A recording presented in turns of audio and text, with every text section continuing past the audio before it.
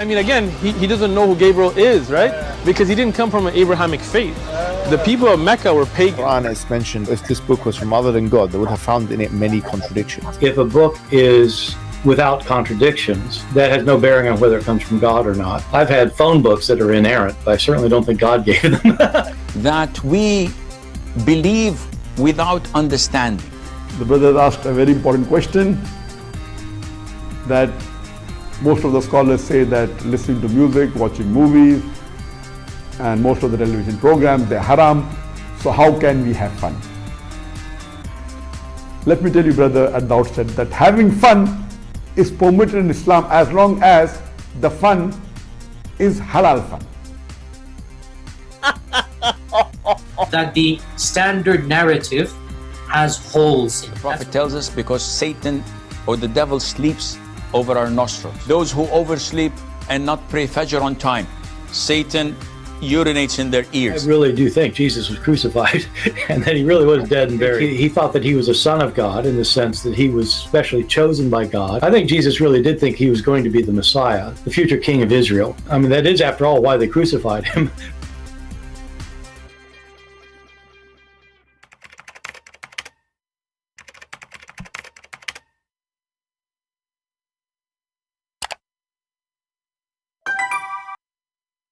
Hello everyone, and peace of Christ all of you. Please invite your friends. And today we are going to have one more comedy. You know, the Muhammadan, they are so desperate trying to find the Prophet. Sometimes they try to find him in our book. And sometimes they try even to find him in the Hindu scriptures. And sometimes they ask atheists to come and help them. Mimi Hijab, he made a video saying that he can prove the evidence of Muhammad being a prophet in 10 minutes. Now, the 10 minutes became serious, like, 10 minutes, It's a joke. And here we remember Mimi Hijab, he invited an atheist. This is how desperate they are. They are joining force with the atheists who deny God. And the Quran says, you will never find one believer. You will not find one believer. So I wonder if this guy is even a believer or not. You will not find one believer. He is going to be friendly or loving or nice. I mean, what you call this? He called him a friend. He called him, we are welcome. He is welcoming him. The Quran forbidding Muslims to honor non-Muslims. What about atheists? So the Muhammadan, because they are so desperate to defend their false religion, they want so down to the point they are asking atheists to join them. But the Quran for sure forbid them from doing such a thing. But we are talking about kids from the street like Mimi Hijab, so he can do whatever he wants. When David Wood, he asked him, your God, Allah have hands and legs? He said, who said so? And just I saw a video posted in DSI, whatever they call it, channel. He admit that Allah can be inside his creation. So in the debate, he denied it. In speaker corner, he accepted. They are kids. They can say, they can lie, they can do whatever they want, and nobody count on them. And today is nothing but an example of the stupidity. This is why nobody is watching his videos. So you will not find one of the people who believe in Allah on the last day,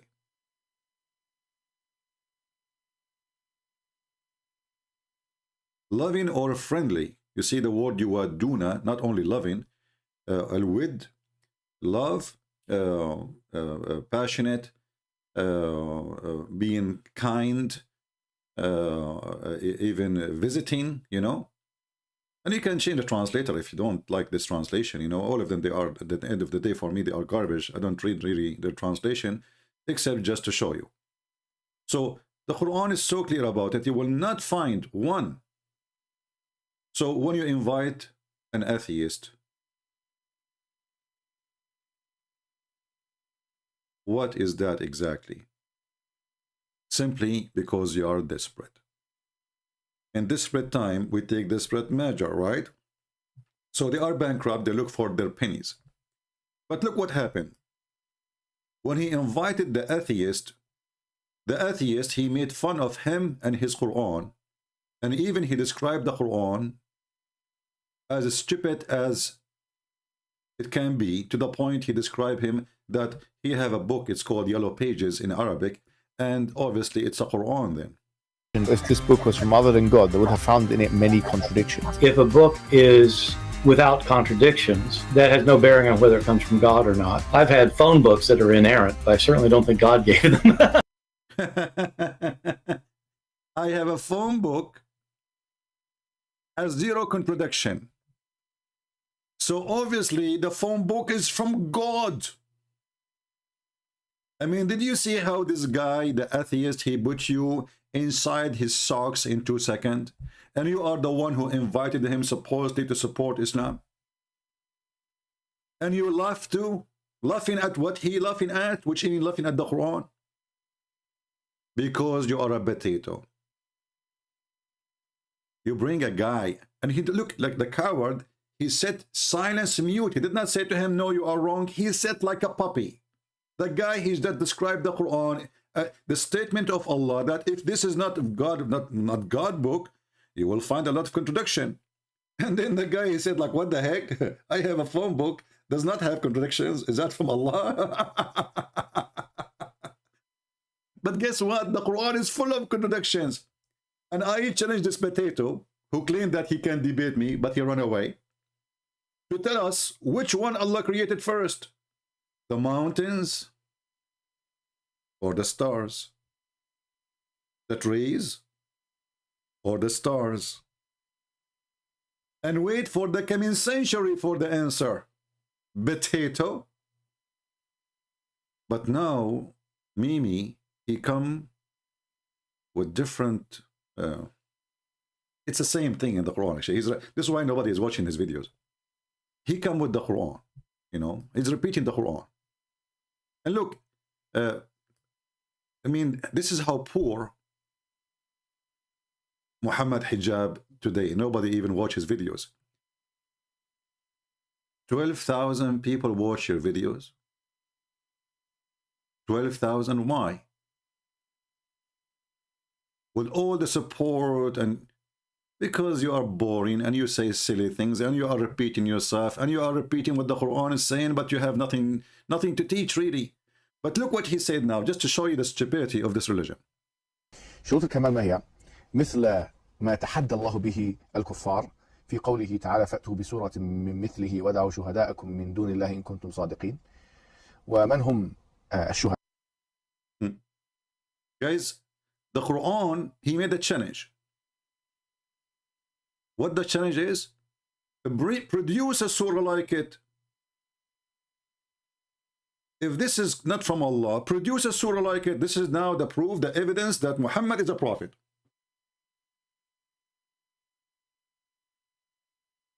Well, produce a phone book like it. Can you? If you produce like it, you will say this is a copy. Can you produce any poetry like the poetry of Imr al-Qais? In fact, your prophet, he stole it from Imr al-Qais.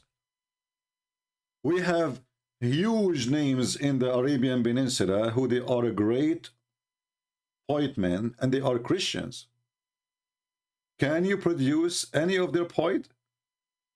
However, the challenge of the Quran of producing a book is the most stupid challenge. Even Muslim sheikhs, they laugh at it.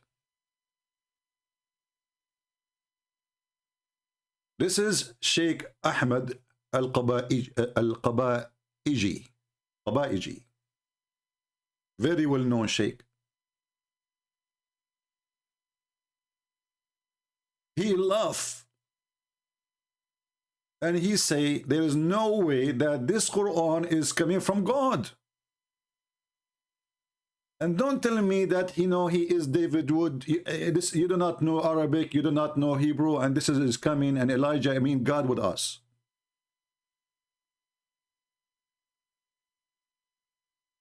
This guy, he have thousands of videos, and he is a Muslim, by the way. Or what he is saying, that the Quran is a shish kebab. This cannot be the book of Allah. Stupid language, stupid grammar, stupid meaning, stupid introduction, stupid, like things come first, should come next, things should come next, come first.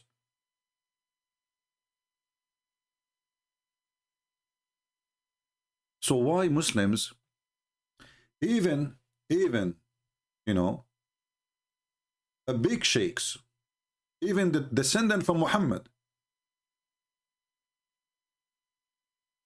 even descendant, people who they are descendant from Muhammad, they deny, as an example, as Sayyid al-Murtada, and he is one of the lords of the Shia, but he is descendant from Muhammad. He laughed at the Quran, that nobody can make Quran like it.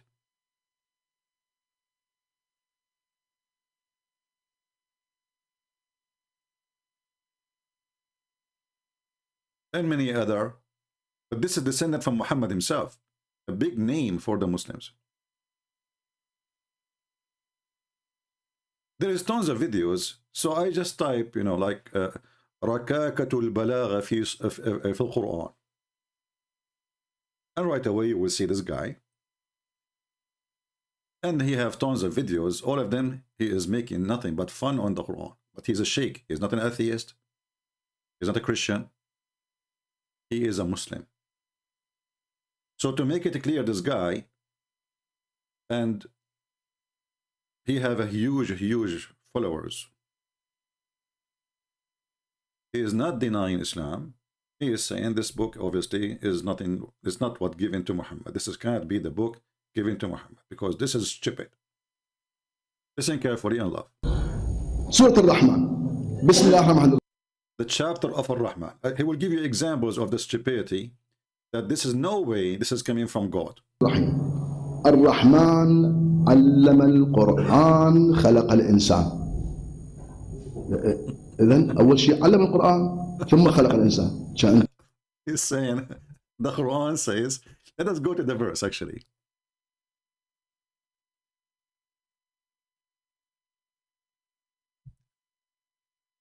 Ar-Rahman, and the Muslim they translate it as Allah, but doesn't say Allah, it says Ar-Rahman. And any Muslim can tell us who is Ar-Rahman?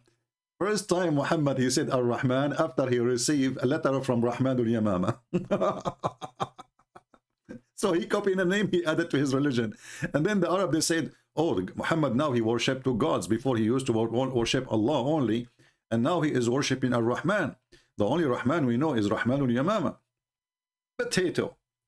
Then this guy saying, so Ar-Rahman, Allam al-Quran, created the man. And he's saying, how in the world this can be a good Arabic language? You teach Quran to who if you did not create the man yet? Did you create the Quran first, or did you create the man first and then you teach the Quran, or you taught the Quran before you created the man?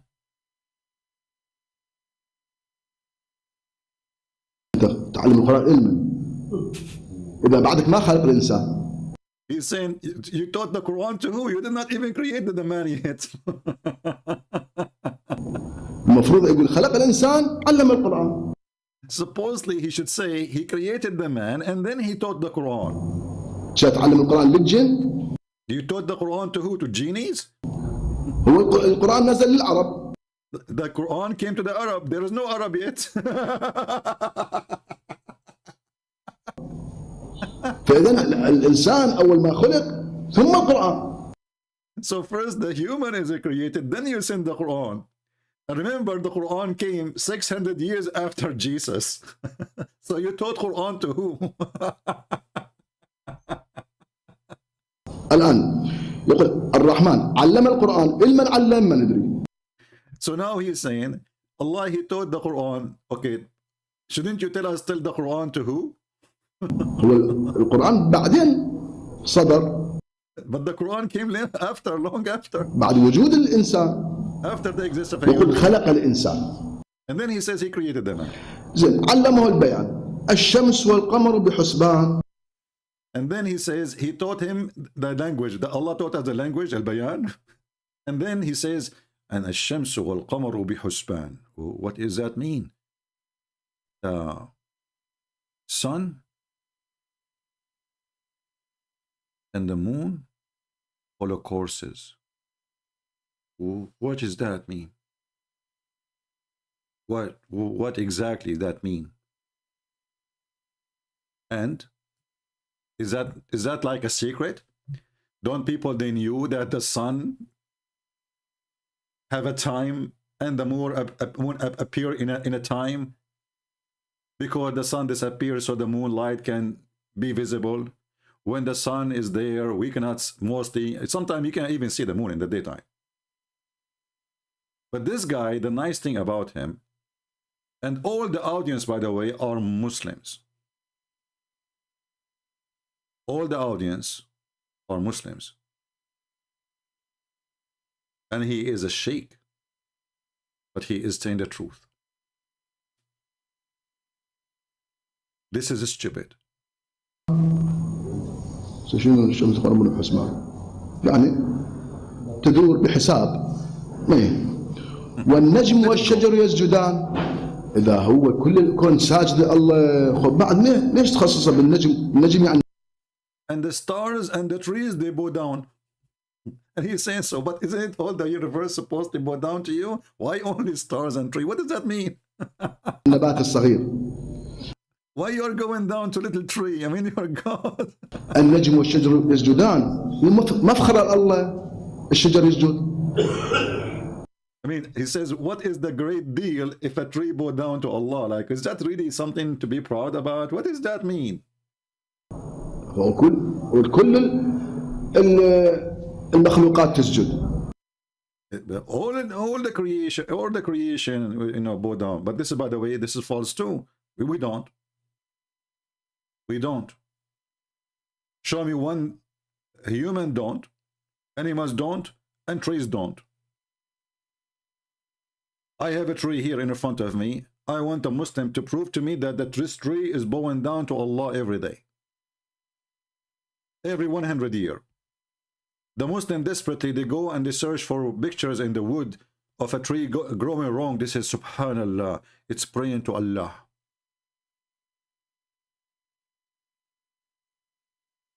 So do you see how desperate they are?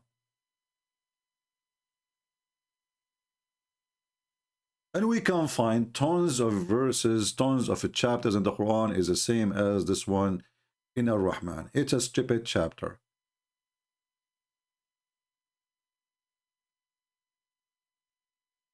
And you know, if the proof that somebody is a prophet is this, why Allah did not give such a thing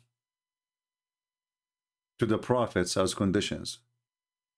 If you go to the City Quran, you will see the following.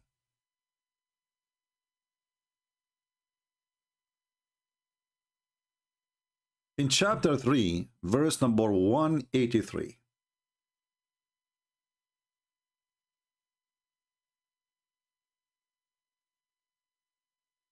And I want Muslims, Christians, Jews, Hindus, Buddhas, whatever you are, atheists, to read carefully if you know how to read.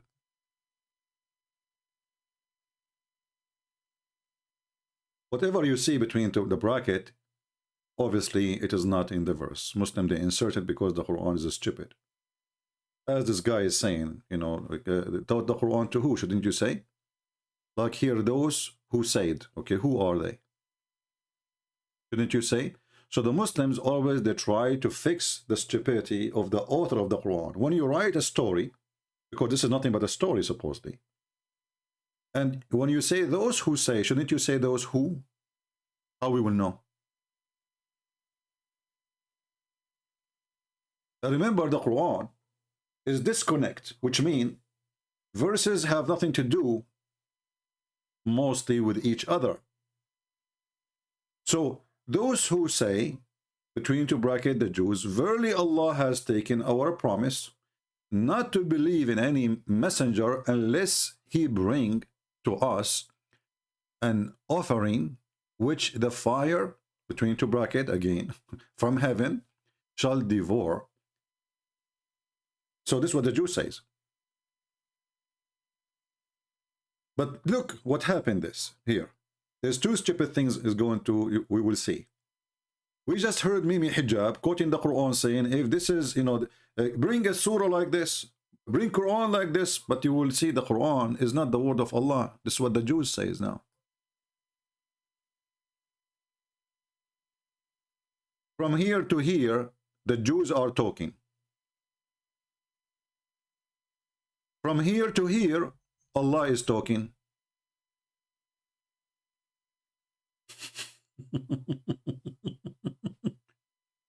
So how the stupid author of the Quran says, bring Quran like it, when half of the talking is not his talking, it is the enemy of Allah.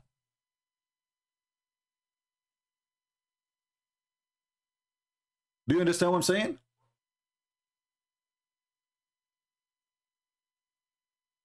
How you are saying, bring me Quran like it, and then half of the talk is not your talk. If we ask any Muhammadan, is this sentence here, from here to here, is that Quran? They will say yes. Okay, bring me Quran like it. You say we cannot. We cannot bring Quran like it. Abdul, you cannot. Yes, I cannot. This is impossible. It's a miracle. But Abdul, the one who made it, is the Jews.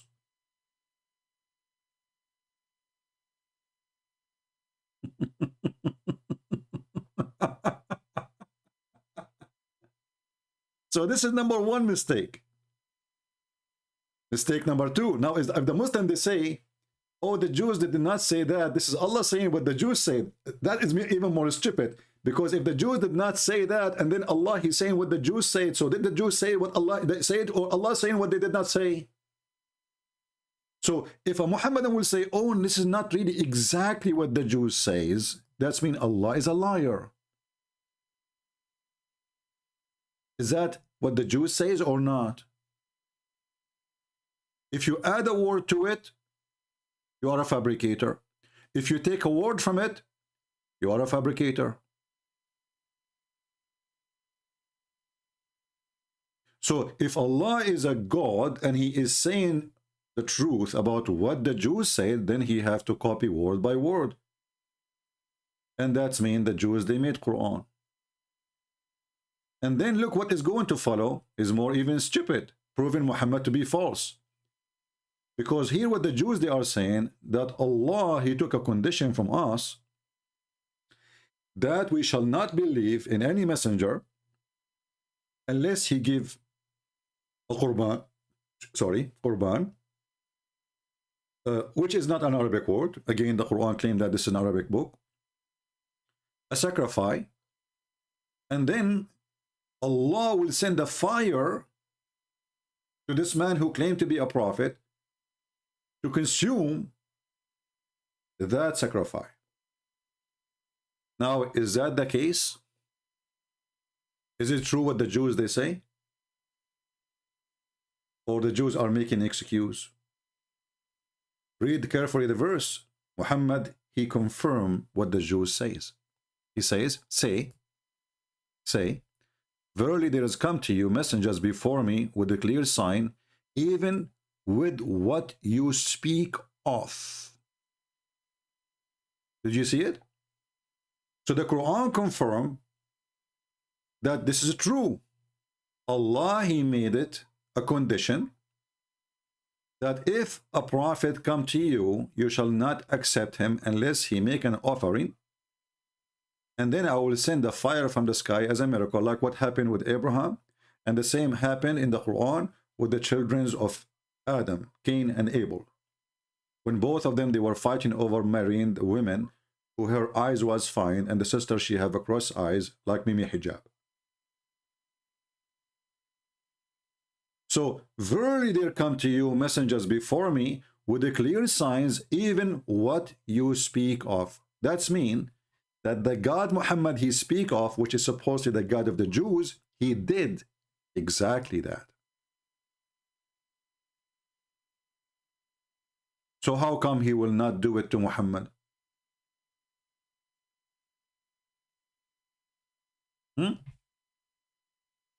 Allah, he did it. many times before. And why he did it? As a miracle, as a proof that this person is sent by me. So instead of making a video saying the proof that Muhammad is a prophet in 10 minutes, and what is that is the Quran. Or what Allah he need to light up a matches from heaven and send it down to eat the offering of Muhammad, and that's it. But he failed. And look what he said. Well, there is a prophet before me. They come with a clear sign like what you asked for, but you killed them. And here we see that Muhammad is a fraud again. Because who are they? The messengers of Allah who the Jews killed them. I have the whole Quran in front of me. I challenge any Muhammadan to tell me the names of those prophets the Jews they killed. What the Muslim will do now, he will go and search in the Torah.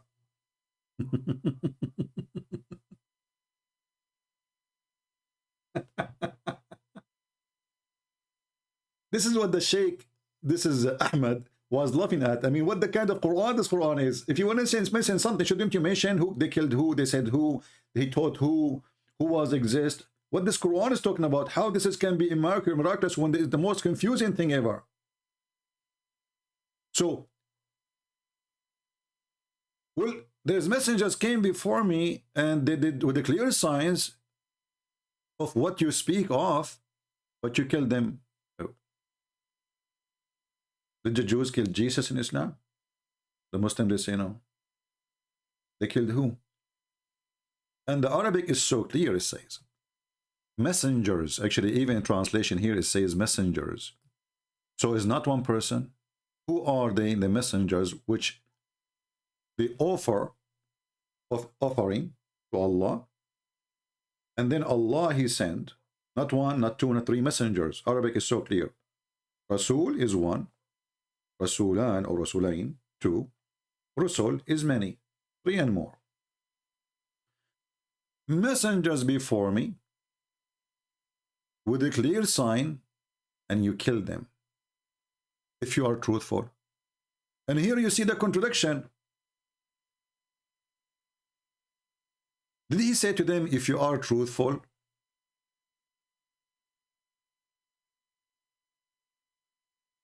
Is that a truthful go back to them asking for the offering, or a truthful goes back to them, they will believe? If you are a truthful is about accusation of them being lying, well, he just confirmed that messengers before they came with the signs, which is the offering, and the fire come from the sky. So they are not lying. If they are truthful is about they will believe if he did it.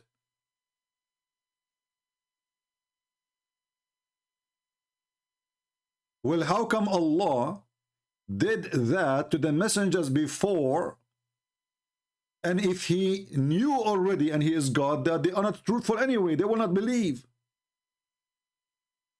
Do you understand what I'm saying? If the condition is to give the sign because those people are truthful, only Allah will do it if they are truthful. But he himself, he just said that those people who give them the sign which they are asking for, they killed the prophet, which means they are not truthful. So why you give them the sign then? Don't you know that they are not truthful? So the excuse of being truthful or not is a false excuse, because already Allah, he knew supposedly that those people, give them a sign or not, still they will not believe, and even they will kill the messengers. So why you did it?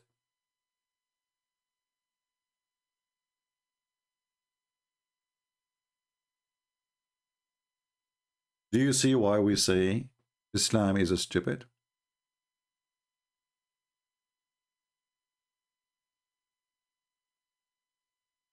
And then, I mean, the same chapter says, وَكُلُّ نَفْسٍ ذَائِقَةٌ الْمَوْتِ, and every soul is going to taste death. So what happened to Jesus? And only in the day of resurrection, You will be paid for your wages. I'm sure the Muslim here, they will say, well, you know, Jesus, he will die before the day of resurrection. But if we go to the Quran, which the Muslim, they claim it's amazing in Arabic, the Quran, it says clearly that peace be upon me, the day I was born, the day I die, and the day I will be resurrected. And the same stupid Quran says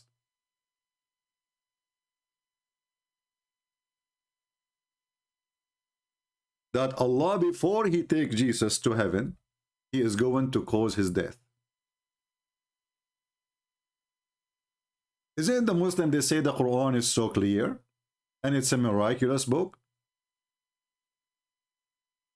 And when Allah, he said, oh Isa, the funny here, they say, remember, that's the most stupid statement ever. Why? Because this conversation, nobody witnessed. I mean, what do you remember? How do you remember it? In Arabic, it says, إِذَا قَالَ اللَّهُ يَا Isa. Is that the future or the past? Stupid book. When Allah, he says, Allah said that where? I will take you and raise you to myself. And here you see the word about the death of Jesus is disappearing from the translation. Mutawaffik. It's gone.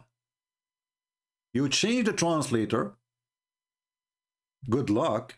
You keep trying until you find one of them, he have little dignity to put it back.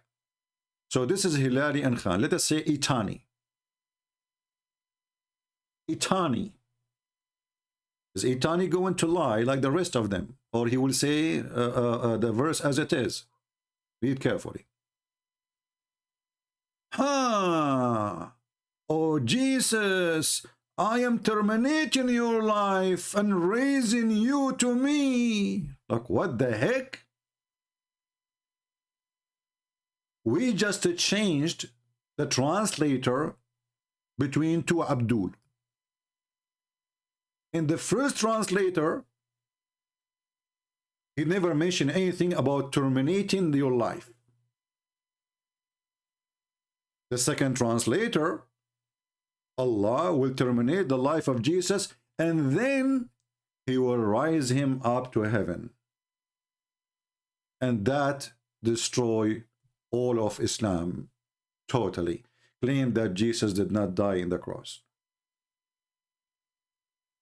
And isn't it this Mimi who said to the atheist Borat that if this is a book made by other than Allah, you will find a contradiction in it? Isn't it him speaking to Borat, saying that this is a book from Allah, which is supposed to be from God? Okay, why? Because it is, you know, have no contradiction. Well, this is a very clear contradiction.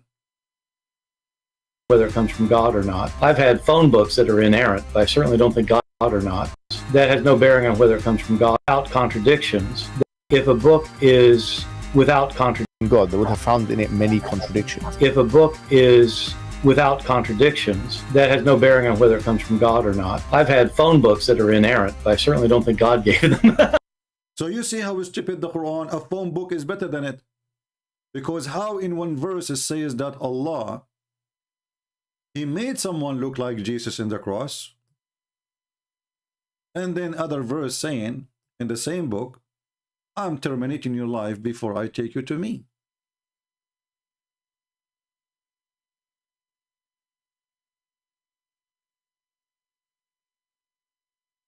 Tawaffa is you die. You die.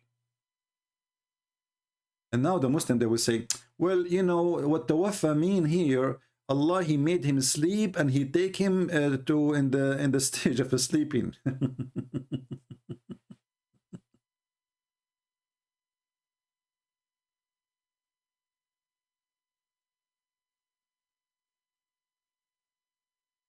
Amazing Quran. Who can make Quran like this? Who mixed between Haman, the guy who lived in Iraq, and the Pharaoh. Suddenly Haman became his minister. What kind of God? He think the Sumerian, they will exist in the time of Moses. Who can make Quran like this? Nobody, brother. Nobody. So Moses went to the mountain, he come down, he found the Sumerian misleading them.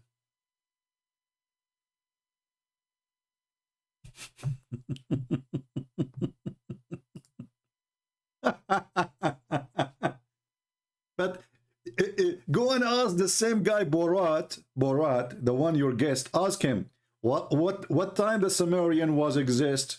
He will laugh at your prophet.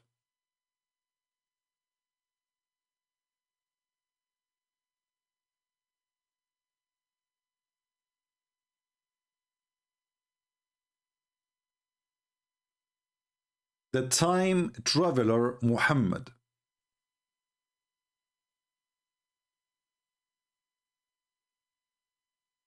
I'm going to open my Skype, hoping that we will get some Abduls who have the courage and the knowledge to call us. For sure, this guy, Mimi Hijab, is a kid. He neither have a knowledge and neither have a courage. I will never dare. All of them, they want to debate me only face to face because it's an excuse to run away. Let us open Skype and see if we will get any Muhammadan.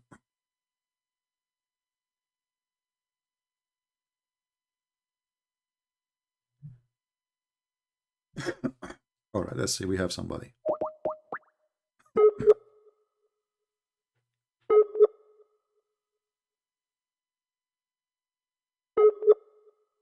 Maybe he's not online.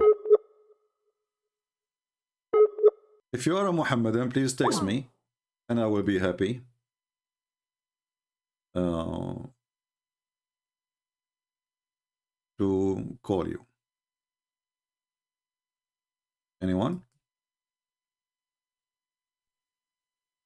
Don't send me hello and hi. I will not add you. I don't add people. Don't send me links. I don't click on them. Don't send me pictures. I don't open them. And if you are a Muslim, you can text me. Say, I'm a Muslim, I will call you. That's the best I can do for you. Any Muhammadan?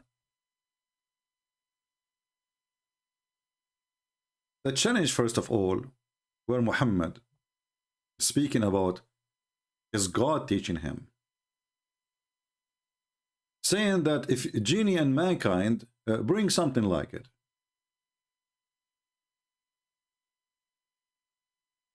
Is it proven to be false from the Quran? Because the Quran itself says Allah, he refrained from sending miracles. So how the Quran itself is a miracle, but the Quran itself says we refrain from sending miracles?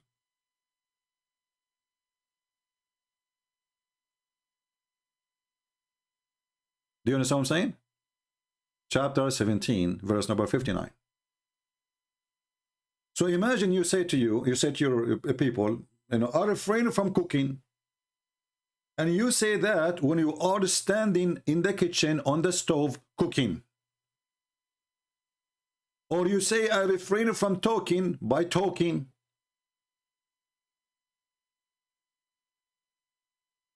Are we getting the point? How you are saying, I am prevented even from sending miracles. You are God. And people, believe in it or not, that is a false excuse. Because God, he do nothing but miracles. Whatever he do is going to be a miracle. That's why we call him God.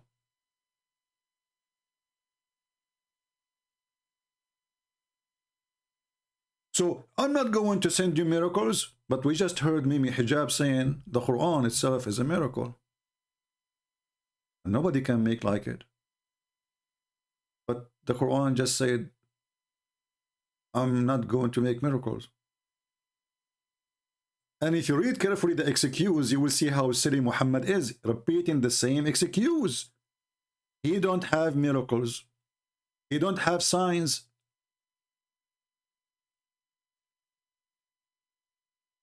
And what the excuse is, people before, they called them lies. That's a lie.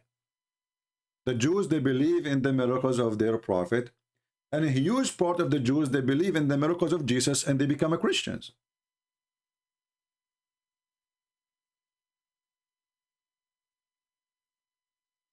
That is a false excuse.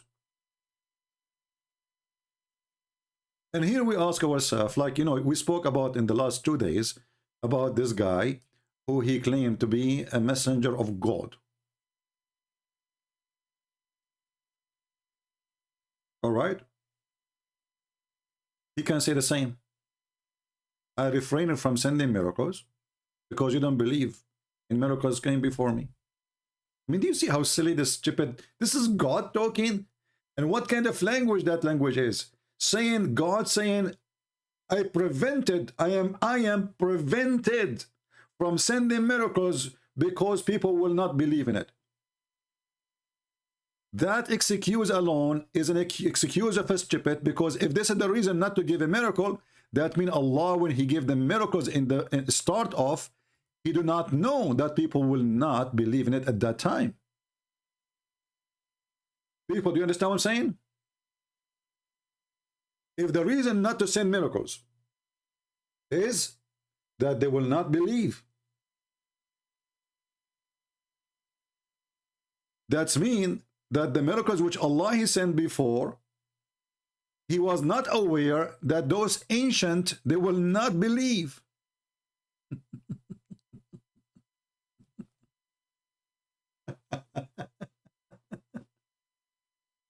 In the same time, isn't you Muslim, you say now we are 1.6 billion believe that Muhammad he did miracles, so how the excuse work? How miracles will not make you believe? In the same time, you have books written about miracle, Muhammad converting the lizard. We search the Quran, we cannot find it. The Quran confirmed Muhammad have 0 miracles. As you see, he's prevented from being given miracles. Allah prevented.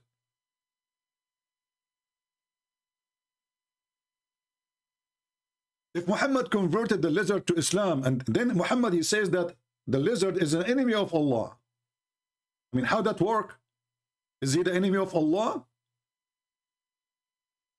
Or he's a Muslim now?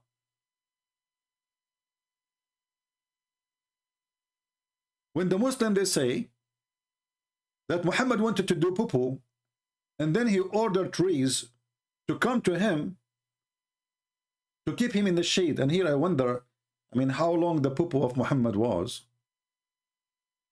What shade?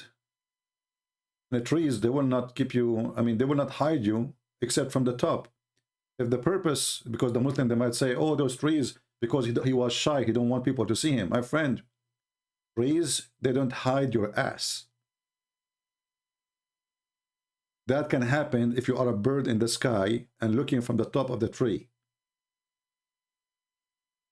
If I am in the ground and Muhammad in the ground and he is doing poo-poo in the front of a tree, I will see him. So Muhammad who ordered trees to come to keep him in the shade, this is in the hadith. The Quran says he will refrain from giving him miracles. Did Allah refrain, or he didn't refrain not? Did Allah change his mind?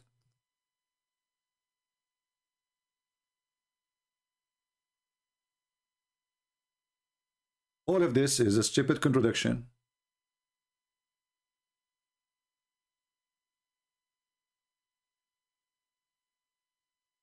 And then if we search in the yellow pages of Muhammad, we will find tons of verses. People keep asking, how come he don't have one sign from his God? Just one. They are not asking for much.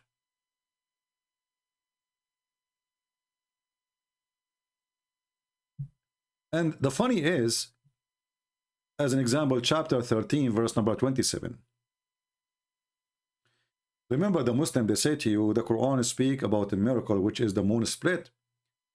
But this is a chapter 13, but this is not according to the revelation. According to the Quran today, chapter 13, Ar-Ra'd, is almost at the end of the Quran. And it's still people, and came long after the chapter of the moon. And people, they are wondering how come there is no sign from his Lord. Do you see it? This is Muhammad almost in the end of his life. Still people asking, how come this Abdul, he have 0 miracles? He keep telling us about Musa's miracles. Jesus have miracles, but he has none. This remind me of Ahmad Mirza Ghulam, who claimed to be the Messiah. One day he opened his door. He found like 50 people. Half of them cannot walk. Some of them, they are blind. Some, you know, they are sick, whatever. And they said to him, okay, heal them. Messiah, Mr. Messiah, go ahead. Do what the Messiah do. What Ahmad Mirza Ghulam he did? He closed his door, his windows, and he hid. Go ahead, aren't you the Messiah? Go ahead, Mr. Messiah.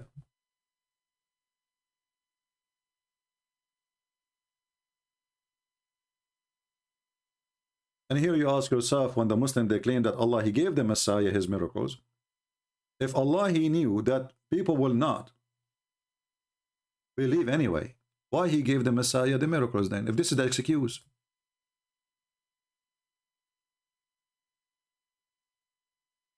Very silly, very stupid cult. It does not even fit for a kid.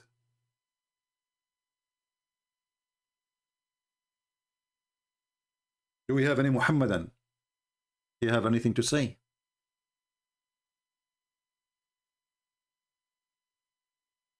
Anyone?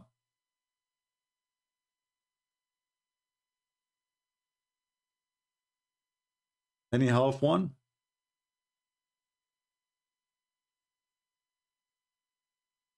I just showed you the chapter of Ar-Ra'd. Do you see the number of the chapter of Ar-Ra'd according to Revelation, which means that in the original Quran, and the funny, the Muslim, they themselves in their books, they say, oh, this is how the Quran came. It's different from the Quran we have today as order. And yet they claim that they did not change it. And they say because the Prophet instruct us, show us. And if the Prophet, he instruct you, shouldn't the Prophet be instructed by Allah to change the location of the verses? If Allah, he choose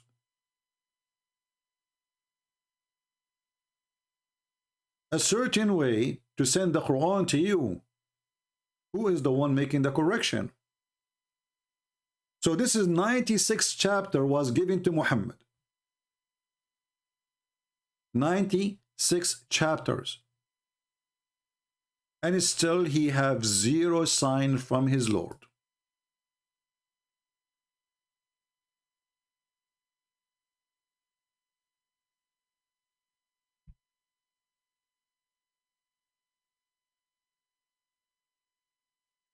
Any Muhammadan? Mr. Wazi, he is worried about if Jesus approve or he disapprove. You see how Muslims, they are in pain. Suddenly they want you to go back to Jesus. They make fun of me for believing in Jesus. They make fun of you for believing in the Bible. And then they ask you, is that what the Bible teach you?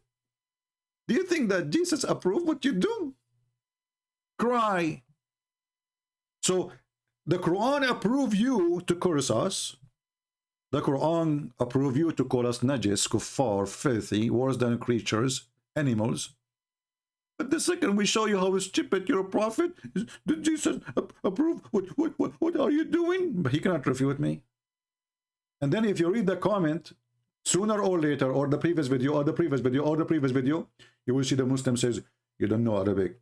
What the heck?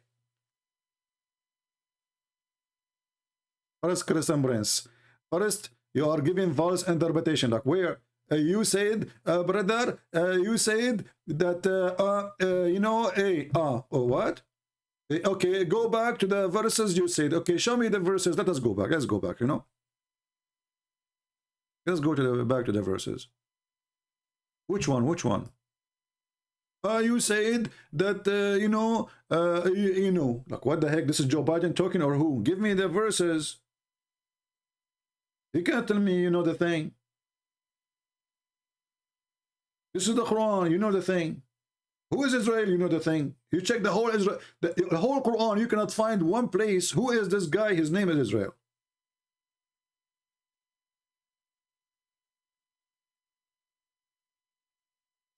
Oh, you said that the Jews, they requested, a sacrifice, and Allah, He approved that. You are lying. The Quran confirm it. It's in front of your eyes. The Quran says, say verily, they come to you, messengers before me, with the clear signs, even what you speak of. The Quran confirm it. And we can go and read the interpretation for it. Chapter 3, verse number 183. This is one of your biggest potatoes. Ibn Abbas, the cousin of Muhammad. Look what it says. Allah has commanded us in the scriptures, you see, it's in the scriptures, that we believe not in any messenger. We will not accept anyone is sent with message until he bring us an offering which is a fire from heaven shall devour, and that until Allah He send the fire which will devour his offspring, offering. As it happened in the time of the Jewish prophets. It happened. Do you see it? This is your interpretation. And if you don't like Ibn Abbas, the cousin of your prophet, and by the way, he is the only one he named by name to give interpretation for the Quran. We can give you a different one. We can go to Ibn Kathir. We can go to Al-Qurtubi, Al-Tabari, whatever you want. All of them, they confirm, as the Quran saying, that the Jews really, they have a prophet, and Allah, He confirmed those prophets by them making an offering. And Allah, He accepted the offering. God has already made a covenant on us in the Torah that we shall not believe in any messenger accepting his truthfulness until he bring us an offering again, to be devoured or to be taken by the fire. And so we will not believe in you until you bring that. So Allah made a condition on them. Okay, if Allah is the God of the Jews, which is not, namely of a grazing livestock or other kind of animals, one offer in sacrifice to God. But this is what happened to the children of Adam, Cain and Abel, and this is exactly what happened.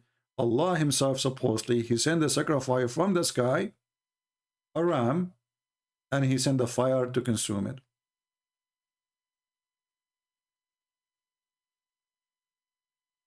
So why Muhammad, he failed if this is the condition made by Allah? So look how stupid this religion. If Allah is the God of the Jews, and Allah told the Jews, listen to me carefully, any prophet, he come to you, he have to do this. He have to make an offering, and then I have to send a fire to consume this offering. Otherwise, he is a false prophet. Muhammad, he agreed that Allah, he put those conditions.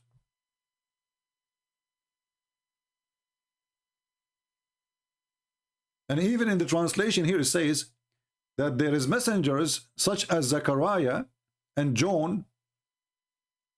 They slew them. Zechariah and John, hey Muslims who want to call me and show me Zechariah and John, they gave offering.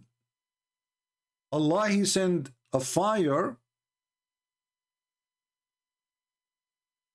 to consume the offering, and then the Jews, they killed them. And if the Jews, they killed Zechariah and John, why the Quran never says so?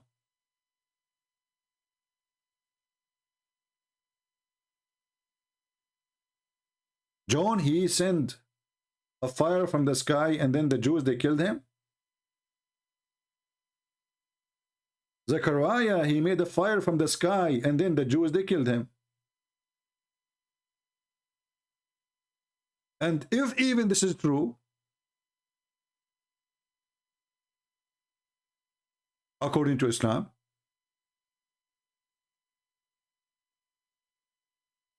so why Muhammad did not give in the sign the same as the rest? Especially the Jews killed him anyway.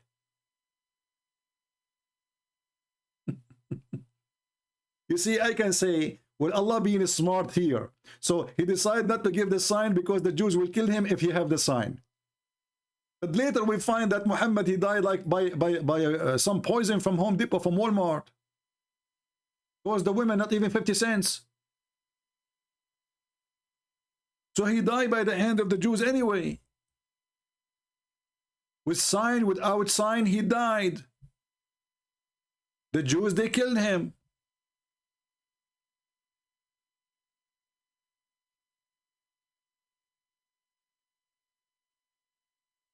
Our Skype is open and we have Zero Abdul. Do you see how proud they are about their religion? Do you see?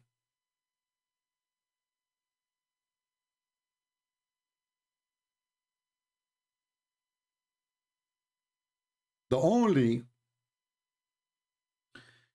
question I have, which is really making me, I'm trying to find out, figure out, what is the name of the rat, the poison she used? Which is proving that Muhammad is a stupid anyway. I mean, the women she killed, you killed her family, you killed her tribe, and you eat it, you eat a food she cooked. Are you stupid or what?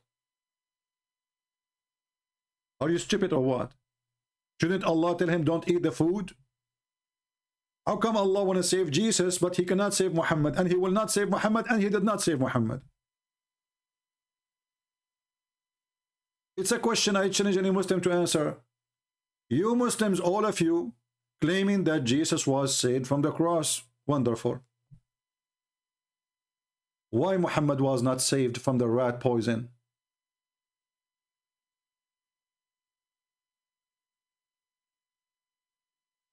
Any Muhammadan can tell us? Does that mean that Allah, he loved Jesus more than Muhammad? And Muhammad, he made a prophecy about his death, by the way. You know, Muhammad, he reminded me very much of Joe Biden.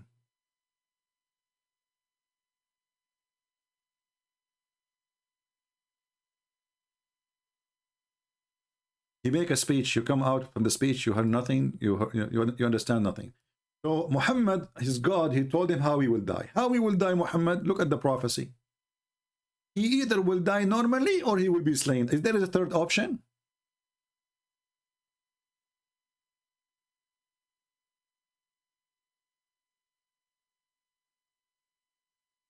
If there is a third option,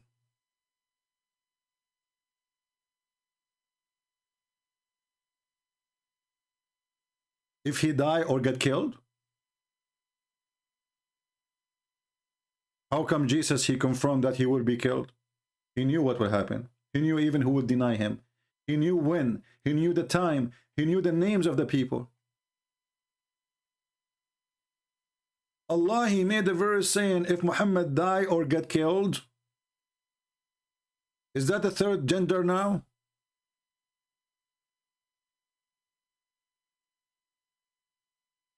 A man, he come to the Prophet and he said, the Prophet of Allah, my wife, she is going to deliver a child. Do you know what is his gender or her gender, whatever? The Prophet, he said, this must be a boy. The guy, he said, no. He said, okay, it must be a girl then. He said, praise be to Allah. How you know, Prophet? How you know, Prophet?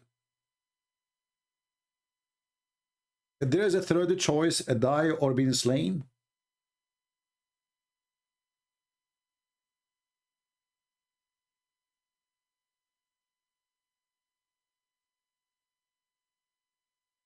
I remember once in the month of Ramadan, in the Saudi TV, they have a, you know, they keep doing that until now. So they have a question. If you answer it, they will give you 1 ounce of gold. Like at that time when the money was like rain, you know, not like now Saudi Arabia is going bankrupt. But all the money they have is not, they are not blessed. So the question was, they go in the street and they ask people the question, and the TV, this is a TV station. At that time, there was no internet. This is a long time ago. So, an insect mentioned in the Quran, and it make honey. What is the name of the insect? The first Abdul in the Quran, and it make honey. He give up. Second guy. And then the surprise is that the one who answered is not the one, he is the foreigner. He's not even a Muslim. I mean, isn't it obvious? An insect make honey and mention in the Quran. There's a chapter in the Quran. It's called the chapter of the bees. As long as we are talking about the bees. Is it true that the Quran claim that the bees eat fruit and shit honey?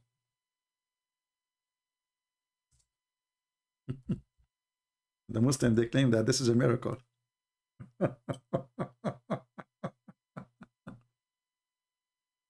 According to the stupid Muhammad, Allah, he inspired the bees to eat the fruits and to do poo-poo honey. Abdul, the honey is not their poo-poo.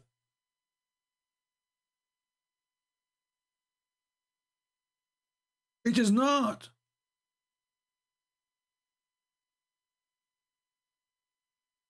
So the genius Muhammad, he did meditation. He want to be Sadhguru, the idiot Sadhguru. So he said to himself, honey, obviously this is their poo-poo, huh? Because why they are not, they go and they eat. You see them go into the flowers, their mouth is, they must be eating there, huh? Or they go to the apples or anything, they are eating there, brother. So then eat of all the fruits. As the way Allah, he give you ways, and then come forth from their bellies a liquid. So the bees, they eat honey, they eat fruit, they shit honey. Muhammad did not know that we are stealing their food. Simply, we are just stealing their food. This is my challenge to the Muslims. Look in here. Look at this. Allah is proud about being a drunk, about alcohol, and he is saying this is a sign from Allah. And they say to you, who can make Quran like this Quran? Being drunk is a sign from Allah? How?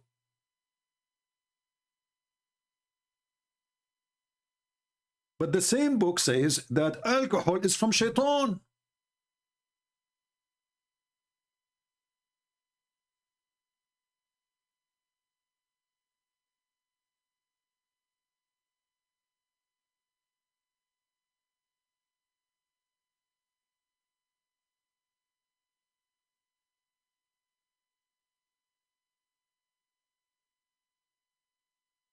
Is it from shaitan? Or it's not? Is it a sign from Allah or a sign from shaitan? The same stupid book. And now we can explain, why the Muslim, they keep saying, take a beer.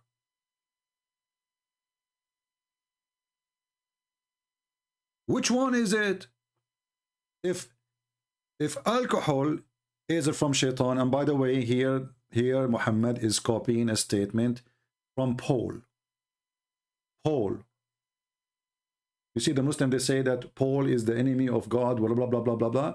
The coward Muhammad is taking the statement of Paul, where he speak about gambling, the drunken, etc. They will not enter the kingdom of God. So obviously at that moment, Muhammad, he learned about what Paul said. He decided to add it to his Quran. And if alcohol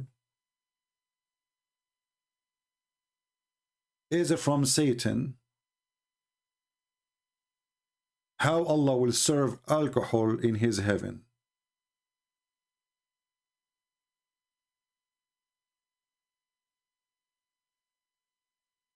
You message me in Skype, don't run. What's your name? I don't have any message. Are you the one, his name is Jax? No, Jax, this is Tuesday. Give me a message, Abdul. Be real. What is your name? And give me your Skype name. Post it. Do we have any Muhammadan?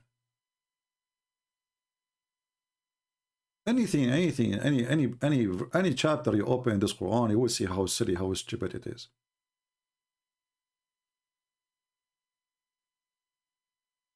Have you ever heard of a God, he says, Allah will not take you accountable for your false oath? And he claimed that those are not intentional. They are intentional. Anyone he take an oath, he knew what he's saying. It's an oath. If there is an oath, can be by accident. Do you see the stupidity? When the God, the true God, our God, he forbid us from using the name of the Lord in vain. The God of Islam says, you go ahead, take an oath. As long as you don't mean to be honest, it's okay.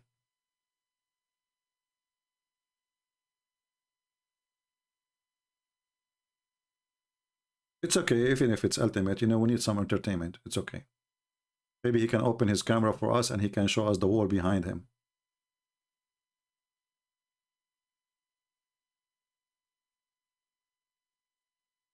We need some pictures for an example of how dirt can affect your life.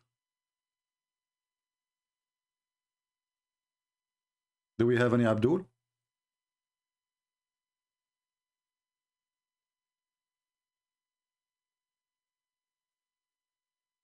Anyone?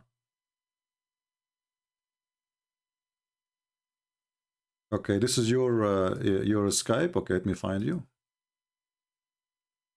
No problem. Give him a chance. Well, I cannot find the name really. I search for it. This name does not exist. Did you copy the name correctly? I can show you. Here we go. I just search for your name. 0.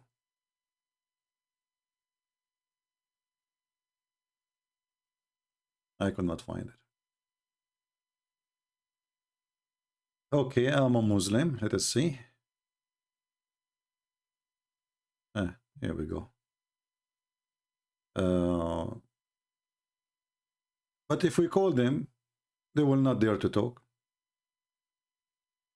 Let us call the coward.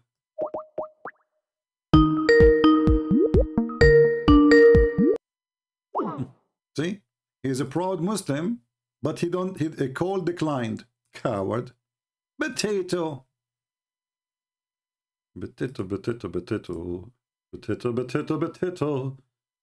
Potato, potato, potato. Potato, potato. And here we skin you in. And here we dip you in. And the oil is so boiling. You are going to be spent. Potato, potato, potato, potato, potato, potato,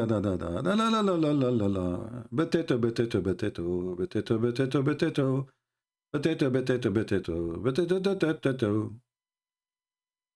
Prove me wrong. Be a man and call me. If you are not a potato.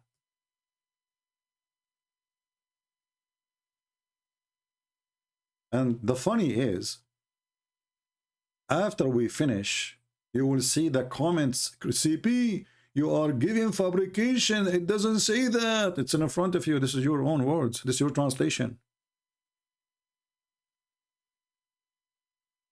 This is your translation. This is not my translation.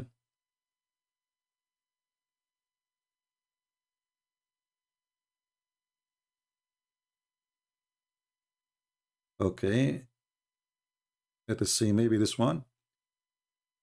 Okay. Are you the guy from Qatar? Doha, Qatar? Are you the guy from Doha, Qatar? It says Doha, Qatar because there's 3 names. I want to be sure which one is you. Please confirm so we can call you.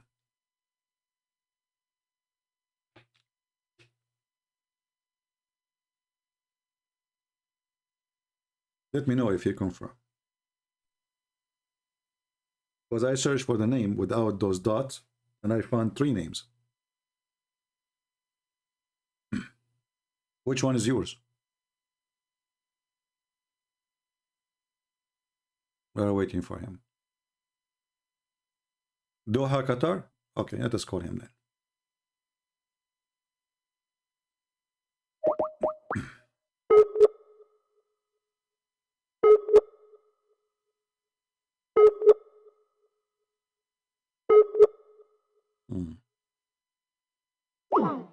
It says he is not online. If he is the guy from Doha, Qatar. Are you online? Or maybe you are playing games now. Do we have a real Muslim? You have a lion picture? No, this guy don't have a lion picture.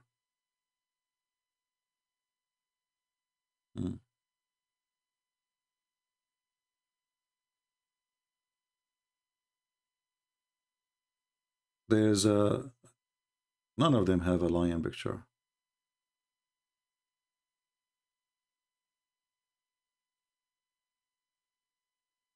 Okay, let us see. I will send you hi. Just tell me hi back if this is you.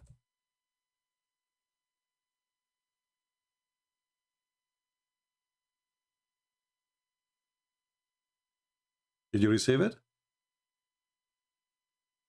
This guy is at Taif, Saudi Arabia. Let's see the other one.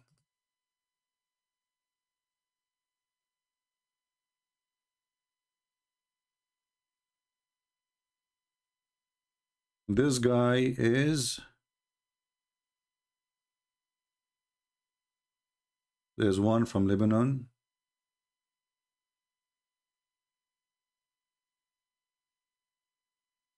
This guy from Qatar.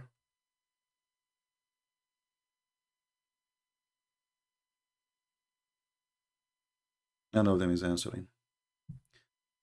Anyway, you know, if you really, you want to contact me, you can contact me yourself. I'm not going to look for you. We don't have time to waste it. If there is any brave Muslim would like to contact us,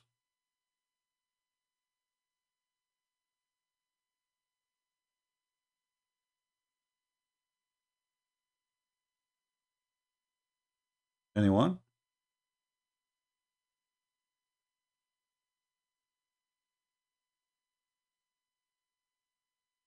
Who is a person he think Quran is coming from God? We want someone is serious. Someone really, he have knowledge. We want an adult, not a kid. He want to call and scream and cry. Anyone?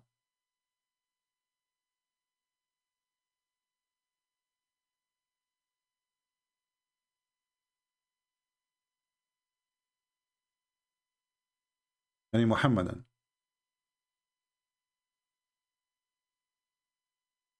Okay, well, there's no Muhammad. What we can do? We cannot force them to call us, right? But Muhammad, obviously, he made a stupid lie. Do you remember when Mimi Hijab, he have interview with this guy from England? What's his name? I forgot his name.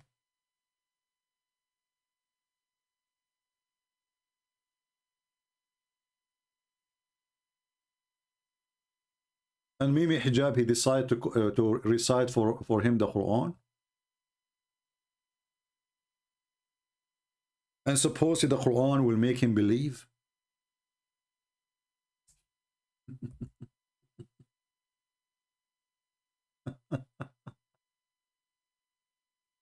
The verse he recited, it was this one. This is why this guy, he said to him, why you are reciting the Quran? What is that? You know, nothing happened to the guy. Because the Quran said to them, if this Quran sent down in a mountain, he will see the mountain trembling, crumbling. Here we go. We are laughing at the Quran. What mountain? So Mimi Hijab, he decided to sing the Quran with his stupid voice. And then the guy was looking like, what the heck? Is a Canadian? Okay. Like, why you are, you know?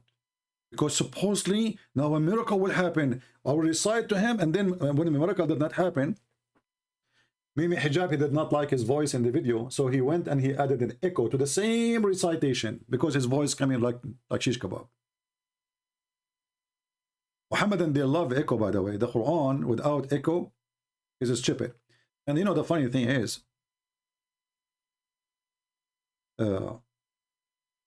some of you might say the Quran recitation is really nice, but you did not notice that this is a recitation is nice because the one who is singing it, he have a nice voice.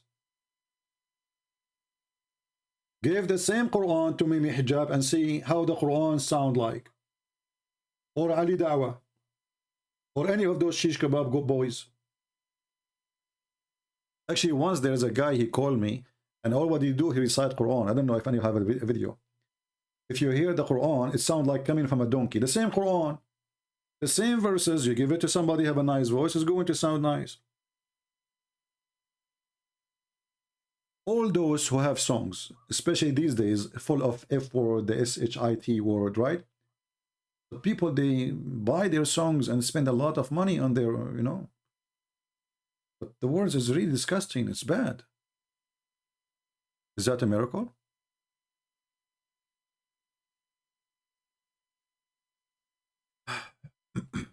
So, do we have any Muhammadan? You know, for me, the only reason, the only place I found the Quran have a good reasoning is this.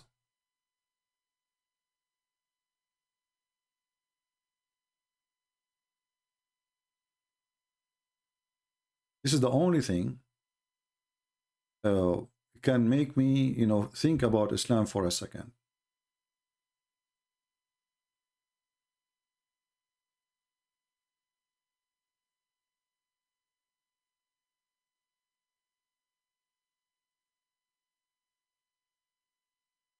According to Muhammad,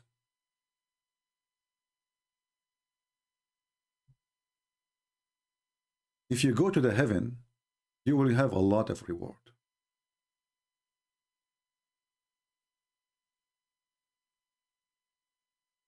And look what we will have in the heaven, brother. And he will send down water from the sky. Would it produce vegetation? Okay. This is in the earth. And in the earth, there's olive. Okay. There's grape. Okay. Even there is heaven. What the heck? Then we find Allah is promising us in heaven, which is the dream to have grape.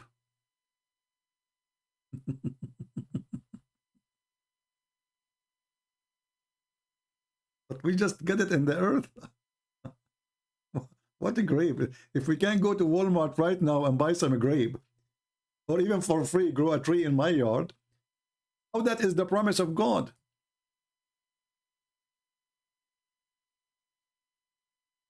Any Muhammadan?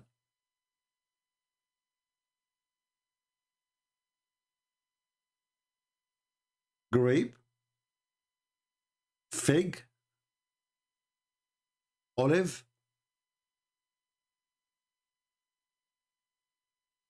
And what make it more funny, more stupid, that Allah, He is going to buy things is made at that time by the Persian who they are pagan. So imagine yourself, brother. You are in the heaven. and you will be reclining on a bed. And this bed, brother, the sheet of it is made from istabrak. Istabrak at that time is a brand of silk made in Persia, expensive. I mean, do you see how silly, how stupid this religion is? Imagine we have somebody like this guy now from Lebanon. He said, I'm going to give you Nike in heaven if you believe in me. This is what exactly Allah is saying. This is a very famous brand at that time. I will give you Gucci in heaven if you believe in me. You know, what? What Gucci?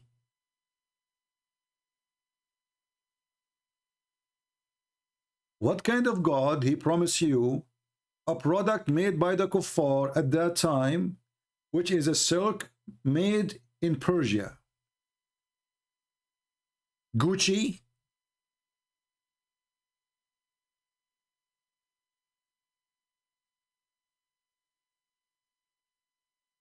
Who is here for the first time? By the way, we don't have many people today. I don't know people they are eating, right? I did not eat. You know, poor me. Every day I stay here for many hours and then I do not know what to eat. Oh boy. I guess each one of you have like a nice meal now, huh? The poor me is like, now I'll finish, I don't know what to eat. Spend a couple of hours.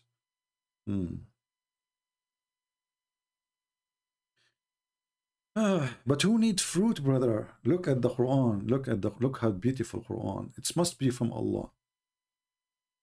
It must be from Allah.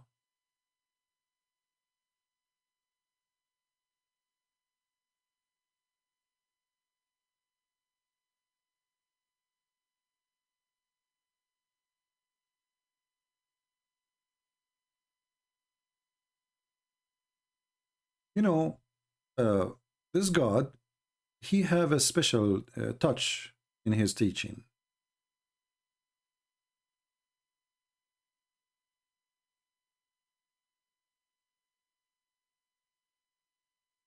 As an example, Allah, he decided to tell the Christians that Jesus is not God. And why he is not God? Because he eat.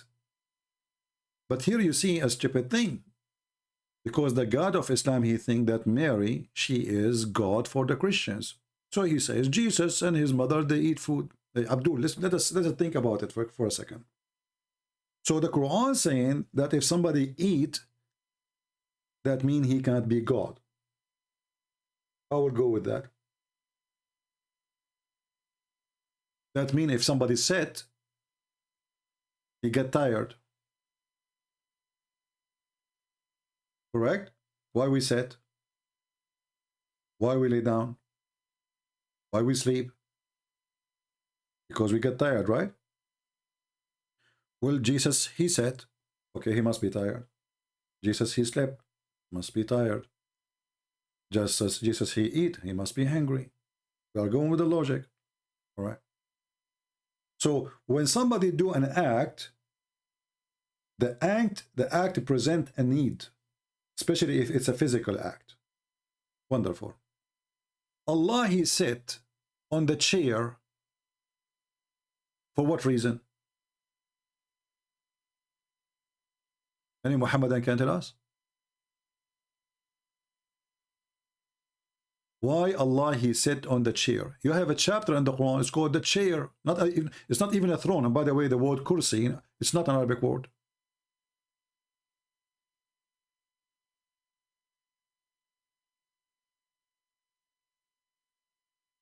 Allah, he sit in the chair for what reason exactly? You see, chapter 38, verse number 34, it says that Sulaiman, he sat in his chair. And by the way, here there's a contradiction. Anyone remember why? But the point I'm trying to make here, that Sulaiman, he have a chair. Allah, he have a chair. But as long as we mention this one, anyone notice that this verse is a contradiction for a different verse? Anyone remember? Anyone remember which verse? Here it says that Sulaiman was sitting on his chair when he died. in different verse in the Quran,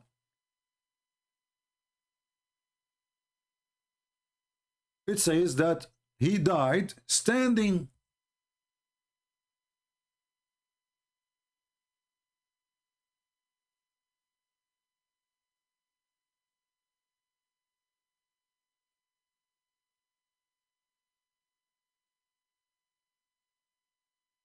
And this is why his staff is the one who made him look like he's not dead.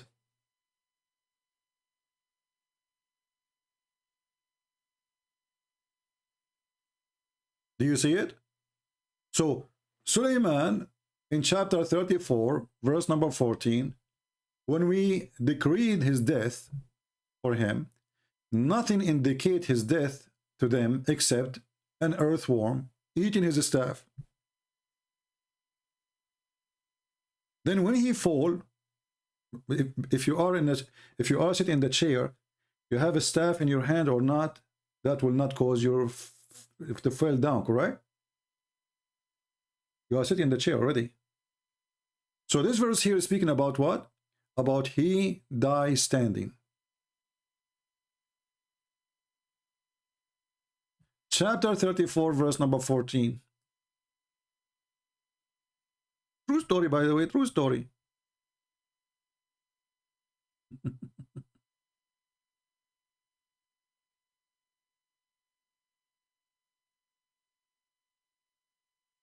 This is a true story, brother. This is Ibn Kathir.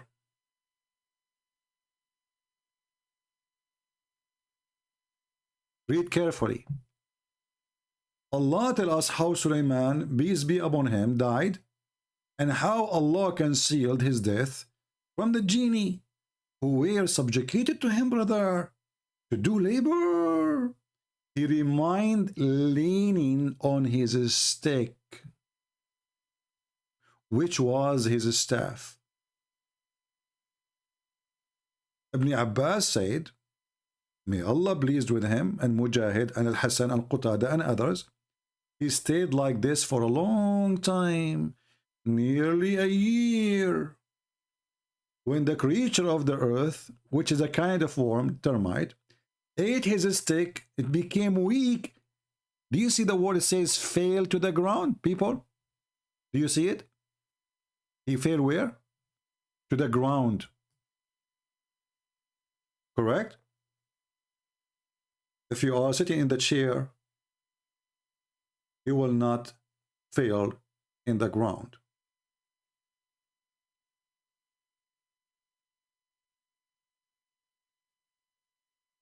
So in this verse, Solomon, he died standing. And you know, I mean, the guy is saying, the first condition to be a prophet of God, he said, make Quran like it. Okay, I will make Quran like it. Says, my grandfather, he died and he was holding a stick for a year and nobody noticed that he's dead.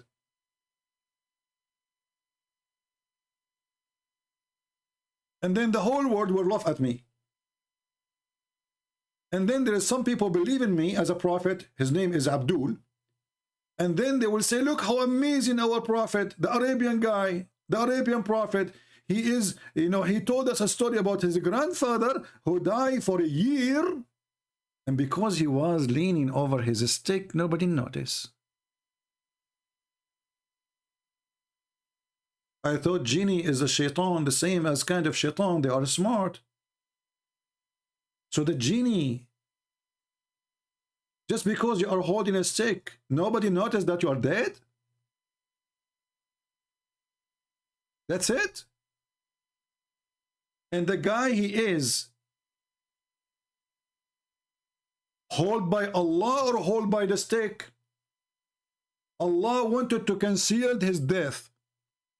Well, obviously, it's not Allah who concealed his death. It was the stick.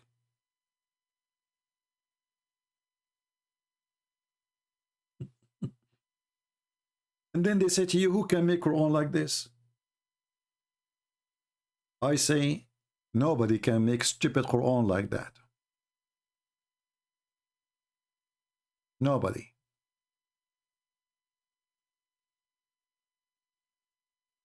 Can you? Even Joe Biden did not come with this. Like, you know, if the Russian invade Russia, you know, it's depends in the invitation, you know, like he's telling the Russian to come. Even the stupid Joe Biden, he will not come with the Quran like this. The beautiful thing about Muhammad, that he is a person, he cannot stop talking.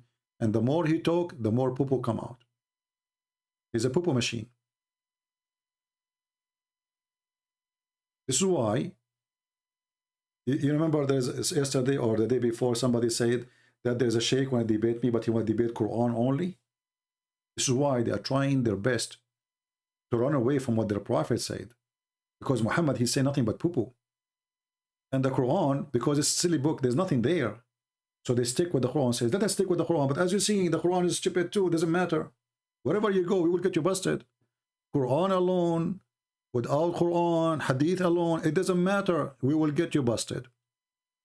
And this is why they don't dare to call me. Here we go. My Skype is open for the last, what, I'm here for how long? An hour and 31 minutes.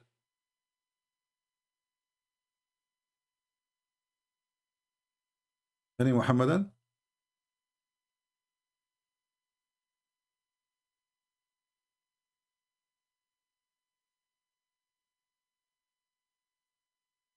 Who can make Quran like it? Nobody. Can you?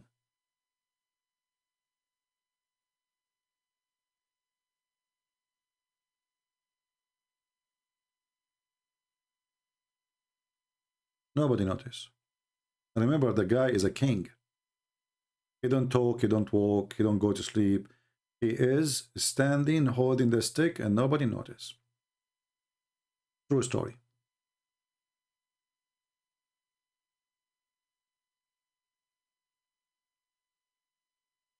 Any Muhammadan?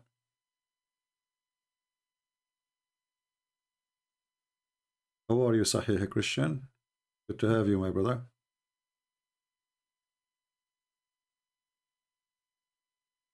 Why you blocked Nader Ahmed in Skype? No, we did not block him. Nader Ahmed, he called me last time and we laughed at him. And the guy, he have enough trauma since then. Are you Nader Ahmed? The one is, because the only one who mentioned the name of Nader Ahmed is Nader Ahmed.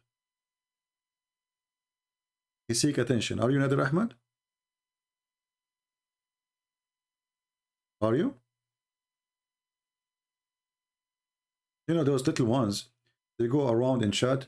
Why you block this guy? And he is the guy, by the way, because nobody talk about them. Nobody care for them. And this guy, he don't even know his prophet name. Nader Ahmed is the best of the Muslims ever I spoke to. He is the one who admitted that his prophet have sex with the goat. And he said, which one is more horrible, Christian Prince? A prophet having sex with the goat or smashing the head of the baby? Ask him. I challenge you to say he did not say that.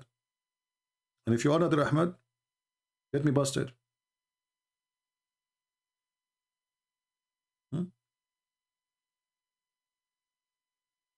The funny, we were talking about it in Paltalk at that time. And then Paltalk, they kicked me out of the program because we are talking about having sex with the goat. But it's a debate, what we can do. And you know, look here. We and Muslims, we debate. The Muslims, they want to debate us to prove that Jesus is not God. We debate Muslims, proving that Muhammad is a scumbag. I mean, do you see the difference? Jesus in the Quran is born, he have no father. Amazing. The first, he's not even, he did not walk in the earth yet. He's a miracle. So look what we debate about Jesus and look what we debate about Muhammad, and then you will see the difference. Actually, there's a comment there. Hold on. Let me go to the comment sections. There's a guy, he made a comment about the age of Aisha. Let me see if I can go there.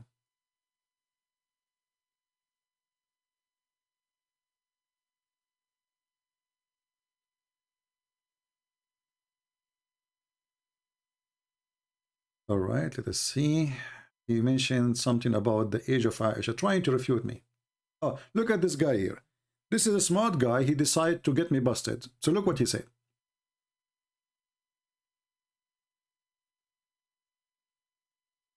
Ahmad Sarawi saying هل يسوع ابن يوسف النجار هو الذي خلق الإنسان والكون والحياة? Is Yeshua, the son of Joseph, the carpenter, is the one who created the human and the universe and life?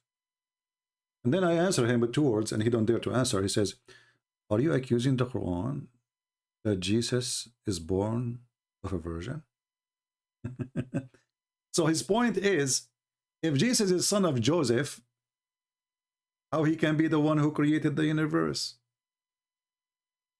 Well, Jesus is born from Mary, and Mary, she was engaged to Joseph, but Christianity and Islam agree that Jesus is born of a virgin. So you're a fraud. You are saying things even against your own belief, just trying to make a point. Now we continue. Another Muhammad, and he says, Varus Trojan, well, perfectly named, fit for you. You must be Rasulullah. If you dare to debunk Al-Quran, tired seeing you muting when in debating, public discussion will end you for sure. How Afzal expose you? I don't know who is this Afzal. Bring Afzal to expose me. You cannot mute in public. Okay, let us make a, how many times we mention that those guys who make an excuse of a muting, he claim to be, they can refute me. That the one who hang up first or the one who mute is lost. Still, they will not do it. I called Mimi Hijab, he hung up on me 7 times and he muted me and he called me all kinds of names because he was very much intimidated. Cowards. I never muted a sheikh. I mute a kid like Ultimate Fart who say the F word.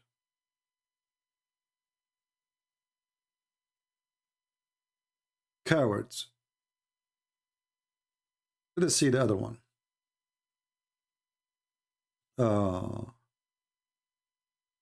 Here, this is the same guy actually. Okay, I know where you're going. Ha ha ha. Is it true that the Prophet married Aisha when she was at the age of 6 and consummated when reaching the age of 9? Okay. She regarded herself in Sahih and Hadith, etc., but mildly anti-Islamic, manipulate the topic into evil context, defaming the holy prophet and gain attention. Look what he said. It was nothing but a normal practice in medieval time. So it was a normal practice at that time that a man, he is 54 years old, he go and he have a sexual desire for a 6 years old girl.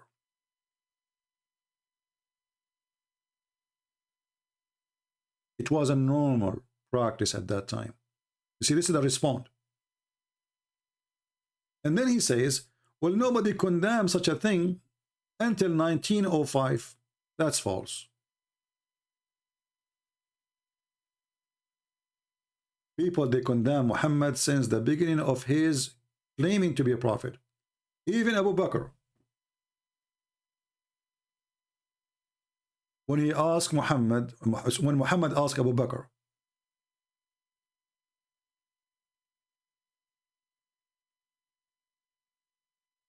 to have Aisha, Abu Bakr, he said to him, but we are brothers. Remember, Abu Bakr should be honored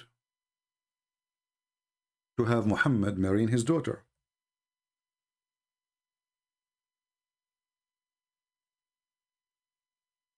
Right? He should be honored. If Muhammad is a prophet,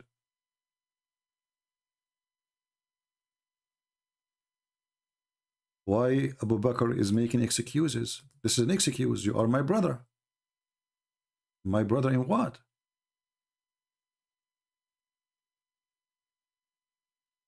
Abu Bakr is trying to escape from the filth of Muhammad, trying to avoid what he cannot avoid, obviously. Which means Muhammad, he forced Abu Bakr to accept. And this is Sahih al-Bukhari.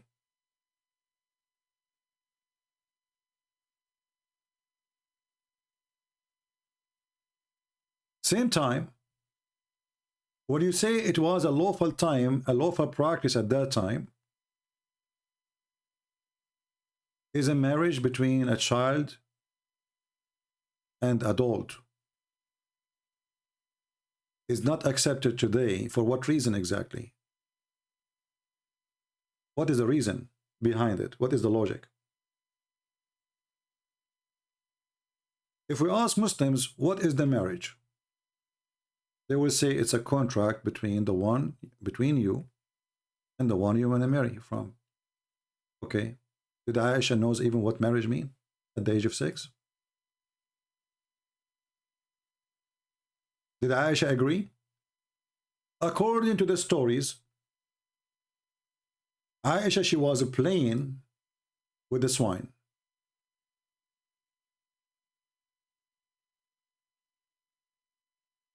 Or the swing, sorry.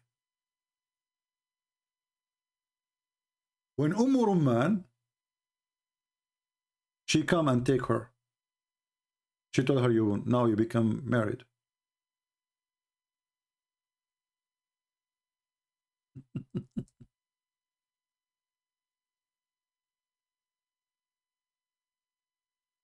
Have you ever heard of a marriage like this?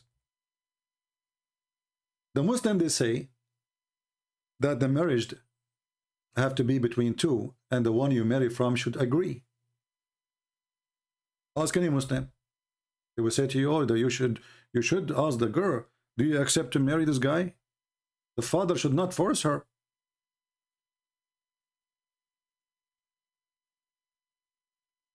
Aisha, at the age of 6, she was forced, and Abu Bakr was forced.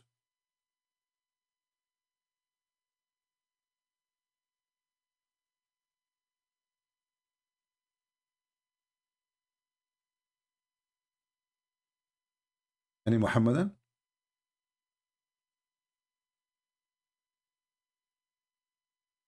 And then the Muhammadan, they try their best to deny that Aisha, even when she became almost 15, still she didn't have her period.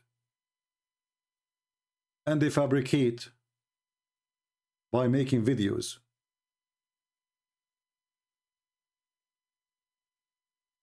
That she was not really at that age. That the Prophet, he did have sex with her when she was having her period.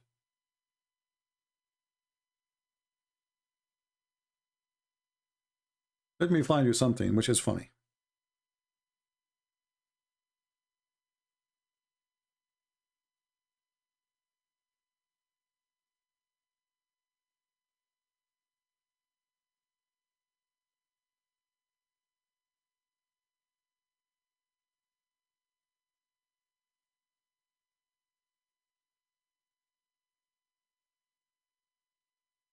This is a link. I would like to give it to you all. And this is a very official Islamic website, a terrorist website. I don't know if the link is showing. Is the link showing? How many articles, how many Abdul, Fifi, Mimi, Susu, Dudu? Oh, she was, but sure. And she have her period.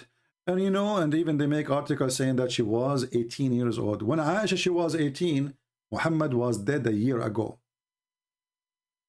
And this is the Muslim website written by their sheikhs.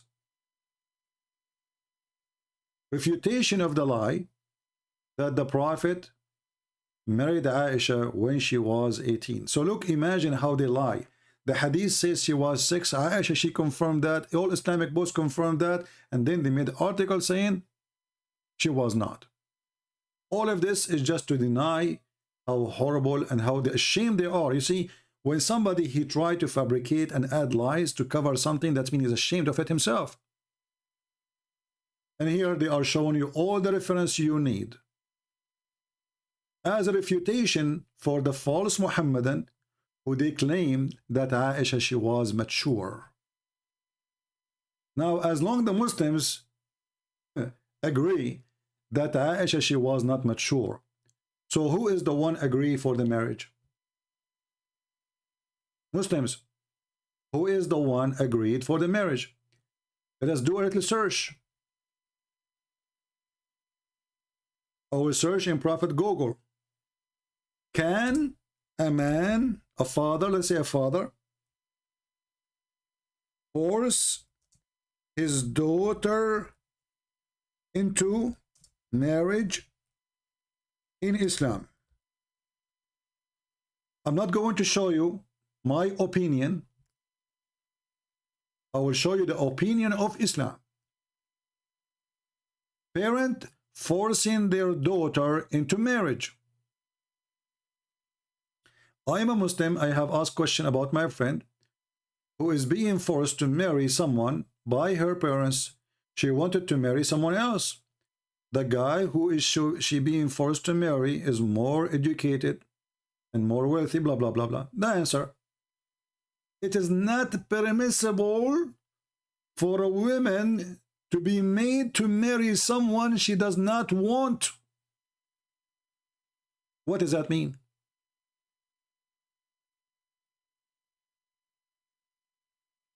That mean she have to agree.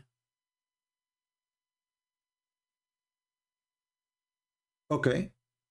And then they start quoting you reference, which is funny reference.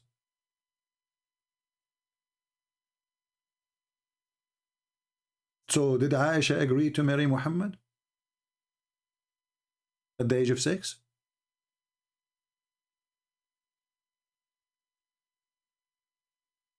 Any Muhammadan?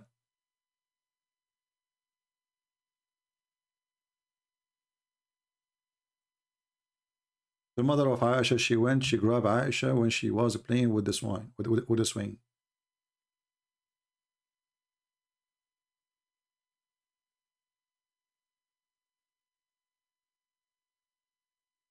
Do we have any Muhammadan here would like to call us?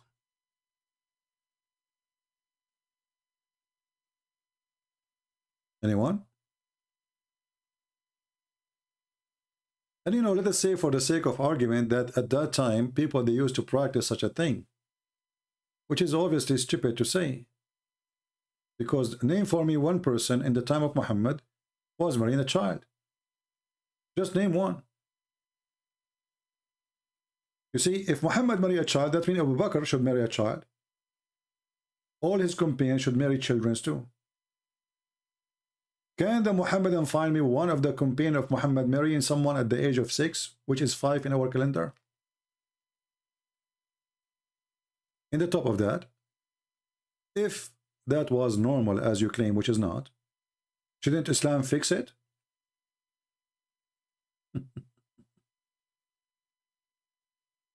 Do you fix the wrong, or you approve the wrong?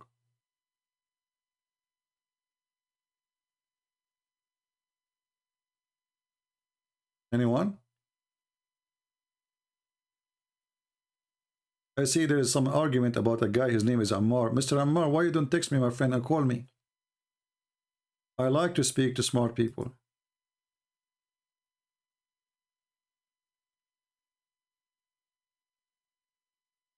Do you like to call me and prove us whatever you want to say?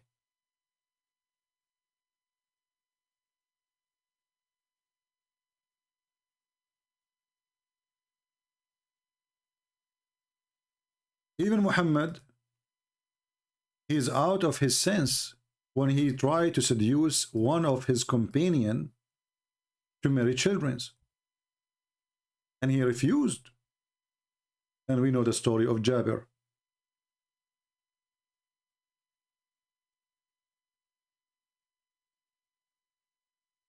And the story of Jabir actually is a clear proof that Muhammad is a fraud. He's satanic. Regardless of marrying children now. If there is somebody you know, and he is happily married, why you are trying to tempt him to find a different wife and she is a kid?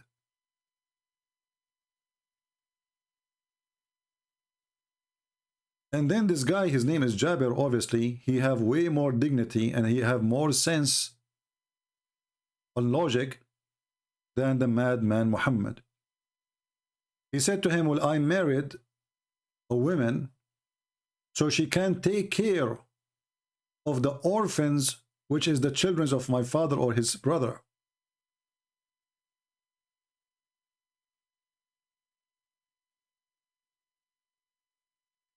But Muhammad, the reasoning for him to marry a child is to kiss her and play with her.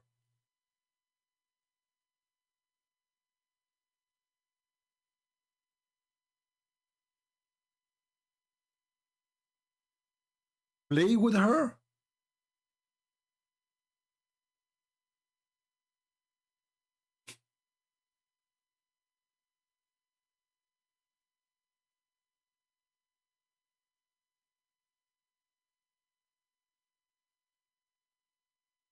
Do you see? All of this is reference.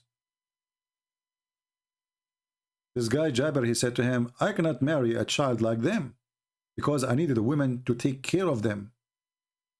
I dislike to marry a girl like them. Them who?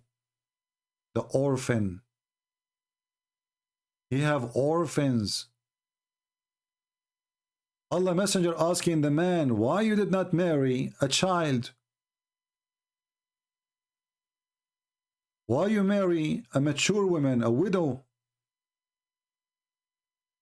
So you might play with her. Look at the reason even for marriage. And this is the mentality of a pedophile. Pedophile, they enjoy being with little ones. It's a sickness.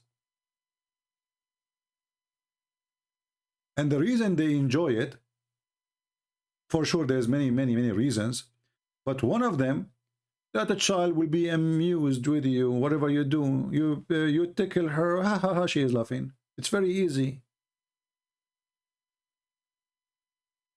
You give her a candy, she is happy. A woman, she will not be happy for a candy. So the sick pedophile, he is giving his reasoning for this man to marry a child. He said, why? Why you didn't marry a child? So she might play with you and you play with her. She might amuse you and you amuse her and she amuse you. Look at the reasoning. I said, my father or my brother died and left for me a bunch of girls, that little girls, orphans. I dislike to marry a girl like them. So I married a lady. Do you see how filthy this man is? Here Muhammad is doing many evil things. He is trying to tempt my man to not to like the wife he have already. He is happily married. And to go after a child. And all the reasoning he have is just to play with her.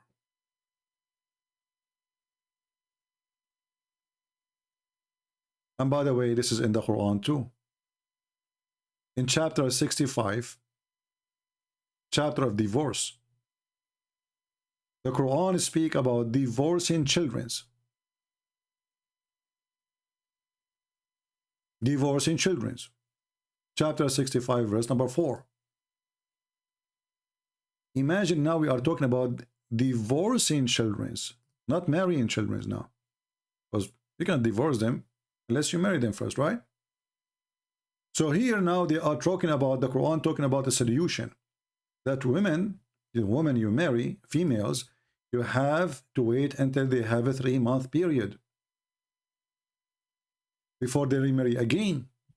But what if they are children who they never have their period? It's the same. Because they are too young. Do you see it?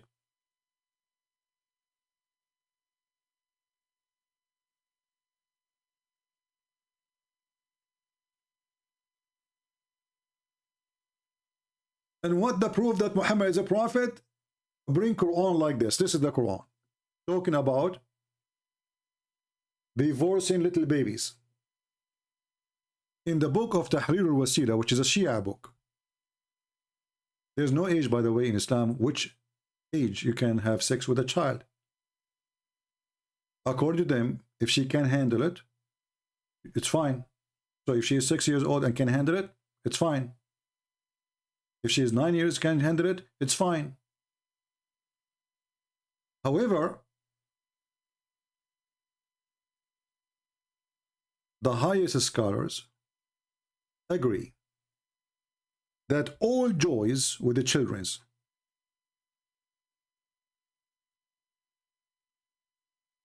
even the infant,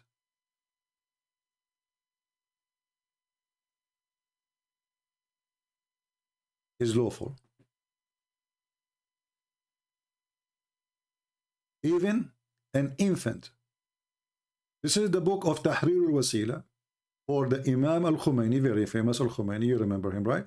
He's dead already, but I mean, he is the one who started the revolution in Iran. And he was hosted by France. Thank you, France. All the biggest terrorists in the world, they are living in Europe, protected by European, funded by European. Be my witness. An American, not to mention. Tahrir al-Wasila, Al-Sayyid al-Khomeini, volume number 2, page number 241. And this is the Shia library. So we are not copying it from Sunni website. Maybe they play with the text. Here it says, it is not lawful to do boom boom to a wife before she become 9 years old. But she's a wife. So what do you do? Why do you marry her then? Look what he said.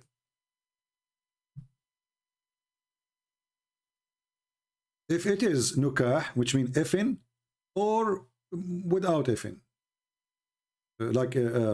Sorry, if it's continue or from time to time.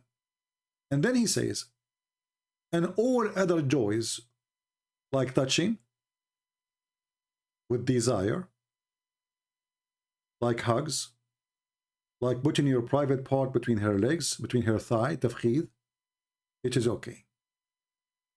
Even if she is an infant.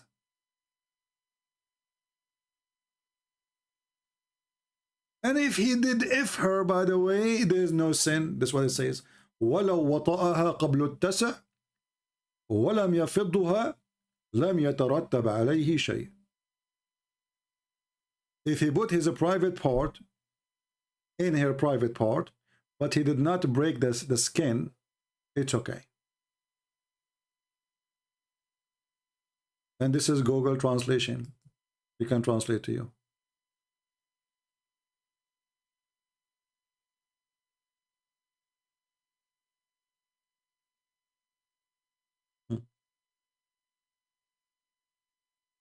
It is not permissible to have intercourse with the wife before completing 9 years. Before, whatever it is, the effing continue or from time to time. Not the word marriage.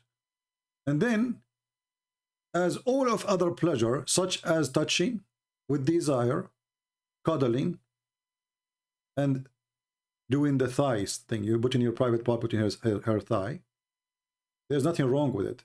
Even if she is an infant. Do you see it, people? Where did they get this from? From Muhammad. Muslims, they follow the steps of their prophet. Even if she is an infant. So if you have somebody come to your house and he believes in Allah, and he asked you if he can hold your infant baby, you've been warned. You've been warned.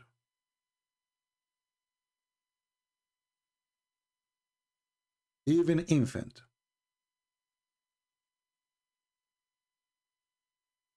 And then they say to you, Islam is a way of life. Islam is a way of pedophile. Islam is a way of hate. Islam is a way of killing. Islam is a way of violence. Islam is really a way of fairy tales.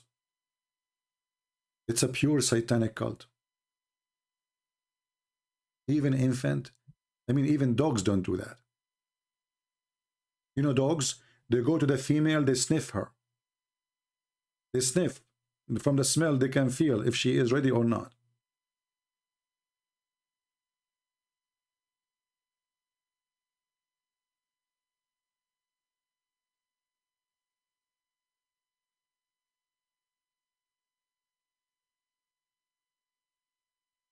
Do we have any Abdul?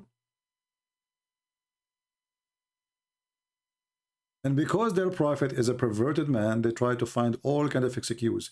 And now you need to believe that Muhammad is a prophet. Why? Because he said, make Quran like this. And then we read the Quran, we find it's the most stupid, full of errors, historic error, Arabic errors, scientific errors, all kind of stupid errors. But what the proof that Muhammad is a prophet? He said, make Quran like this. Make Quran like this says you can F children's. Can you make books like mine?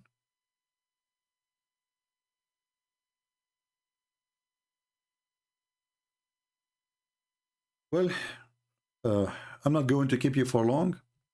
Already we are here for 2 hours exactly and 1 minute.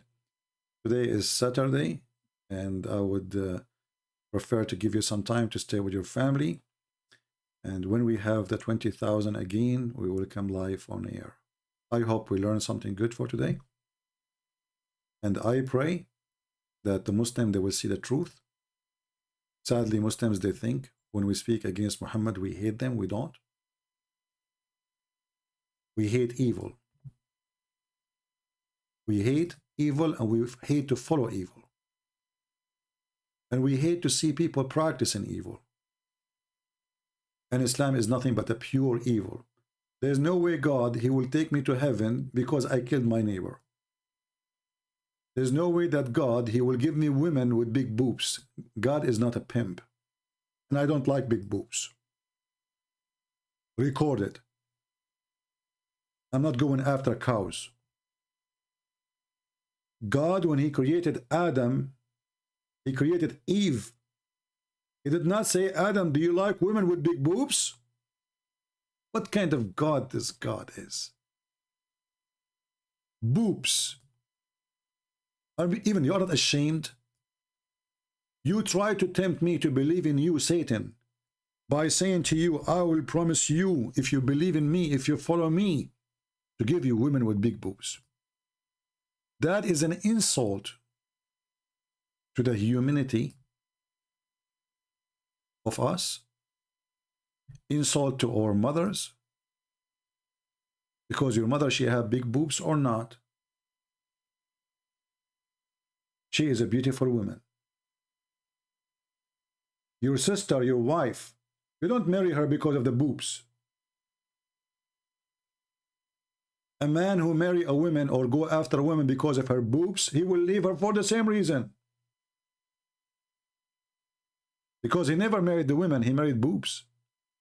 So when this God, he knew how to tempt men, he knew how the perverted one of us, they think. And he tried to tempt us as if we are, all of us, perverted. That means this God, he have a perverted mentality. There's no way God will come to your door and will say to you, if you believe in me, I am the true God. If you believe in me, I have a lot of women with big boobs. Just think about it for a second. You know that this is Satan. Is that the exact Arabic translation? No, actually it's not. Because in Arabic here it says وَكَوَاعِبٌ وَكَوَاعِب أَتْرَابٌ. Atrab is coming from the word turab, which means sand. So all the women, and this is the stupid thing in the heaven of Allah, all the women, they will be the same as like, as a look, they will look the same. They will be like the same as sand. You know, like in the beach you see sand, or in the desert. So they have the same size, the same form, the same look, all of them. So they are a trap. They are the same kind, the same height, the same name. This is what Muhammad described later. That even they have the same name, they sing the same song, they have the same face, the same eyes. This is stupid. So what the point of having all those women if all of them, they have the same look? Imagine you marry 1,000 women, all of them, they have the same face. And they say the same words. Even the song they sing, it's the same exactly. That is stupid, because sleeping with one is sleeping with all. The same hair, the same eyes, the same age, the same look, the same height, the same weight, the same breast, the same whatever. So what the point? And then here, speak about kawaib, and those kawaib is the firm. Like, you know, when you have a balcony coming out, you see, in Arabic we say Kaaba. Kaaba, it's a cube. You know, the Kaaba is a cube. So those breasts, they will be coming out like the Kaaba in their chest. They will coming out standing forth, strong and big. And all those women, they will have the same size. And those are description for women who they are going to be the virgin, not the wife of Muhammad. Once a Muslim woman, she said to me, oh, there is a hadith says that Allah, you said you did lie. You said that there's nothing, there's no promise for women in heaven. I said, well, so what is the promise? She said, well, the prophet, he said that Muslim women on earth, she will be 70 times more pretty in heaven. I said, really? Okay, is that something you like? She said, yes. You said there's no nothing, there's no proof for, there's no promise for Muslim women. So you will be 70 times more pretty. But even this one is a pretty for the man, not for you. I mean, you cannot even leave the house. Nobody can see you except one man. But look what happened. And right away, she, you know, people start laughing at her. I felt sorry for her. If all women on earth, Allah will make them 70 times more pretty. So let us say we have a woman, her name is Aisha. Well, type in Arabic, hold on. Aisha. And a woman, her name is Hafsa. We call her Hafs. And a woman, her name is Dudi. Who care for the name?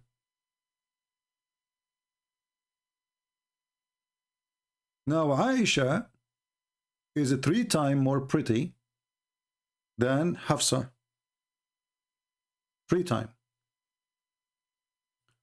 Hafsa is 2 times more pretty than Dudi. Okay. Dudi is number 1. She is the lowest in the beauty. Now Allah will make them, the 3 of them, 70 times more pretty. Nothing changed. Aisha, she's still number 1. What will be the number? 210?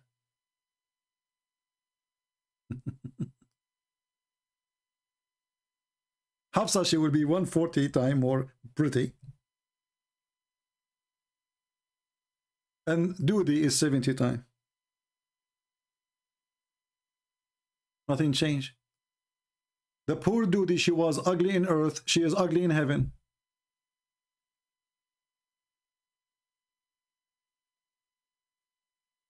Nothing changed.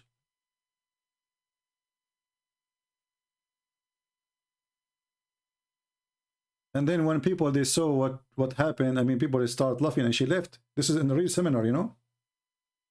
This is in a seminar. This is not here, in, you know. Because I wrote this on the board. I have a board next to me. People, they lie laughing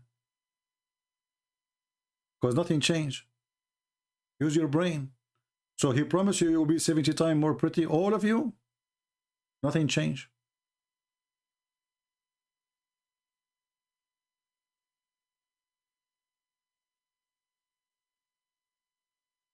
What a stupid religion. So Muhammad, he tried to tempt the men by what they like, and he tried to tempt the women by what they like. You know, Allah will make you 70 times more pretty. So now the woman, she's excited. I will be 70 times more pretty. I mean, who cares anyway? You will be jailed in your house and nobody can see you except a mule. He will F you non-stop. So what the point of this beauty? If nobody can see it, and the virgin, the whore, is more beautiful than you.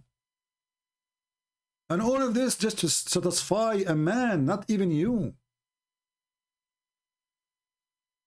You are not even in the scenario. You are not in the case. You are not even in the party. You are just a decoration for the party.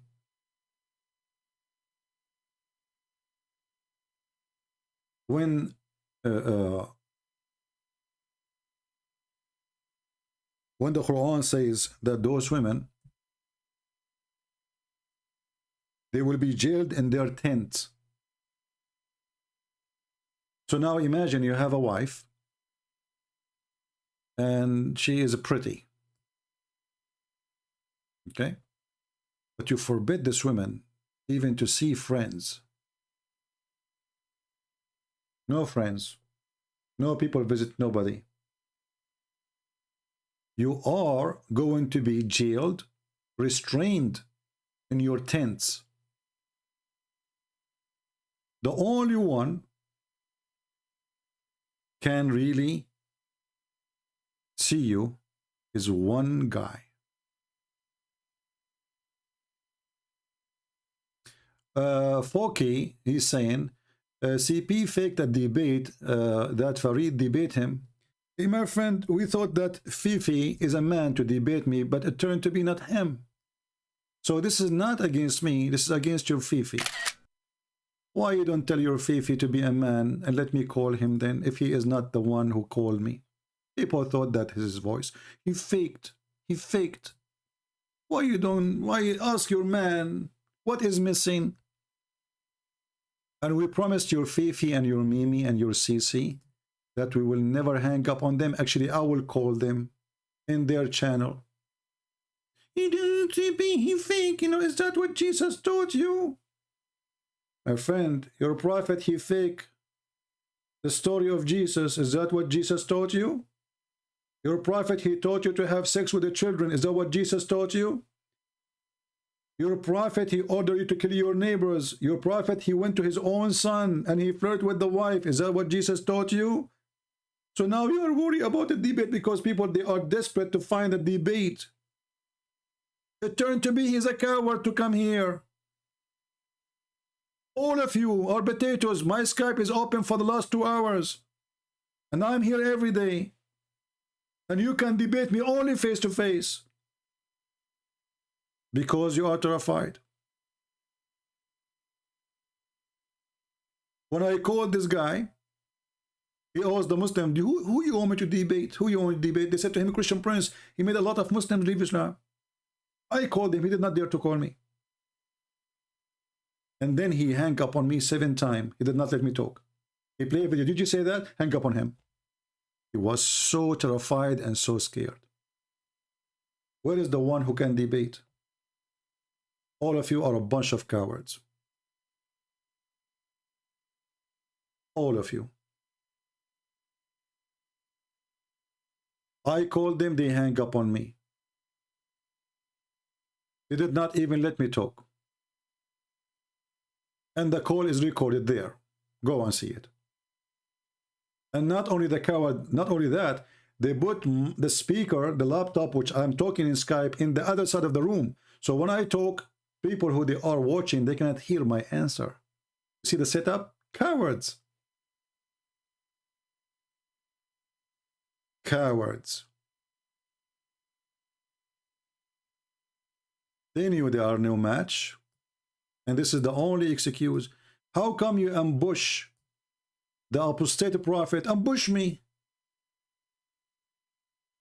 You Muslims ambush me. You ambush the apostate prophet. How come you don't do that with me? One of you call me without telling me that he have Susu and Mimi and Titi and Fifi with him. And ambush me. Do you dare?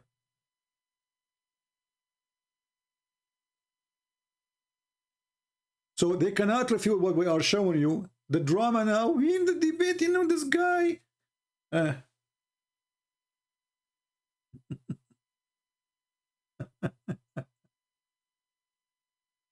They try to change the topic to make it about something else.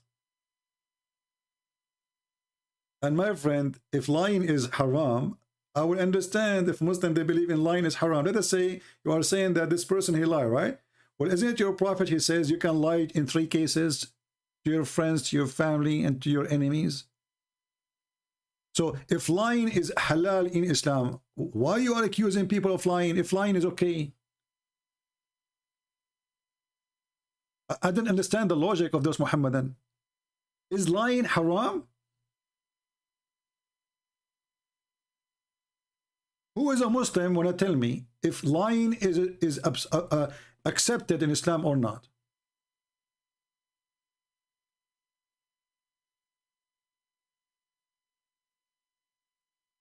Have you ever heard of a decent man? He will give a license to the wife to lie to her husband, and the husband lying to his wife. The most close person to you in life, you lie to. That is teaching of the devil. So a Muslim woman, she cannot complain that her husband is lying to her. A Muslim man, he cannot complain that his wife is lying to him.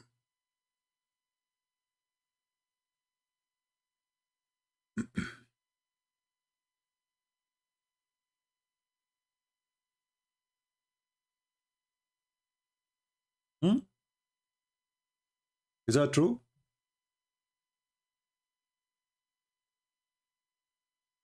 I find it very embarrassing that a Muslim complain about lying when they are #1 liars in the world, and they are following a lying prophet, and the proof that he is a lying prophet, he approved lying, when the Bible says that all lies is from Satan. Satan is the father of all lies. Muhammad, he says, it's okay. Lying is approved. It is lawful.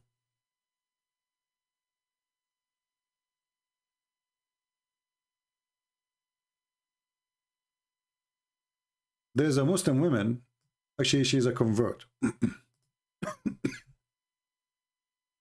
She married Abdul, and she found later that he is married.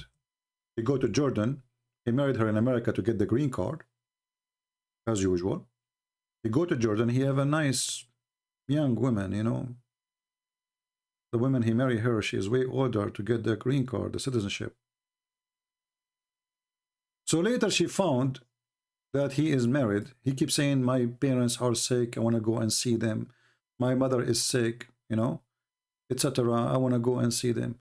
So she found out that he is really married. And then she went in the internet to Islamic website asking for solution. Says, I discovered that my husband is lying to me. He married to a new wife. The answer was, let me see if I can find you the you know. The guy, he said to her, the sheikh, first of all, you have no right to ask him such a question.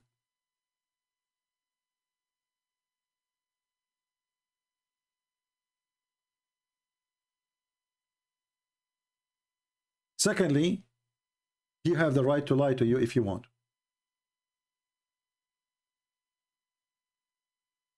Can you believe it?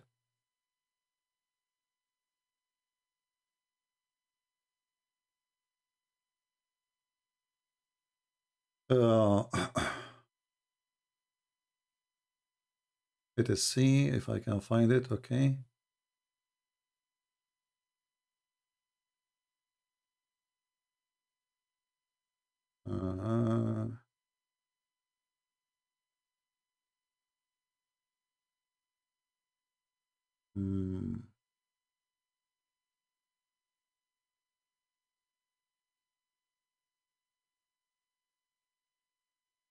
Okay, this is a different one. This is about lying too. I found the one about lying, but this one. Let's see. This one says there is a virus. I cannot.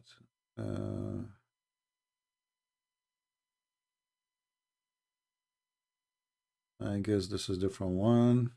Let's see.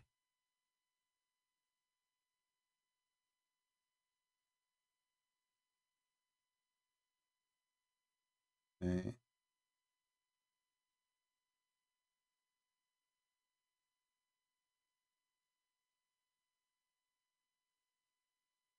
Yeah, this is another one. I'm just trying to find the fatwa.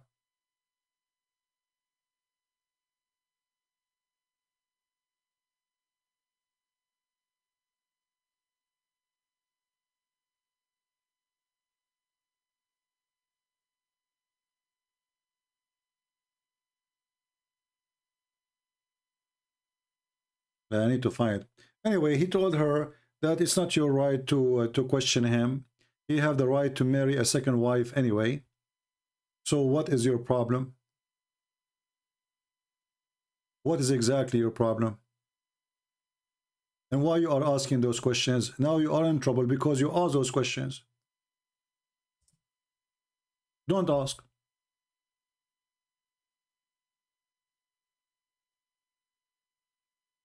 You should not ask.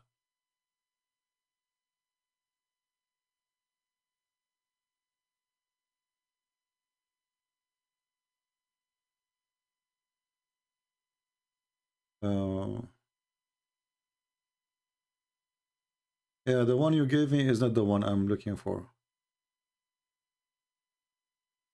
Anyway, there's tons of stories in the internet. You can read them. But this is actually the consequence of what it's called marriage in Islam, because in Islam there's no marriage. Women, she is just an entertaining person. It's a temporarily entertaining person. There's no marriage. This is why the man, he have many women, because the purpose of having many is having many entertaining hired women. And here you notice that Muhammad himself, he allowed the mut'ah. The Muslim, they say, when Christian Prince, he says, son of mut'ah, do you dare to say that in my face? Why I don't dare? Why exactly? What happened? Oh, because supposedly, according to him, I'm insulting. Why I'm insulting? So what mut'ah mean? They say mut'ah mean adultery. Oh, adultery? So why your prophet call it marriage? Why you Muslim call it marriage then? So your prophet, he permitted adultery? Do you see how to expose them with their lies? If mut'ah is marriage, then they should not be upset if I say son of mut'ah. Correct? I'm just saying to him, son of marriage. So what the problem? Do you see how in a second you can expose them? If mut'ah is a marriage, then if I say to you, you are a son of mut'ah, I'm not insulting you. But because they knew that mut'ah is not a marriage, it is nothing but a filthy fabrication of fornication.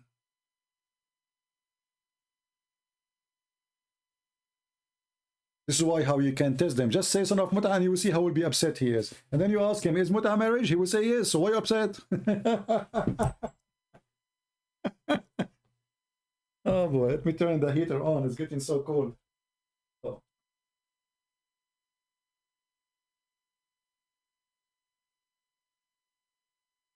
All right.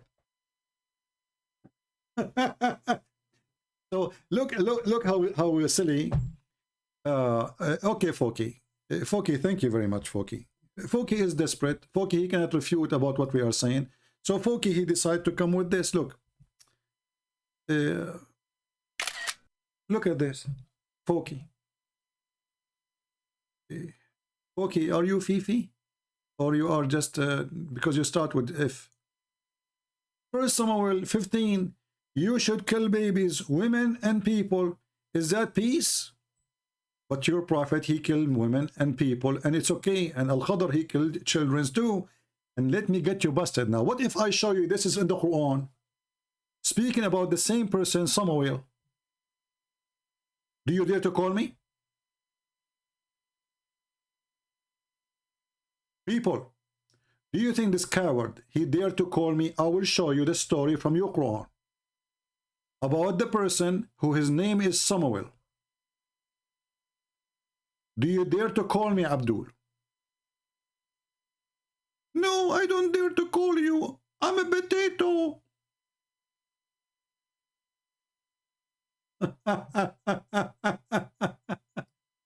You know, you remember yesterday when this woman, the rocks, she posed for us, and she said the woman, she is half the price of a man, and then we find that they are the one who believe in that.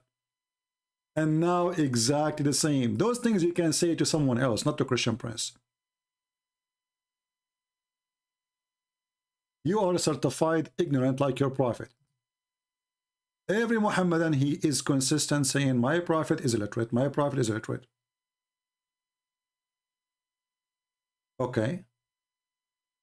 Are you illiterate too? Obviously you are.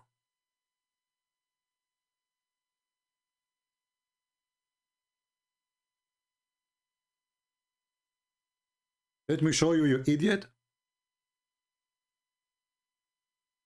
the story from your book. And then he will say, you know, forget about it.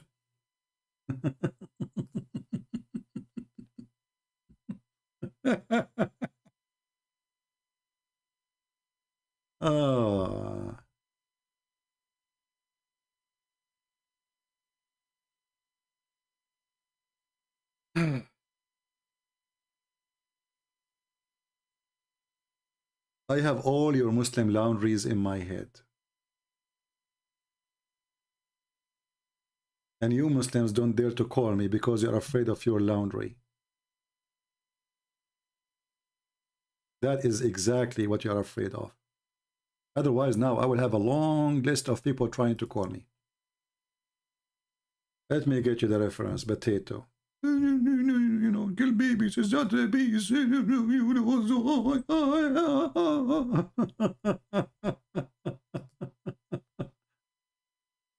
All right. Let us see.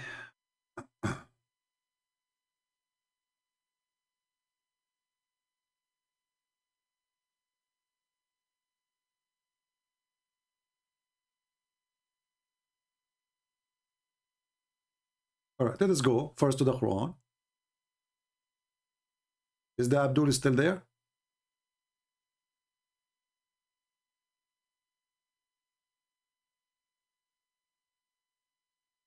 This is your stupid Quran in chapter 2,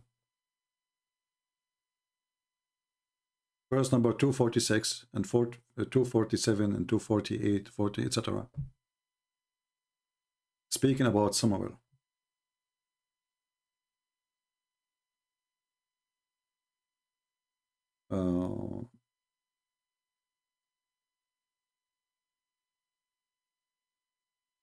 And you know, as usual, we don't say things without proofs, without reference. This is your stupid book, Abdul. But now, as usual, the Quran is a stupid book. It doesn't say details. How we can understand the details? We go to the interpretation.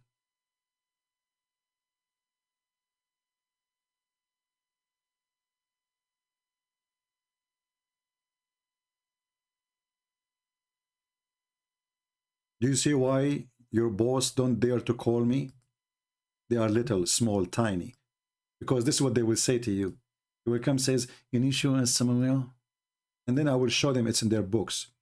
So if it's disgusting in my book, then it should be disgusting in your book too. Is it disgusting or not disgusting? Oh, it's disgusting if it's in your book. But if it's in our book, it's okay. Here you will see that the enemies of the Jews, they killed every single one of them. And then there was, which story is really, I mean, there's a lot of exaggeration in the stupidity here in the story, but we will go with it. So they attacked the Jews and they killed everybody, and there's only one person who he left. His mother, she did not deliver him yet.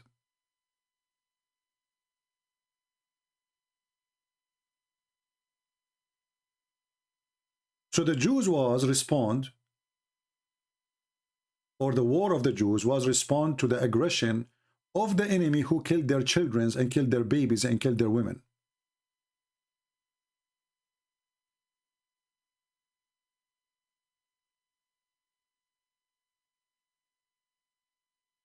They killed everybody. And for sure, the story in the Quran is stupid to say they killed everybody except one person. And how the person became a king there if everybody is dead? But who can count in Muhammad what he say? He's a stupid man, he say as he wish.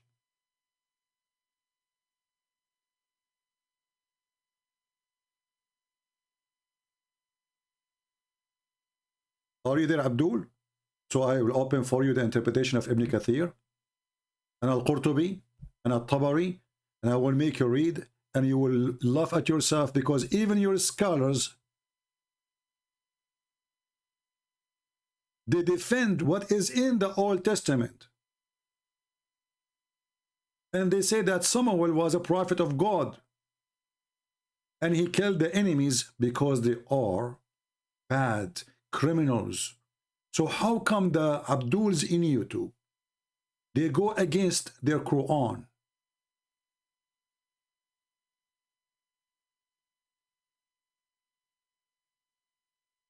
There's two reasons. Number one, 99% of those who make accusation against the Bible, they are donkeys. Number two, they are just trying to make a point. Even the 1% who is left, he knew his line, but he assumed that you are ignorant, you do not know that this is in the Quran, so he will say it to make a point, supposedly in order to make you ashamed. But then we find that this is in their religion. And Muhammad the coward, he copied from the Torah, the story, and he gave his blessing for the killing. And not only that, the verse says, it is a must for you to go and kill, because those people, they take us away from our houses, from our land, and they took our children's. It's prescribed for you to go and kill. And then they tell you the story.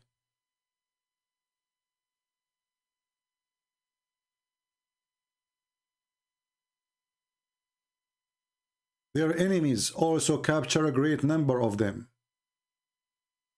Their enemy, they killed a great number of them. Their enemies killed the children of them, the women of them, until there's only one woman left. Just one woman. Some they say only women who have babies, they did not deliver yet, they did not kill them. And that is from the tribe of Levi.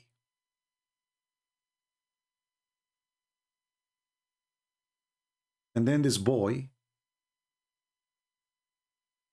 he practiced justice against the enemy who killed their children, who killed their women, who killed their father. This is your story here. And then that boy, Allah raised him to be a righteous person. When he reached the age of a prophethood, Allah revealed to him the command. And what the command? Go and kill them. What is the Abdul? Are you there? Uki, are you still alive?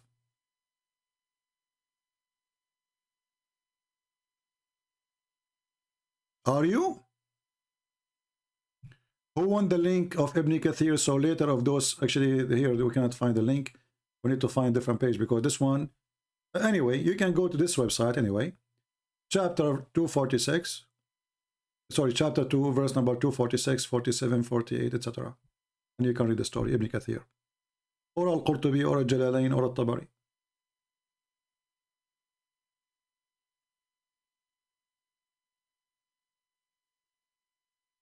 Lion, where the war was, the Muslims was what? Let me see where his text. Okay, let us take. You see here, he's changing the topic now. He don't want to talk about it no more. It's not a shame no more, because now we find it in his Quran. Do you see the hypocrisy of those cowards? And look now what he's saying. Remember the Prophet, he says, lying to your enemy is permitted. Lying to your wife is permitted. So they are practicing their right to lie. Read carefully. Lunin, is that war where the Muslims were attacked? That will you do? Abdul, first of all, Muslims is the one who attack. You're a false prophet. He sent the message to the king of the Roman, or the ruler, saying, convert or die. Aslim Taslam. And you're a prophet, he says, attack the Romans so we can get the blonde diggers. Your prophet is evil. The same one he attacked people like Bani al-Mustaliq. They did not fight him. They are not even in war with him. They were not aware even that Muhammad, he did not even send them a warning. Convert or else. He killed all the males.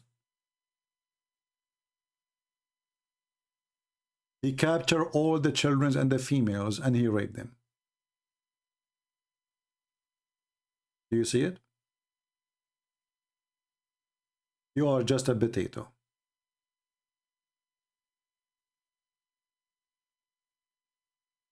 Do you see it, people? He attacked them when they are not even aware. They are headless. They were even watering their animals.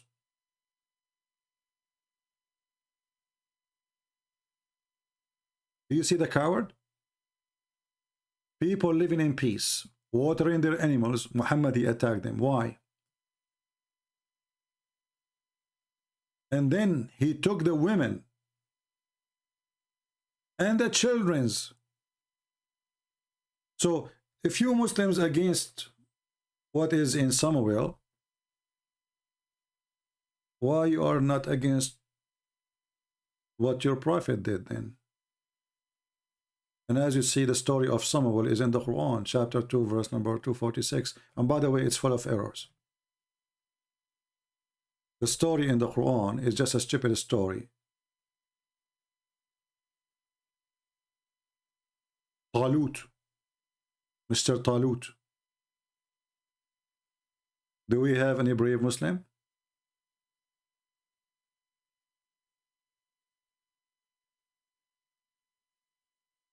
When Muhammad, he speak about a prophet, his name is Al-Khudr.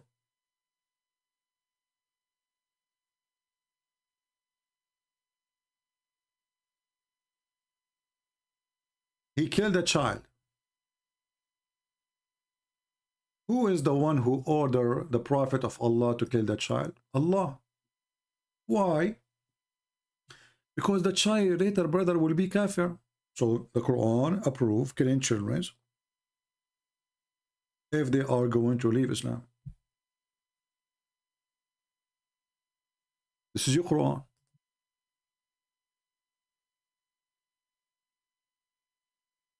And if the one who will leave Islam in the future, or he will not be good in the future, we kill him, well, the children of the kuffar, they are not Muslims anyway.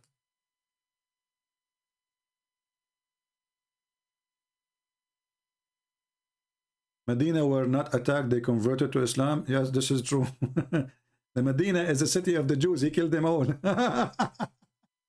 It's called Yathrib. Even the name, he changed it.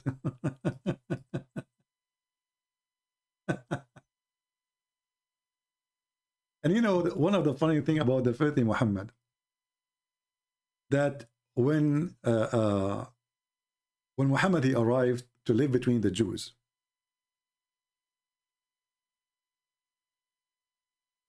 he saw the first time people fasting. First time ever he see fasting.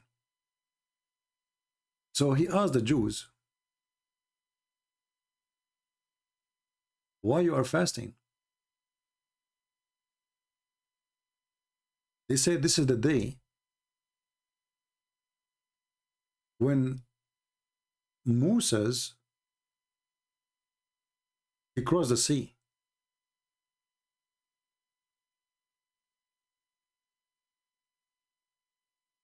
Muhammad he said, what? This is really the day?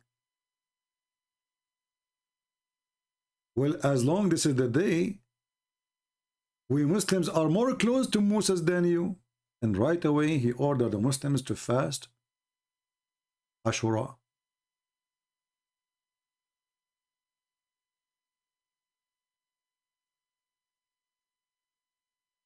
Here you ask yourself, when Muhammad he copied a fasting of the Jews without going back to his God. He just heard a Jew saying, this is the day when Moses he crossed the sea.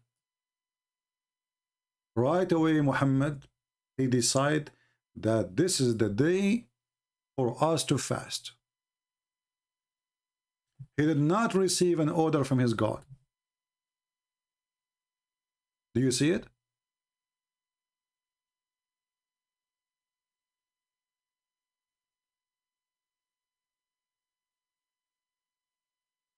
Any Muhammad that can explain to us? And then this funny Muhammad, not only he stole the fasting from the Jew, he claimed that the one who fasts this day, Allah will erase all his sin for the previous year.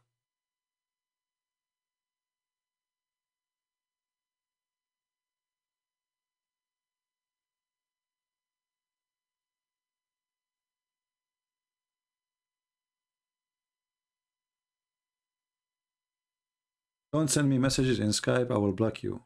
Skype is only for Muslims.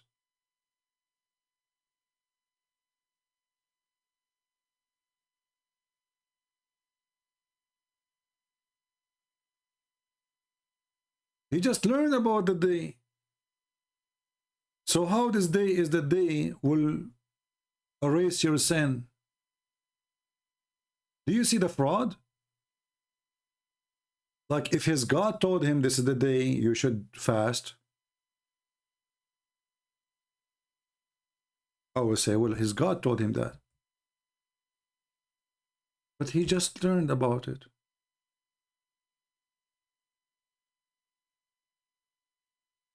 And then he claimed that the one who fasts this day, Allah will erase his sin for the past year. And then Muhammad, he learned about fasting of Ramadan from the Sabian. So he decided to forget about it.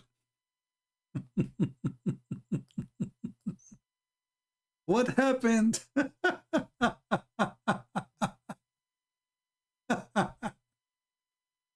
What's wrong?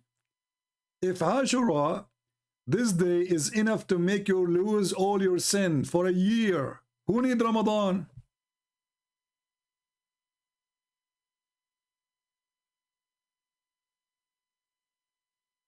Why you replace it with Ramadan? You found different fasting, so suddenly Ashura is not important. Look here. Look at this. The day of Ashura, the one who fasted is going to erase the sin of the all preceding year. And this is from Sahih Muslim. But he just learned it from the Jews.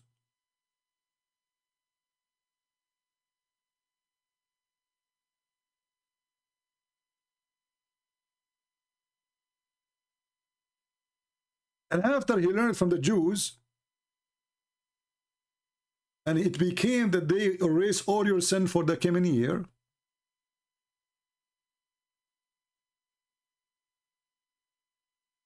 Fuki, just say hello, okay? We give you a chance as an adult. You are just a kid. Bring next time, bring your parents and let them call me, or your sheikh. So look what happened, people. I just learned something from the Jews, that this is the day where Moses, he crossed the sea. Then I say to my followers, you need to fast it, because fasting this day will erase your sin for a year. Who is a Muslim agree with this? Who agree that fasting one day will erase 1 year of sin? First, this is disgusting, because now people, they will go and do sin all the year, and then at the end of the year and the day of Ashura, they fast. This is promoting evil. How easy it is. Stop eating for a day. You see how easy to wash your sin away? Just don't eat for a couple of hours.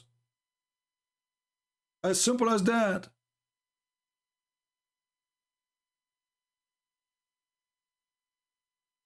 Where Muhammad he got this is from, and if it is what he claimed, then how and later he says it's not important. Fast Ramadan. Do fast Ramadan erase your sin for the last year?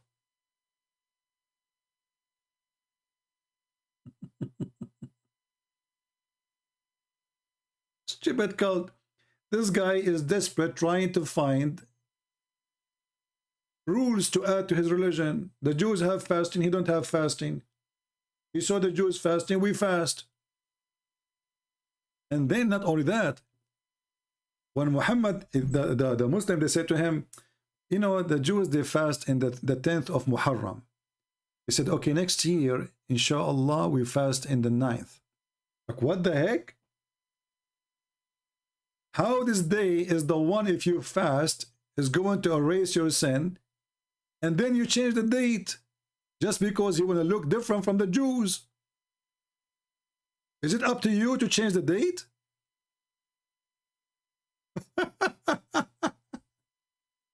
People, do you understand?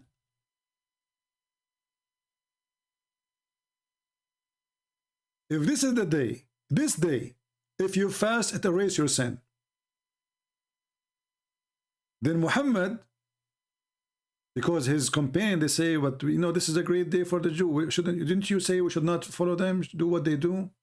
He said, okay, next year, inshallah, we fast in the 9th of Muharram. Do you see the stupidity?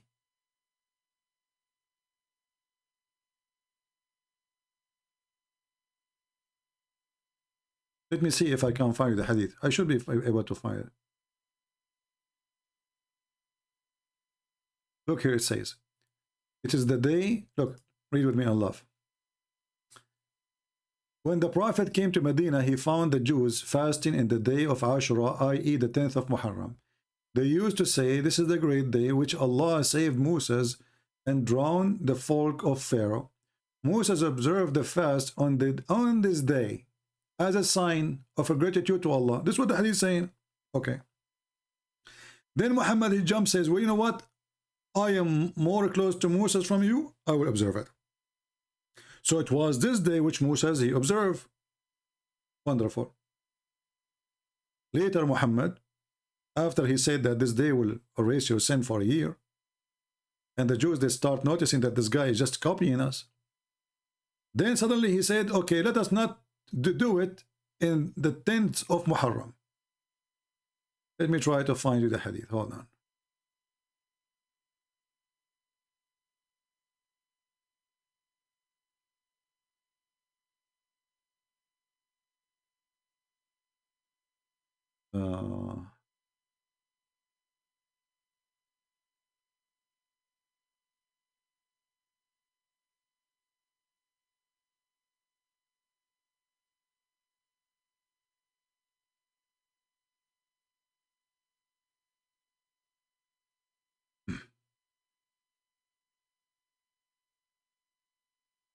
let's see. I'm just trying to find the reference so you guys can save it.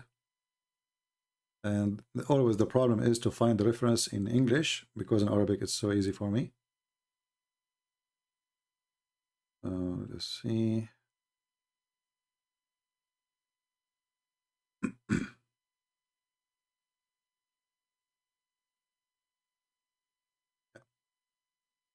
I think this is the one here.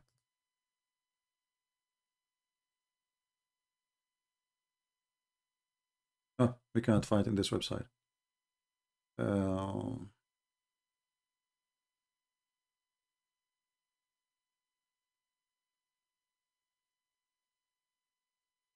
try to find another one.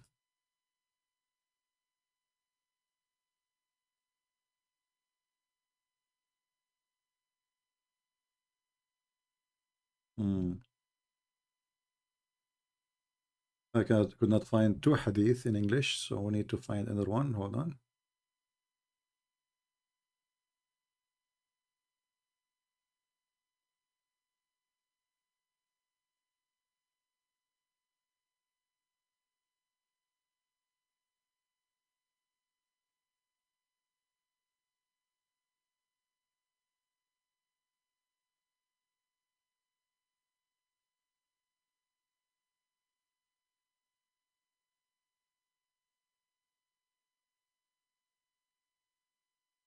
Give me a minute.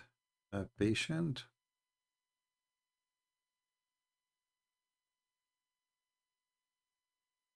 Okay. Maybe we'll find this one. Let us see.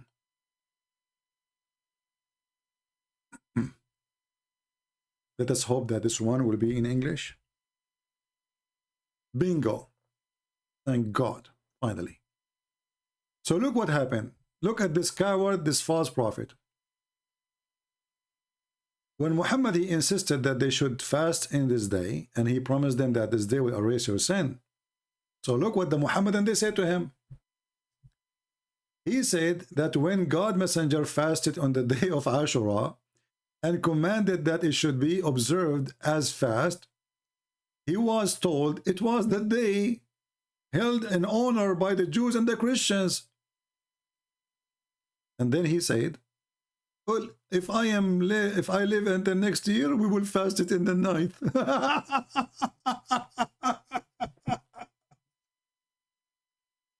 But if this is the day you are honoring because of Moses, he fasts in that day. Why you change the day? Do you see the fraud? People, do you see the fraud? First, he accepted the day as it is. And he fasted the day. And he told them this day can erase your sin for a year. And then when the Abdul, Mimi, and Sisi, they complained, but this is the day, it's a holiday for the Christian and the Jews. He said, okay, well, you know what? Next year, we fast it in the... Can you change the day? If it is the 10, should it stay the 10? If this is the day when Moses, he crossed the sea, and this is why you accept it, you just learned it from them, who are you to change the day?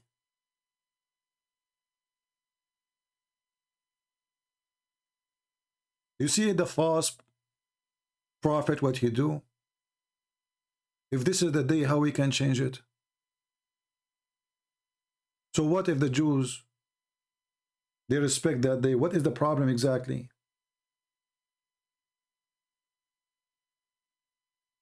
And he did not even live. He was killed by poison like a rat.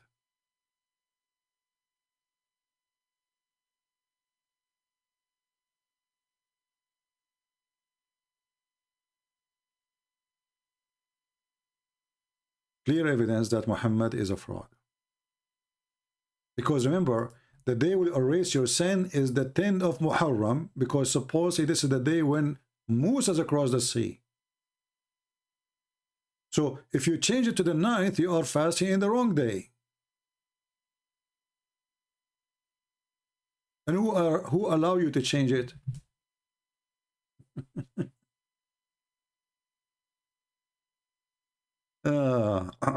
Anyway, did we have a good time learning, guys? I was going to go an hour ago. You see, guys, what you do to me. I almost says goodbye. That was 2 hours exactly ago. I mean, 1 hour ago. Now it's 55 more minutes. Oh boy. So actually, I will try to put a timer next to me. Maybe I should make it maximum of 40 minutes, because honestly, sitting in the chair for long, it hurt. It hurt my back. It hurt my knees. You know, staying for many hours without moving is not really fun. And then, you know, people, they think that this is just for me coming here. I know I like to speak to you. I like to, you know, to see the good ones here. I believe I have a family here who loves me, and I love them too. But sitting for many hours, speaking about Islam is a punishment for me. It's not fun. But in the same time, I got a big reward when I see Muslims leaving Islam.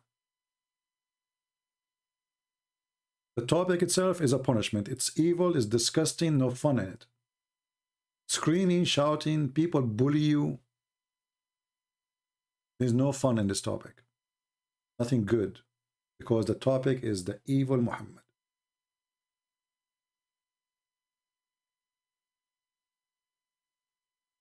But somebody have to clean the garbage from the street. Somebody. And until now, I cannot find somebody really he can replace me and do the work. Sadly, until now, most of the Christians do not even know how to debate Muslims. We warned them a billion times. You don't debate Muslims by 5 minutes for you, 5 minutes for me.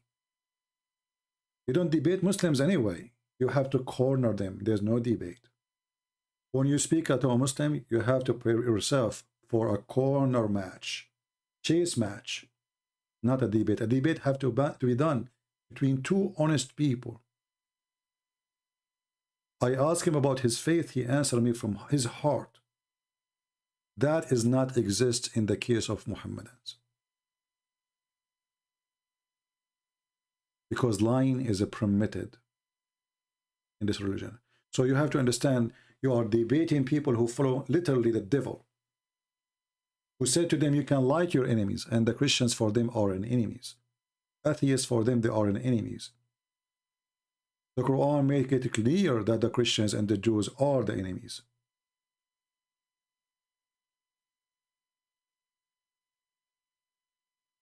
But until now, the Muslims, they take advantage of the ignorance of the Christians. So you will see somebody, he bring a sheikh, like this guy, what his name, James White. He bring a Muslim, he put him in the stage, and he talked to him as if he's assuming that the guy is saying the truth. But we know every second this guy he speak is a lying. So if you don't want to get him busted, why you have him there? To present false Islam to the people? This is exactly what they do. They invite them so they can promote Islam. There's no debate.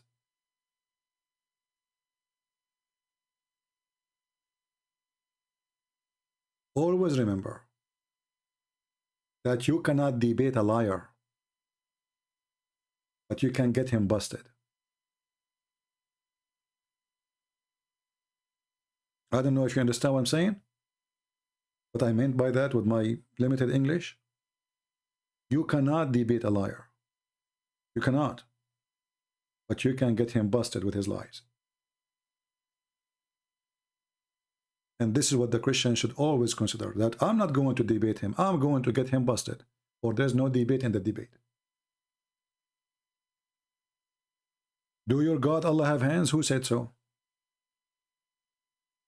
If there's a contradiction here, who said so? They lie. And then we show them from their own interpretation. And then they say to us, oh, this is a man. And then we show them what their prophet said. Oh, this hadith is weak. And hadith is weak. It says Hassan. It says good. No, it is not really. This is the publishing house saying that. But in reality, it's not. So you are not debating. You are not. The debate always have to be between somebody is faithful and he speak in a faithful way. Not somebody is lying to me about his religion in order to win an argument.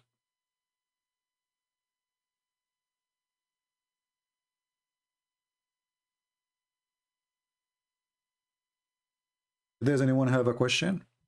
Otherwise, we will stay for 2 more hours.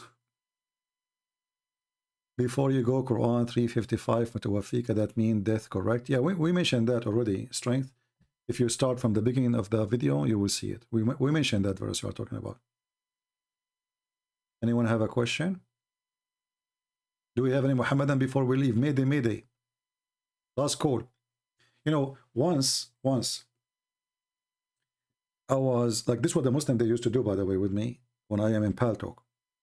I stay like for 2 hours, 3 hours, 5 hours, 6 hours, 10 hours, 12 hours. You know, if I tell you guys, you might not believe. People go to sleep, come back, I'm still there. And I was really happy. I made a huge number of the Abduls leave Islam. And the Muslim who challenged me to come to Paltalk is the Muslims who brought me there. I never heard of it. But what they do, when I say, okay guys, I'm leaving, suddenly the Abdul, he put his hand up. I challenge you. Hoping that Christian Prince will say, oh, I am sorry, I'm going to go now. And then he will say, see, he ran away from me. They are not doing it no more. Because now they knew, even if I am tired speaking for a day, if you call me right now, we will continue until tomorrow. So who dare? Abdul, who dare? I just said I'm leaving. I'm tired. It's your opportunity now to win the match. The guy is tired. Who dare? Nobody.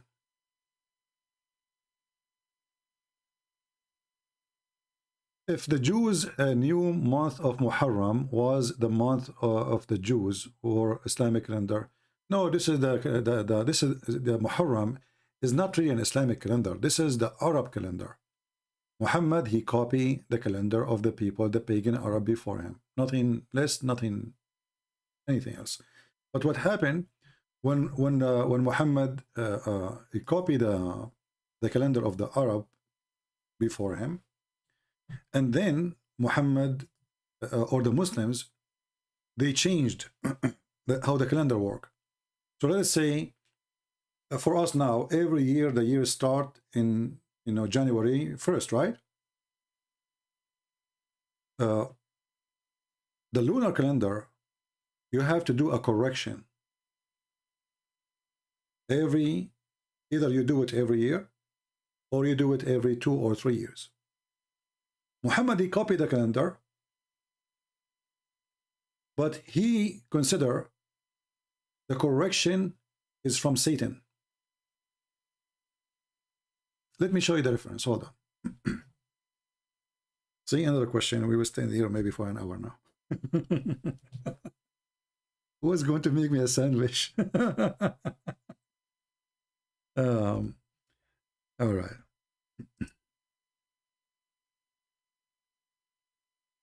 Let us find the reference. And again, this is a proof that Muhammad is a fraud and he is a stupid. Not only a fraud, he is literally stupid. He claimed that fixing the year is a sign of kufr. Can you believe it? It is a sign of kufr. Let's go first to the Quran.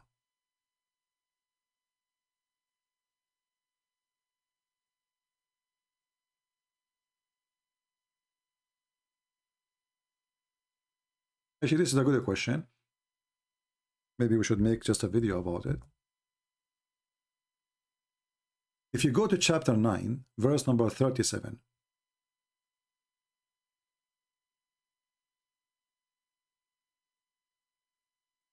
What the Arab they do, and the Jews they do the same in their year. But the Arab they do it in a different way, and the Jews they do it in a different way.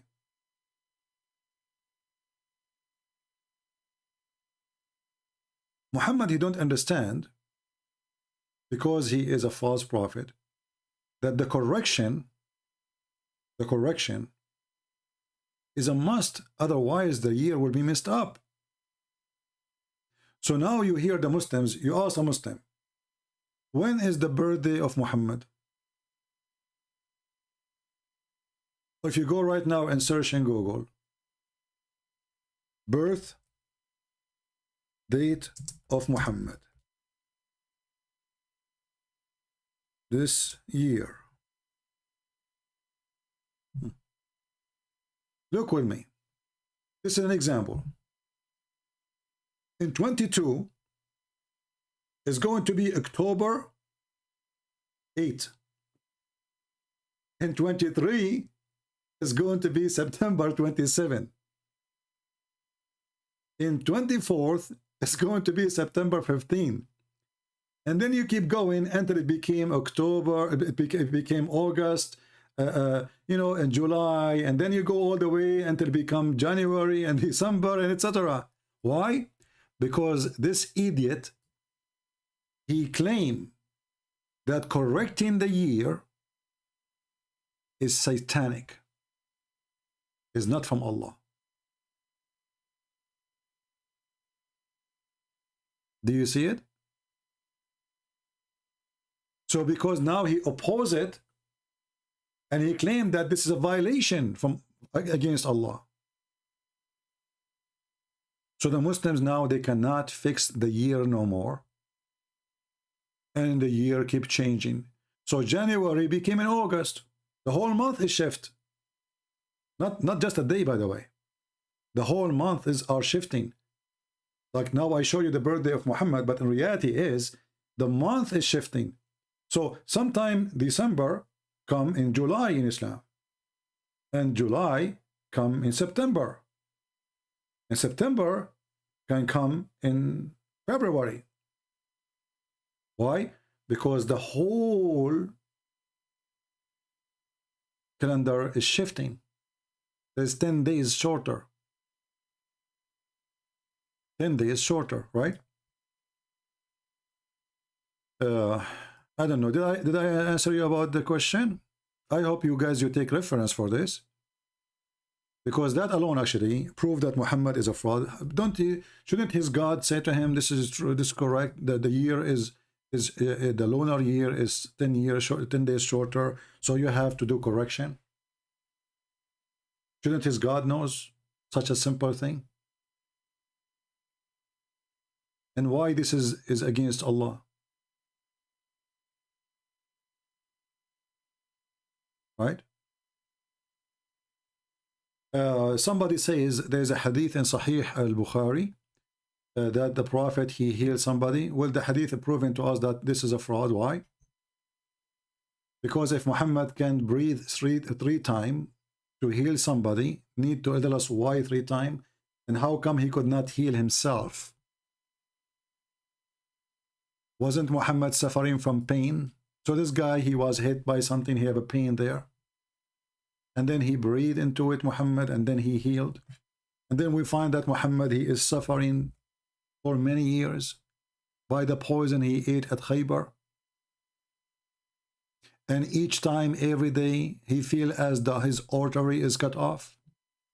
Why Muhammad don't blow air at his himself? The one who can heal others, he cannot heal himself. Obviously, this story is a fiction. Correct? Imagine Jesus is suffering from pain of sickness. Of sickness. Not a cross. It happened now. Even that Jesus, he overcome. And he overcome even death. So if a guy, he can blow some of his breathing at somebody, have a pain, and he can recover him, well, he can recover himself. As easy as that. Same time, the Muhammadan, they are hypocrite. They say to you, anything is not against the Quran, we reject. How many times you heard them saying that? million times. Okay. Isn't it the Quran says that Allah he refrained from giving Muhammad miracles? So if Muhammad have the miracles of healing, that is a miracle. Did Allah refrain? Or he did not refrain? So if the hadith there is true, then the Quran is wrong. Kabich?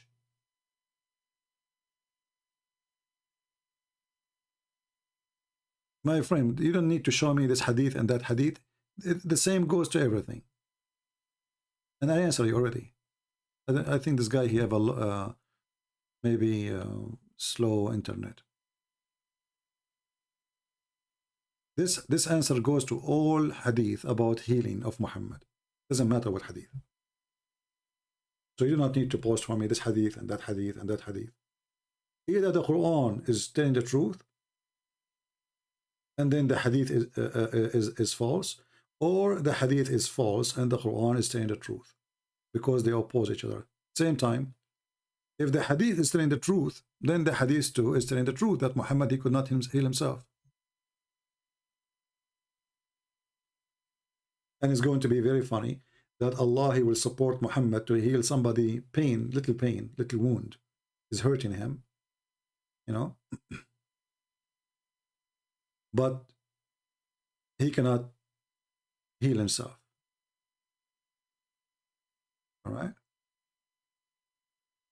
Anything else? Yeah, and Muhammad, he suffered from black magic. And not only that, he suffered with his penis too, because his penis was not functioning. Because remember, the black magic not only controlled the mind of Muhammad, controlled his penis. So Muhammad, he could not function as a husband no more in the bed, to the point his penis is not functioning. So the wife of Muhammad, she said that the Prophet, he was bewitched, and he imagined that he have intercourse with his wives, but in fact he did not. So a person who can fix the wound of somebody, can't he fix his penis? All what he need to do, just to blow some air from his breathing 3 times at his penis, and then his penis will wake up like a cobra. But as you see, the penis of Muhammad is dead. You play music, he don't stand up. You play the anthem, he don't stand up. You turn the you put him in the microwave, he don't even move. He's dead. Why? According to the Muslims and Aisha, he was bewitched, and according to Muhammad, by the way, because he agreed that he was bewitched, and then there's 2 angels, they came, as you see in the story here, actually, it's mentioned in this story, that 2 angels, they came, and they found that somebody took some hair, maybe from his butt, and they control Muhammad from far distance. But isn't this against the Quran, where the Quran says that Allah protect Muhammad? Right? And you know, if people can control somebody by taking his hair, voodoo, this is voodoo. How we can control Sam Shamoun? I'm not sure about that. I hope Sam Shamoun listening. Hey Sam Shamoun, how we can control you, man? We need to take some hair from you. Okay? We need to grow some hair. And if somebody can control somebody by some hair, get all what you need to do, get some hair from Trump. When he was a president, you can control the whole America. All what you need, just some hair. And how easy it is. And do you see how easy it is? Anyone you want to control, just get some hair. Hey women, you want to control a guy? Get his hair. If he is bald, I'm sorry, it doesn't work. But you have to get some hair. If not from his head, it doesn't matter from where. So, and then they say to us, the proof that Muhammad is a prophet. Look at this guy. He was bewitched, which means he was under the control of Shaitan. His penis is not working. His Allah, he forsake him. He tried to commit suicide. What the heck? He was killed by poison. I mean, name one thing. His wife, she was a child. He approved lying. A king, he dies standing with a stick. And then the Muslim, he find that the Quran is the proof that Muhammad is a prophet because we can't make Quran like this.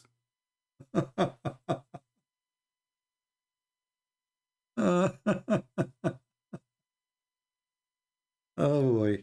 This is why I never cut my hair in the barber shop, by the way. I cut it by myself. For security reason, brother. What if you go to the barber shop and then one of those who work there, and most of them are females, and you know what the females do? You know what the females do?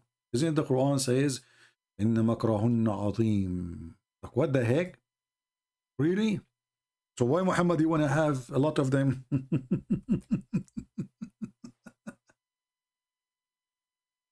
You want to see how the Quran speaks good about women? Their evil is great. مَكْرَهُنَّ عَظِيمٌ. And the funny is, or كَيْدَهُنَّ عَظِيمٌ. When the Quran say that women, they are really evil, and they do makr or they do kaid in Arabic, the Quran admitted that Allah, he have nothing to do with his creation. Because if they are what they are, isn't it Allah is the one who made them?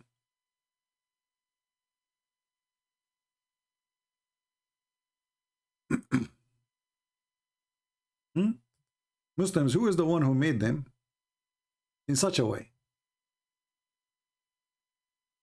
So what the point of saying that they have such a thing if they have it?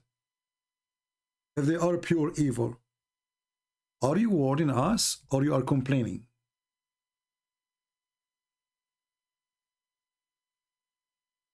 Anyway, Abdul Muhammad, he said something. Abdul Muhammad, he cannot prove it. Abdul Muhammad, his God complained about women. Abdul Muhammad God, he cannot fix it. Abdul Muhammad God complained that women are evil, yet he want to promise us a lot of women there. Abdul Muhammad.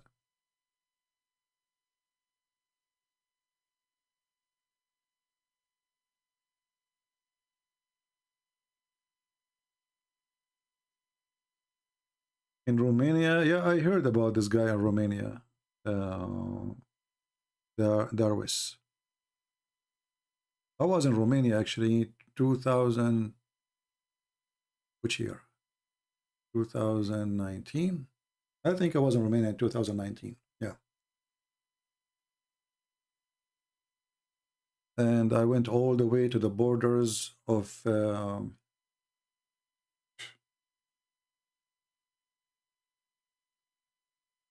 and I forgot the name of the country. You know the country between Russia and Romania, what it's called? Moldova. Yeah, actually I went all the way to the river. There's a river there between Romania and Moldova. You know, you cross, you go to Yashi. You know, I'm sure you're Romanian, you know Yashi. So I went all the way to the river. Actually, I was going to go to Moldova, but then I changed my mind about it. They told me it's not safe, etc. And I said, okay, no problem. Yeah. Anyway. Do we have any Abdul? Not Maldives, Moldova. Maldives is an island. Moldova. Yeah. Yeah, Moldova is, if you cross, I think, from Romania, I think you can cross from Moldova to Ukraine or to Russia, I forgot. Yeah, my friend, we will talk about all the hadith, that's it. You know? Yeah. Any other question? Beside that, Muhammad, he can heal people and we prove it to be wrong.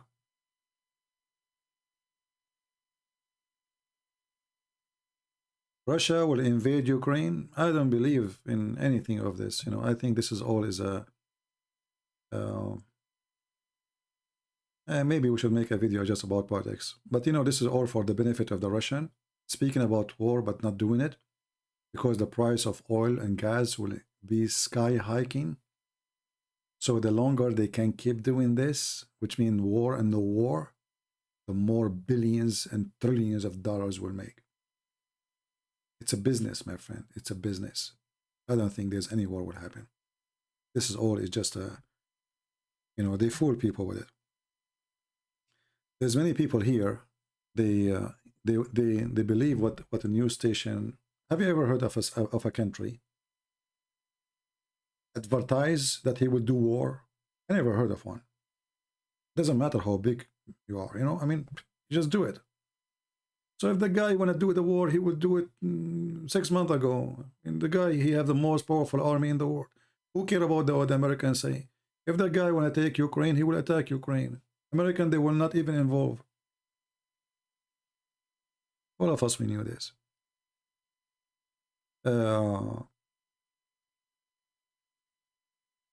So you know, if they say to you he will attack, you know, Ukraine, I believe it's just a pure business, so they can increase the price of gas and the price of when I say gas, mean oil, you know, oil and gas for heat like propane and natural gas.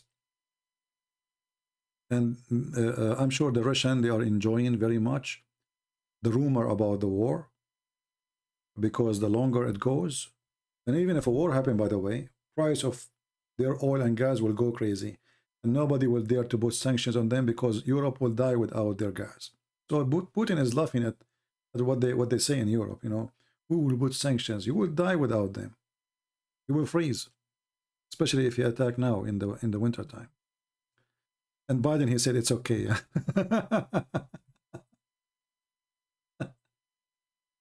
Maybe you should give a speech how people need to spread your channel. My friend, I cannot tell what to do, but I don't care really much about how they spread my channel as much they spread the videos. So I encourage people to download videos. You can cut them pieces about topic because my videos are long, and I will try my best to make them smaller or shorter. You know, but I fail always when it's come to make short videos. You know.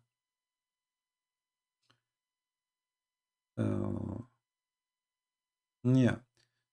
Anyway, I don't believe there's any war will happen in Ukraine. And me, myself, I hope not, because simply it's two Christian countries and death is going to be happen between both two Christian countries. And the only one will enjoy that is Erdogan and Azerbaijan, etc. They are praying for it, actually. So I hope that both they will be smart, because if the Ukrainian, they trust the American to protect them, they are fooling themselves. American, they will sit watching you the same as they did with Georgia. When the president of Georgia, he called George Bush refused even to answer the phone. But 48 hours before George Bush, he promised Georgia protection. This is why the poor Georgian, they stood for the Russian. But when the war started, American, bye-bye. Right? They hide. So I hope the Ukrainian are smarter than the Georgian, and they will not believe any promise of the Western countries, because when you go in war, you will be alone, and no America, no Germany, no England, no France will even care. Nothing. And this is what happened before. So why they will do care now? So I hope that's the Ukrainians are smart people. They will not jump into such a war, and they will avoid it as much as they can, even if it is the Russian who they are doing the aggression, because it is not smart to go to war if you will lose anyway. You know, this is not about being a hero. You have to be smart. You know, the Arab ones, they decide to go to war and they gather 5-6 countries to attack Israel. And then they lost Jerusalem. Right? And now they wish they never do, or if they can avoid that war at that time. Right? Lord, would Ukraine will end Putin? No, my friend. Lord, war with Ukraine will not end Putin. No, that's not true. And don't put the Lord there, involved, because many bad presidents or exist, and the Bible says that the sun will rise over the bad and the good. So Putin is taking advantage of nations around, including America. You see that Putin, he was not going to attack Ukraine when Trump was there. Now he knew we have a potato in the White House. This guy ain't do nothing, So let us go. You notice even the Muslim terrorist. When Trump was in the office, they don't move. Everything is... The second Trump is gone, do you notice that we have an old man, he cannot even walk? He cannot even talk, he don't even remember his name. So it's an opportunity to everybody to take advantage. There's nobody to stop them, right? And just we heard Biden saying, well, depend what they will do exactly. So he's giving them a green light, actually. Anyone who was watching, he knew right away that the American, they are telling the Russian, who care? Who care? And the German, they said the same. Just today, a very high officer of the German army was explaining why Putin should invade, actually. And the German always, I'm not accusing you as a German if you're a German, I'm talking about the government, it's very evil. They arm everybody evil. They never arm a good country. Never arm.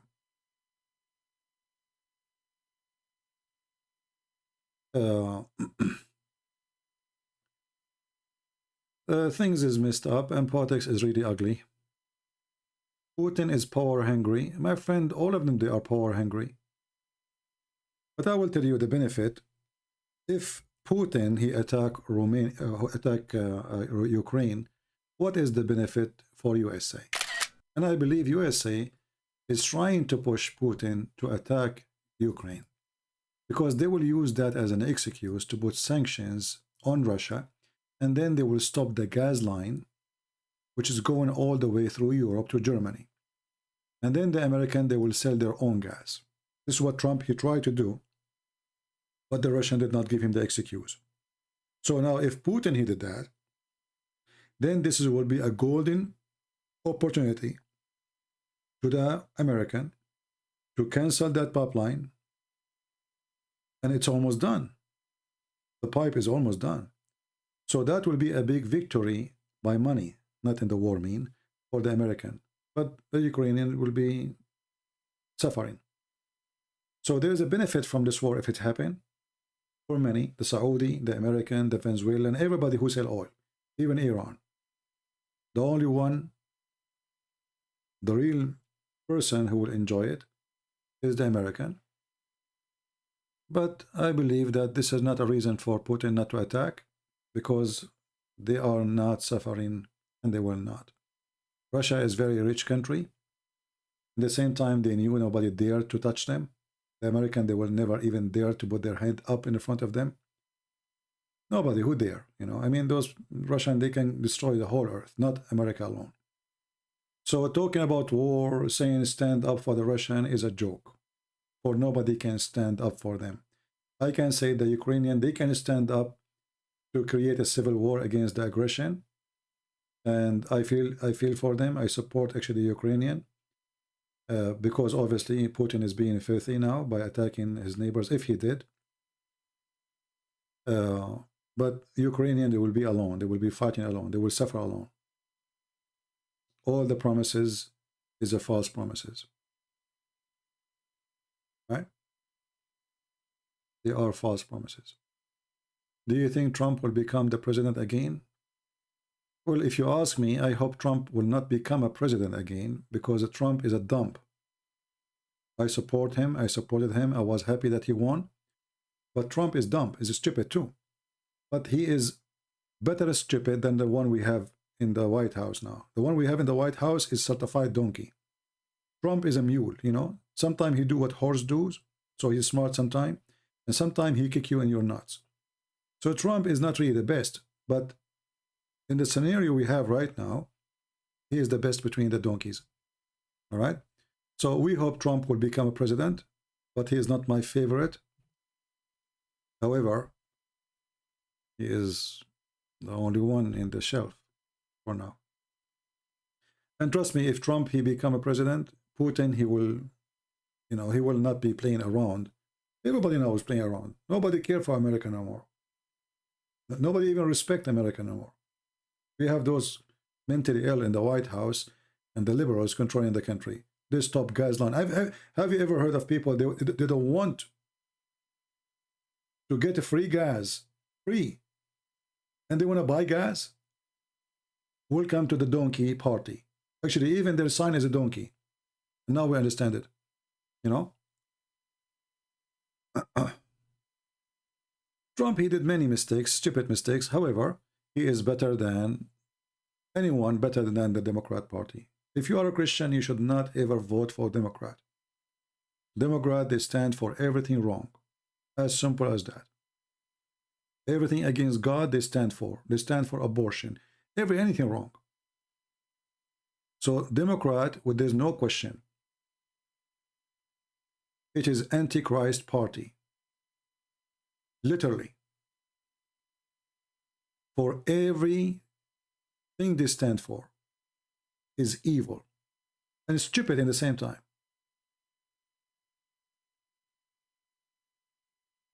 But when we talk about war, and now what, we will go for an hour more speaking about war? That's what you are doing to me. If we want to talk about war, remember that war, you know, you can say Putin, he is seeking power, he is a power lover, etc. He won again the Soviet Union. Well, Americans are doing the same. Americans are telling everybody in the world what to do, what not to do.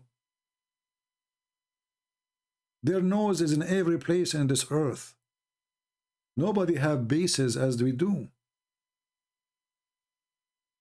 We tell even Japan what to do. We tell England what to do. We tell Germany what to do. And what I find it very funny, that they can tell everybody what to do, but Putin cannot. You know what I mean? So the naive one is the one they try to make you feel like, okay, only the Russians are doing that. But the fact, all countries in the world, Erdogan is wishing to control all of Europe. He wished to occupy all of Europe. He wished to occupy Jerusalem. Just give him an army. Trust me, if Erdogan he have an army of like USA, he will demolish the whole earth. Imagine if Erdogan he have the same power as Putin. Just imagine. Thank God he don't. Thank God he don't. So don't think that only one country they want to do that. This is the game for all of them. All of them, they are run by their evil. They don't care for God, and ethic is not exist in their agenda. They don't do ethical things. For us, normal people, when we speak about ethic, right? About wrong and right. For them, they don't see anything of what you are thinking of. For them, they see oil. For them, they see money. For them, they see business. For them, they see opportunity. They don't see ethic. This is from your side. And now you will notice that Joe Biden is focusing, doing his best to make Iran powerful again, because Obama is a Shia. And he is trying to lift all the sanctions from Iran. Isn't it obvious? Obama, this is the president right now is Obama. So everything is messed up. The same as it was in the time of Obama, because Obama did not leave. We got him back by Joe Biden. So Iran, they will lift the sanction on them. They will have a lot of money. And then now, if we are going to punish Russia, cut their pipeline, then we need the Iranian to open their pipeline so we can cover what is missing. Are you getting the point?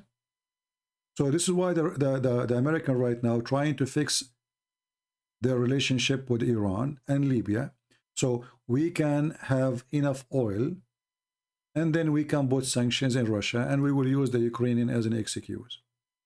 It's a game. It's a dirty game. Same time, we can sell better price for our gas and our oil in USA. So all of this is a joke. Have nothing to do with ethic. And poor people, they think about ethic only. And I am one of you who think about ethic. But for them, they don't think about it this way. Somebody is saying, what do you think about Bitcoin? If you have Bitcoin, I say to you, take your money away right away before they steal it from you. If you have Bitcoin, if you are investment, they will rip you off. Sooner or later, this Bitcoin, all this numbers, whatever call it, currency, is going to disappear. And millions of people will suffer because of their greed. This is not a real money, my friend. You don't even know where's your money now. Just to show you how stupid this currency is, Fox News yesterday, they announced in an interview that Bitcoin is going to collapse. The day after, 50% of the value is gone. Okay? Just because of an interview in Fox News. Do you understand? An interview, because the people got scared. They saw Fox News saying that, everybody started selling. They lost 50% of the value. 50% in one day, 24 hours. So don't be a fool. If you have a saving, don't put it there. Don't put it there. Don't be greedy. Take your money. They will steal it. You don't know even where is the money. And what is this money is about? It's not exist. So don't invest your money in something you cannot even see.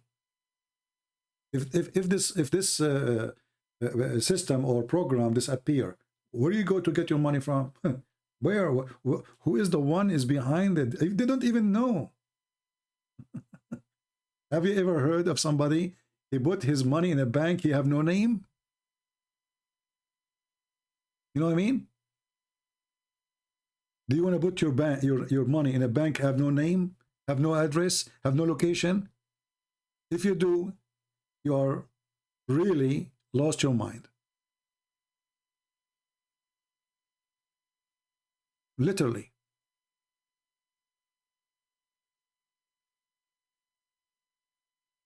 We don't know who, we don't know where this money, we don't know what is that a bank? No. So what is it? But you know, people are greedy, and this is what happened with a scam. You know, there's many apps they send you, like, you know, like I heard about an app was exist in Romania, was exist in Greece, was exist in Italy, was exist in Spain, and lately they appear in Egypt. They changed just the name of the app. They say invest. If you give us $1,000, we give it to you $3,000 within a week. After 1 week, they will send you $3,000. You will say like, what? Now I will put back the 1,000 they gave me and the 1,000 I gave them, and the 3,000 they gave me, they get them back. So all the greedy one, and by the way, they are not giving you the money from them. What they do, as today you send your money, a week ago there's a guy sent his money. So they will take the money which sent today to them by you to the one who sent a week before you. So they are taking from your money and giving it to somebody else just to fool him. And then when they have billions of dollars, they disappear and you do not know them. Right? Now I see Ahmad is saying, I want to say thank you for, you know, I became a Christian. Well, my friend, thank the Lord. Don't thank us. Thank the Lord for you become a believer. And thank the Lord you are saved. And for us, we are here just serving. All right.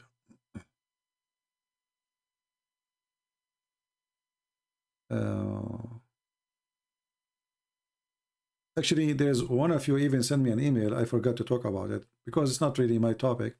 He said to me that Erdogan, or in Turkey now, they have a great opportunity to buy property and get citizenship, and it's very cheap, etc. So I told him, you know, first of all, I don't want to mix between fiction, or let us say dreams, and reality. But I saw a dream, and I told you about it before, I think, that I saw an earthquake, which is an unbelievable earthquake in Turkey. Even Greece is going to suffer from it. Even countries around them. It's going to be massive. So, and it's not even a secret that Turkey is a country of earthquakes. I'm not predicting really. I mean, this is what I saw in my dream, and I don't know even why I saw it. Like, I don't think about Turkey, and I wasn't even watching news about Turkey when I saw that dream. But I saw a huge, massive earthquake, and a lot of people die. And the earth was like somebody is, like, you know, putting his hands on the ground and flipping the ground upside down. But if you speak about reality as economy, why you want to invest in a country can have bankruptcy anytime. Actually, it has already bankruptcy. It's already bankrupt. Banks in Turkey, they can close their doors any second. American, they saved Turkey many times by giving them currency and money. Qatar. Turkey is borrowing money from everybody. They don't have money. So all those golden opportunity, if you invest in Turkey, that's telling that the country is suffering. It's not in a good shape. This is just to bring money, and then they give you nothing back. And then one day, if you decide to leave and take your money, good luck. First, nobody will buy your property, which you bought, which is useless. Secondly, the property price will drop horribly, because this is when people, they sell when it is bad. So don't be a fool. Never invest your money in a place full of risk. I feel sorry for people who, you know, just a dream about making money, and they go and they drop their money in the wrong place. And, you know, this little money you have, maybe it took you all your life to save, you know, just because you thought this is opportunity, and then you find that you are going to lose it all. My advice to anyone, never invest money in anywhere in the Middle East. Anywhere. Like in Dubai. How successful Dubai is? Very successful country. Last week, the Houthi in Yemen, he attacked the airport of Dubai. If this guy, he attacked few times more, Dubai will be a ghost town. Which means the economy will collapse. Those countries are cartonic countries. They are not really countries. It's made by the rich. They don't have a form of a country. They don't have even population. They can disappear in the speed of light. Kuwait, Bahrain, Qatar, those are not countries. So you invest your money there? Just a few years ago, actually, Dubai was a ghost town. There's 27,000 cars in the airport parking in Dubai, because people, they were leaving, they can't afford it no more, there's no jobs, and they leave in their cars because nobody will buy it anyway. If Iran hit one missile at Emirat will be empty, because all the foreigners will leave. And even the citizens, they will leave too. They have money. But people, they, you know, they are, somebody saying, you are your own bank with Bitcoin. My friend, there's no bank. Where's your money? Look what Benny, he said. That is not right, Mr. Benny. Or Mrs. I don't know if this is Benny is a name of a boy or a girl, I'm not sure. Bitcoin is not a bank. This is number one. Number two, you don't know the address of the bank. Number three, what is the guarantee you will get your money back? There's no guarantee. Is it protected by the Federal Reserve in your country? If this currency disappear tomorrow, where do you go? You will sue who? Do you have a name? So don't say such a thing. Your own bank with Bitcoin? There's no bank. No, you cannot. No, you cannot. First of all, it's forbidden in many countries, which means if you try to use it, if you open your computer and you log in some countries, you go to jail and you stay for 15, 20 years. And in the same time, the one who controls the system, nobody knows who is he. So he can cancel your account, he can take your money, and he can say to you, bye-bye. All your money is a username and a password. So even if somebody steals your password, he got your money. And there is no money for real. It is a fraud. Yeah, you will see, you will see. People will cry badly. People will cry really badly because of those currency. Just in one day, yesterday, let me show you news, just to show you how this bank is a fraud. When a TV station like Fox News make an interview saying that this coin is going to collapse, and then second day 50% of the value goes. 50%. Not 5%. So where is what are you doing to yourself? So if you are a person who bought this currency for $70,000 a week ago, and now it is 35.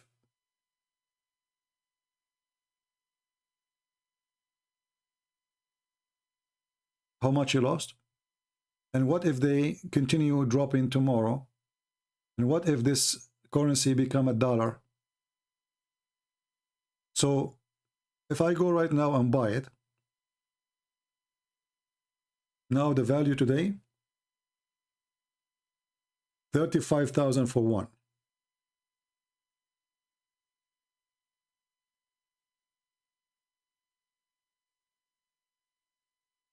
What if tomorrow the value become, what if I buy now $35,000 currency from this currency, which means 1, and tomorrow it become 10?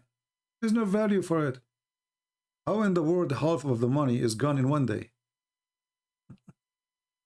Because it's not money. It's not. It's a joke. It is literally a scam. And do you know who is the one having your money? Where you are sending your money? Mafia, drug dealers, who? Nobody knows. Nobody knows. Anyway, I asked you vax and donation in your channel Bitcoin. You know, my friend, I don't take Bitcoin and I don't deal with it. And even Patreon, I don't think they accept it. I don't want this currency. I don't want to have anything to do with it. Regardless if I have money or not, I will never use it.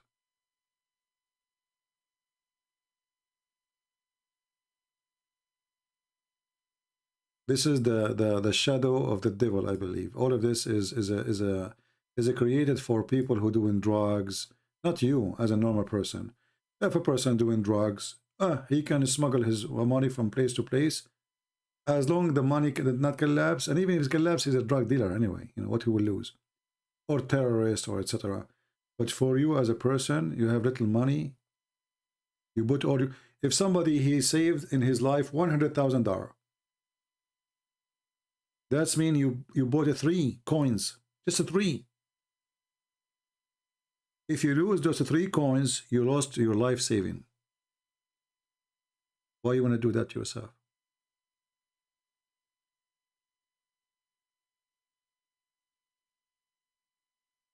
In a normal bank in USA, as an example, if the bank go bankruptcy, the federal government, they have to pay you. Let us say you have more than 200,000. The federal government, they have to pay you the first $200,000 back. No, they will not become. Already they are popular, but they are popular for people who they, you know, they let's say they've been driven by their greed. You know, one guy, like what his name, the guy, the owner of Tesla, if he made a statement now against it, you will lose the money. I mean, one guy, he can control it. Maybe he's one behind it. We don't know. But if this guy, he made one statement against the currency, the Bitcoin or any currency, this currency value will go down to earth. Just one person making a comment. Any business is controlled by a comment is not a business. Do you understand? So if the owner of Tesla make a comment about this currency or that currency, depend in the comment. If he says it's going to increase, people will buy because people are fool. This is the rich guy, the most rich guy. So if he want, he can make money actually from making comment, because he can make comment negative today. Or if you sell, the price will drop down. He buy it. He make a comment tomorrow saying, no, I was wrong. It's going to increase. And then he is the one who took your money.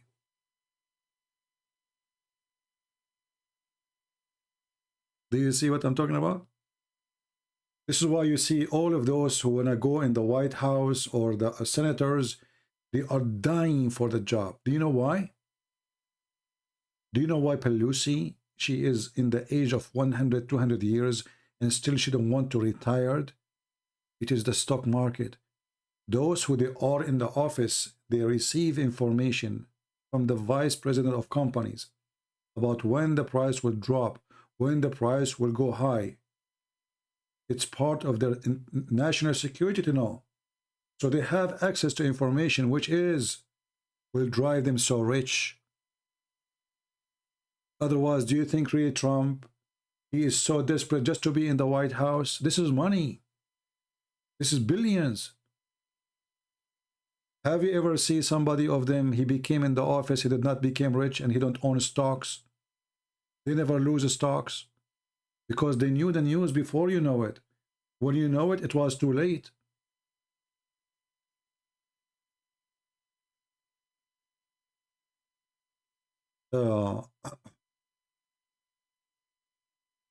And all those, companies, they would love to call you because they need you. Say tomorrow the price will drop, sell. Right? Yeah, insider trading, yeah. Anyway, so stock market is very risky, but at least the stock market exists. It's a real thing, but it can be destroying your future and your, whatever you're saving. Currency, the digital currency, is the biggest risk ever you can imagine. And you will not know what I'm talking about until you lose everything. And time will come, just wait. Time will come. I believe that this mafia who's behind it, they are waiting until they they are going to expose. Something will happen to expose them. And then they will disappear and all your money is gone. Right? But anyway, I hope I'm wrong. But for me, if you ask me, I will never, if I have the money, I will never invest there. Not even for a second. I believe the best investment for anyone, buying a property, buying a land, buying a building, people goes, people come, land exist. You go, but the land will not. Risk is little, and usually property, especially if you buy when it is cheap, don't buy when things is going crazy. Buy when people are, let us say, when the market is bad, as simple as that, when the real estate is not good. This is when you buy. This is the only secure place. You can make money from it always. Money can come back to you. There's no risk. Any other businesses, the stock market, there's a huge risk. This is why in stock market you can make a lot of money in one day, but you might lose them the second day. In property or real estate, It's not the case. So if you are a person who have little money, you don't want to destroy your life. You spend your life. There's people, they don't know what to do with their money. So they put some money in stocks. Who care? Right?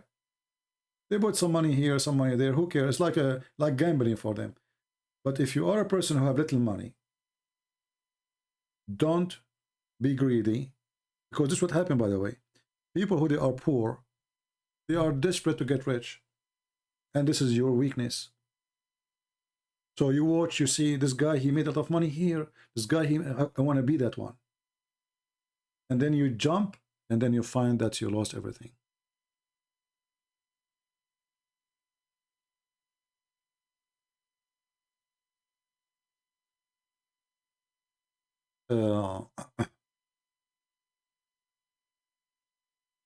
I believe that anyone want to do something smart for the future is buying the land, and even the land now is not important. Let us say it's a little bit far from the town.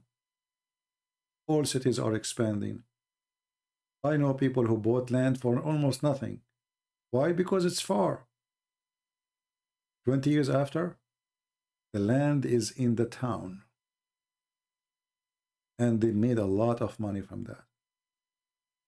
So invest wisely, and don't be a fool, and don't be greedy.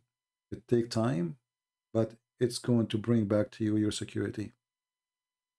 Same time, I believe that if a war happened, if something wrong happened, if you have a land, you can live in it. You can grow your own vegetation. You can stay away from the public, because cities will be a place of hell if the world go in chaos. As an example, you know, we are now, until now, we are living with this crazy corona. So imagine if this corona was more aggressive, and not few millions die, hundreds of millions, and people, they start killing each other, fighting over even food. Then you will wish that you live in a village or in a mountain where nobody lives, because security will disappear. There's no government can control a crowd which is hungry. No government in this earth. Crimes will be everywhere. Killing, riot, stealing is going to be a way of life. The gate of evil will open. See, human being, he behave somehow as long there is somebody forcing him to behave, mostly, or he do not need to misbehave, like he is not hungry. But if one of those two disappear, human being is a beast, and he is the worse than a wolf or hyena. So if you have a piece of land, you can go and live with it, grow some vegetables, whatever, you can live, some chicken, some... But if you live in a city, what you can do? No jobs, no food, no water in your faucet, and no money in your pocket. Right? Do you think Corona is a real or planned? Well, I cannot speak of it because I don't have the real data in front of me. I'm not the president to know really what's happening. I hear like you in TV. But for me, I never saw anything have to do with it. Yeah. Anything else?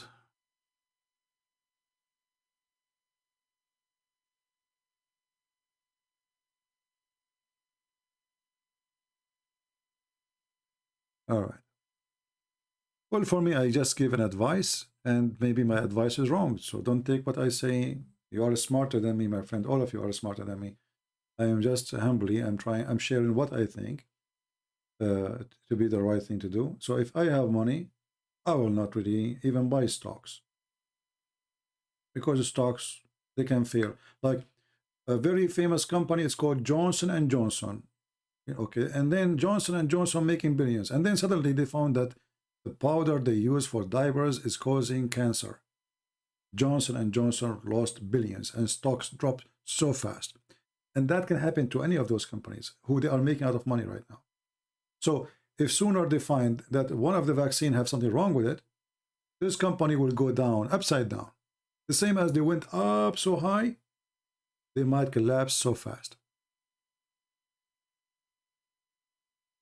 So this is not a guaranteed market or business. Can you post hadith number of faith in Islam? My friend, Christ saves. Maybe next time we go live on air, we can talk about it. But because there's many hadith about it. As an example, there is the child, who died, or Adam debating about his fate to commit sin, or the one who is created in the belly of his mother. So there's many. Maybe next time when we go live on air, ask me and we will show you many of them.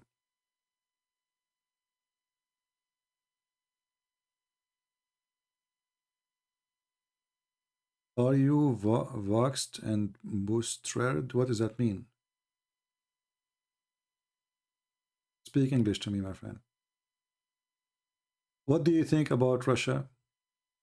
Well, for me, I believe that for me as a Christian, I think about any Christian as a Christian. So Russian, generally speaking, they are Christian people. Ukrainian are Christian people. So anything happened to both of them, I feel sad. For Christians should not be killing even Muslims. Why Christians will kill Christians? That is not right. So for me, I look at things in a different way. I don't look at it as politics. For me, any war between the Christians is painful, and there is no winner. Both of them, they are losers.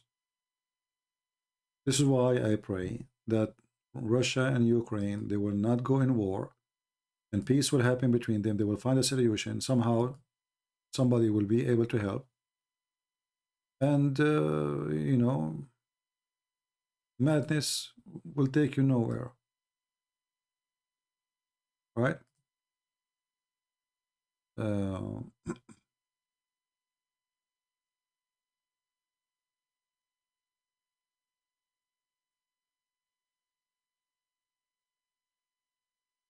All right.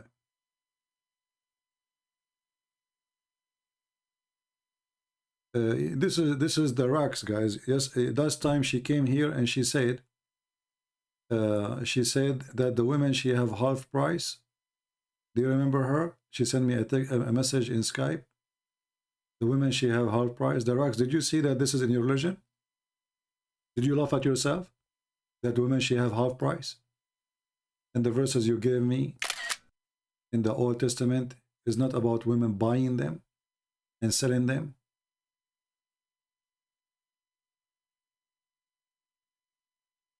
And look what she said.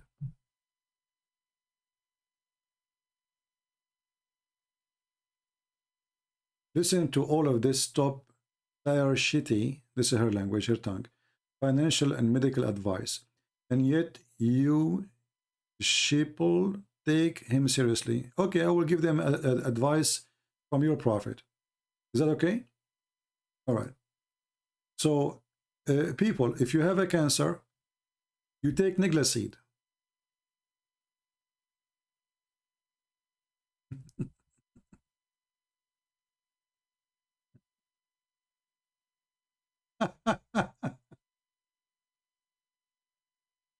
And about financial advice, buy a sword and kill your neighbor, the prophet advice, and I will show you the reference. So let us talk about medical advice. She don't like my medical advice, right?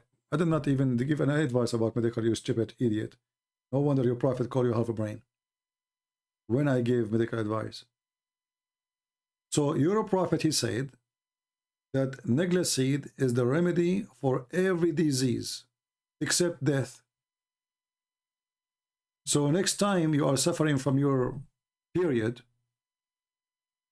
don't go to the pharmacy and ask for medicine made by the kuffar. Just take me, Niglaseed. Very simple. And if you have corona, don't go to the hospital of the Christians or the vaccine of the Jews. Take, seed, right? Why I want to use a new material? You are the one who's talking about so now you don't want to talk about it no more now? Do you agree with your prophet or you don't? Talk about something new. Do you want me to fabricate new stories from your prophet, or what do you mean? Okay, I will talk about something new. How many of you like to have boys, not girls? Or you like to have girls, not boys, when you have sex with your wife? Let me give you medical advice. Prophet Muhammad, he said, peace be upon him, that if you have orgasm first as a man, the baby will be a boy.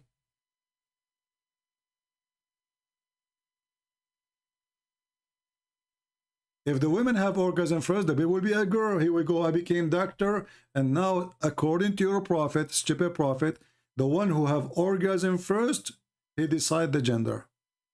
So based on this, the racks, when your father slept with your mother, he have orgasm next.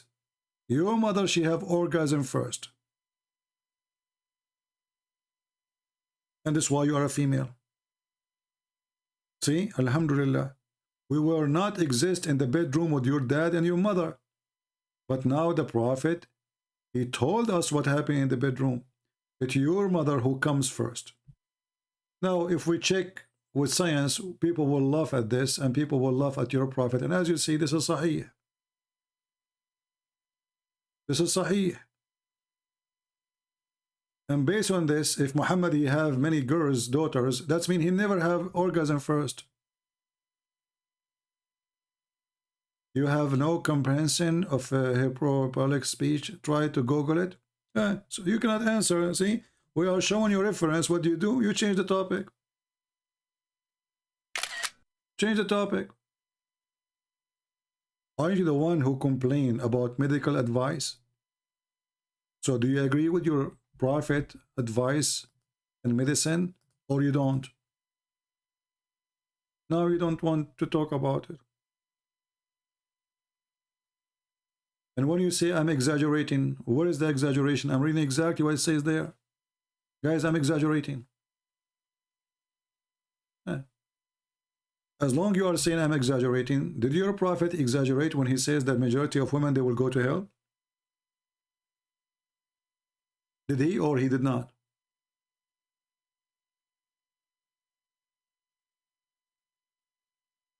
Do you have the courage to say if he exaggerate or he was saying the truth? I'm waiting for you. You see, I was going to go, but now we want to have fun. The Rex, is it exaggeration from your prophet that most of women, they will go to hell? I'm waiting for your answer. Please don't let us wait for your intelligence. Is your prophet exaggerating, or is true most of women will go to hell? And he was speaking to Muslim women. Are you going to play dead now? Are you searching Google?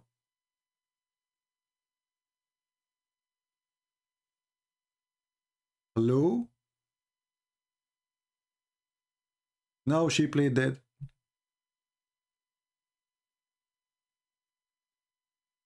How stupid is that to say? The majority of women, they will go to hell. Okay, what is the solution? Muhammad, give me your earring. So now if we give Muhammad the earring, we go to heaven?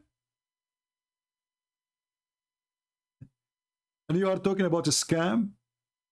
Have you ever heard of a prophet? If you give him your earring and your bracelet, you go to heaven? But he just said you are bad, you will go to hell. What is the solution? Give me your earring. Yeah, and your bracelet too. Yeah, and your ring. Hey, you have ring, okay? Are you there, the racks? Is it true he said that so he can take their earring? And their gold and their silver? She is not talking no more. She played that now.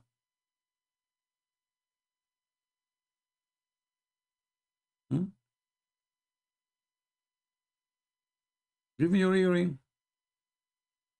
That is a scam. Do you have earring the racks? Do you want to go to heaven or to hell? There's no problem. Guys, She is not answering. I said, is he exaggerating that the majority of women, they will go to hell? She did not answer. She said there's no problem. What do you mean there's no problem? What kind of a prophet? He claimed that you will go to hell because you have your period. And that is deficiency in your religion. Look what she said. There's no problem with that hadith. You are framing it in a way it was not intended. It was said a specific group of women who were known to be. What a big fat liar you are. The hadith in front of me, I want you to show me where it was a specific group of women. He said, "O women, give charity, for I saw the majority of people of fire are women." So if it's only smaller group of people, so how they are the majority of people of fire? Do you see even how stupid your answer? Now I agree with your prophet when he described Muslim women that they have half a brain. Do you see your stupid answer, how it's work against you? Read carefully. The majority of people of the fire are what? Are women. So if it is only a group of women who are going to go to hell, why the majority of the hellfire are women? Darax, your father should have changed your name from Darax to Wax, because you exist for one reason: to wax with your tongue the stupidity of your prophet. You try to fix it, you make it more ugly. Does it say the majority of people of hell are women? So how little group only? Do you know what the majority mean? That means when we go inside the hell, and you will be there for sure, we will see you from far distance. Maybe 80%, maybe 75% of hellfire are women. Not a smaller group of people.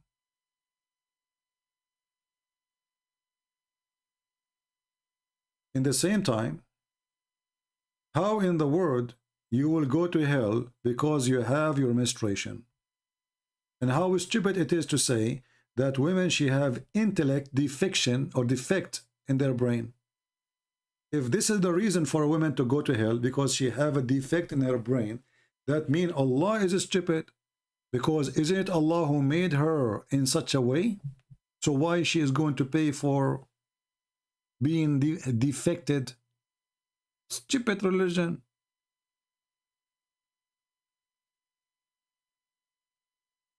Huh?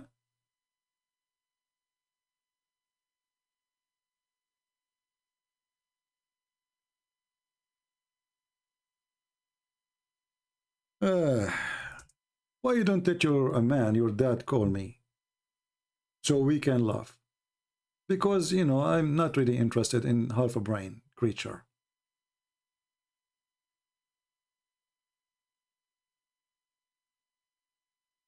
Don't forget to watch the previous video, by the way, because you sent me a message in Skype and we showed the reference that women are the one who have half a brain in Islam, not in the Bible. All right. However, don't forget, please, before you leave, go to the website of Mimi Hijab. He is sitting in the necklace seat, and you can drop your earring. The first in his video, he says, donate here. We are going to teach people doing dawah. And suddenly he became a university. Scam. Well, here we go. We are teaching. We go live. We go offline. We don't mention anything about donation. And we are teaching people for free. And why today you need money to teach people about dawah? With the internet, are you paying for internet? I am paying for the internet now, if I'm talking to you or not. I have a computer, if I am talking to you or not. So if people would donate to me to cover cost of internet, well, internet costs you what? $60, and that's it. That is a scam. crying for donation every 2 seconds when you talk. And you are the one who can save the Muslims.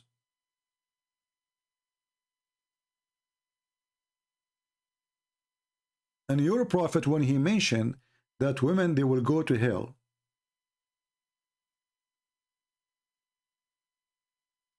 what was the solution? Is it them to change? No. To repent? No. So, how we can fix it? Give me your earring.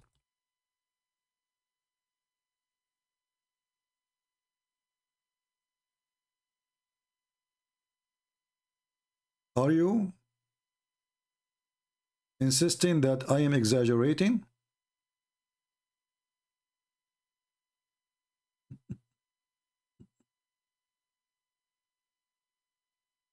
If the women are bad, why now she will go to heaven because she gave earring?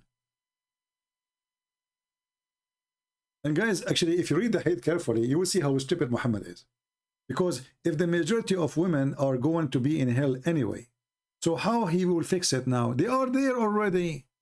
Did he saw a false vision? You know what I mean? People, do you see how stupid it is? If I am a prophet and I say 80% of women, they will be in hell. So you give me your earring, you don't give me, still there will be 80%. Nothing changed. The rocks now, she don't want to talk about Islam no more. Why you don't talk about your religion? You tell that to your prophet. Why he don't talk about his religion? Why he keep attacking the Christian and the Jews and everybody? Why are you talking? Why you don't? You don't want to talk about the stupid prophet no more. It's not. She is not winning. It's not working. The rocks. If the majority, Allah told him that the majority of women are in hell. So how giving your earring will fix it? They are already, Allah told him the majority are in hell. He was lying. Allah will change their fate because of some earring. Why you don't talk about your religion? You ask your prophet. You pray 5 times a day, you curse the Christian and the Jews. Oh, please, Allah, don't make us the same as the lost Christians and the cursed Jews. 5 times a day. What is the majority of the creation? Is women? So guys, look at this. Just to show you how stupid you are. I think now you will, from now on, you will see me in your dreams. Guys, look what she said. This is why they don't dare to debate me. They are, you know, what if the majority of the creation is women? That means your prophet is a liar. Because he is telling them that the majority will be in hell because supposedly they are bad. But if the women are the majority anyway, so nothing changed. I mean, do you see how stupid you are? People, think carefully. What if the women are the majority of the creation anyway? Okay, so why your prophet making it a big deal? They are the majority in the earth, then they will be the majority in hell, normal. Donkey. Certified donkey. You just got your prophet busted again. If they are the majority of hell, because they are the majority of population, that's normal, nothing. So that means they are not bad. They should not do anything different from men.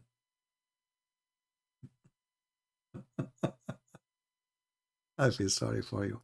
You have a very little tiny IQ. An ant brain. An ant brain. This is why the Muslim brain is very expensive. Never been used. Brand new. Brand new brain. Never been touched.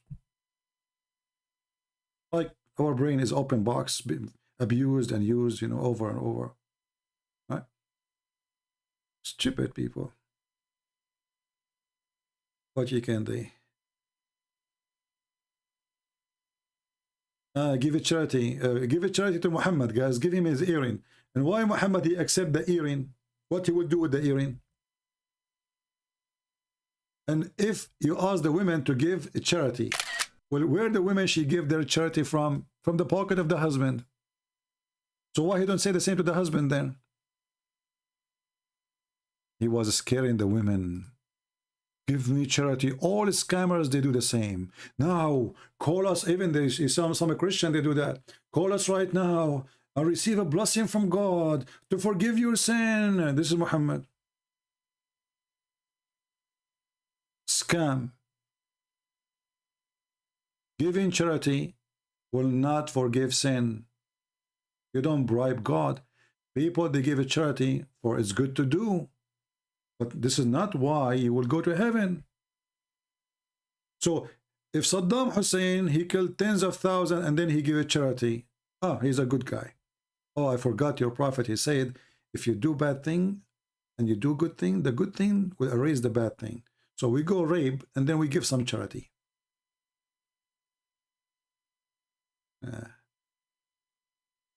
I'm very thankful for the Chinese when they said, he lived as a donkey, never came back as a horse. And when Muhammad, he took the wife of his son, was it a charity? When the prophet, he made a verse says, any Muslim woman, she want to give her private part to the prophet so he can boom her. Is that a charity? I never heard of one like this. All cult leaders, they want two things, money and sex. All of them, with no exception. What is the business of God to say that this woman and this woman and this woman and this woman, I mean, who's left? The whole town. Look at this. Even the cousins. And the funny is, I permitted for you to have sex with your wife. Already they are his wives. Don't you think it's too late? And then any believing women, she want to offer herself to the prophet. Is that a charity? Is that a charity? Vagina charity?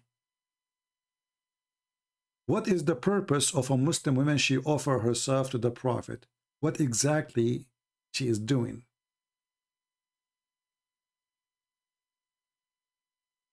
Any Muslim can tell me what kind of a charity this charity is? So you see, the Muslim, they make fun of this guy who claimed to be a messenger of the sky, right? This guy. But this guy is a very nice person. He did not say, I want women to offer themselves as a charity. The Muslims from around the world, they are bullying him. But in reality, his shoes is more honorable than Muhammad. He don't have a child wife. He never asked women to give. Look, there's a woman next to him and she is young. He is not saying to her, okay, would like to offer yourself to me. I am a messenger of God. The believing women, she like to offer herself. And who is talking? God. Why is Muhammad single? He is short of women. What this verse is about, isn't it obvious Muhammad is making it? And not only that, Muhammad, after he made that verse, and then women who they are not good looking, they start offering themselves. Muhammad, he felt bad, like what the heck? Now I have a long line of women who they are old in the front of my house. So what he did, he made another verse, says, okay, hold on, Allah, he just gave me this verse. You may differ any of them as you wish, or you receive any of them as you wish, okay? He wanted to fix it. In the first verse, he's any woman she can give herself. And now, long line of women who they need retirement, they sleep with Muhammad, they will live nice life forever. They are coming to the house of Muhammad. Muhammad, this is what he want. He want young, beautiful ones. So now he have to find a solution. He said, okay, listen, Abdul, listen. Brother and sister, Allah told me that you may differ any of them. Okay, look at me. Okay, show me your legs. Okay, your legs is not good looking. A lot of hair. I will differ you. Next. Look at you. MashaAllah. Aman Rabbi Aman. You are a child and you are 6 years old and you are offering yourself for me. I will take you. This is God. Are you there, Darax? You see what you did? I was going to go. You just brought humiliation for your prophet. With your stupidity. Try to fix it again. Try, say something, say something. So we stay an hour more. I mean, this is stupid. Do you see the coward? He make a verse saying any woman she can offer herself, and then he felt sorry for what he did, because like, what the heck, the one is coming is not the good looking one. Muhammad, he opened the door of his house, he see a bunch of women, they are in the grave, in the grave line.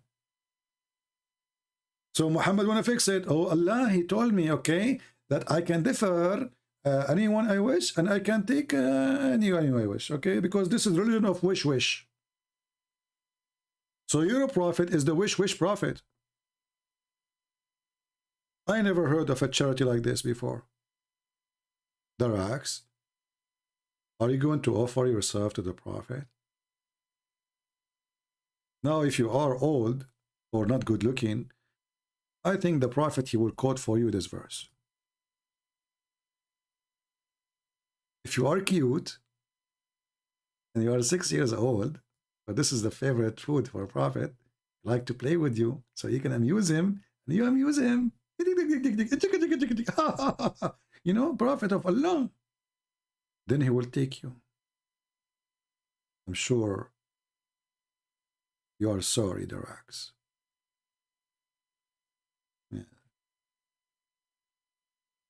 Yeah. She stopped saying anything because she had enough.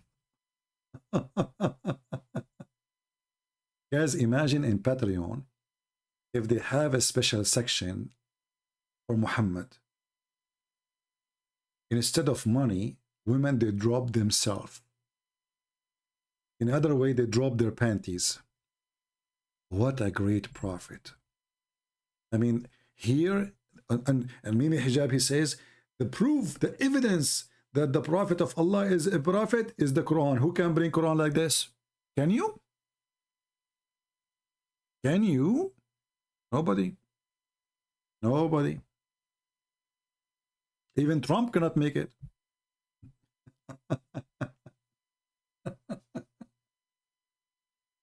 Who can make Quran like this? You know, as long as I'm hungry and I am single, so I should make like a box in Patreon. People, they drop. I would love to see this, by the way. I drop like a sandwich, something nice. You know, you are hungry, speaking for many hours, or a nice dish cooked by a lady, you know, who knows how to cook. That would be good. We should ask those websites for donations to make that section. You finish your life, you go to Patreon, you open the box, you find a dish of mahshi. Do you know, guys, the mahshi? Let me show you the mahshi. Hold on. Oh boy, I'm really hungry now. I should not mention this.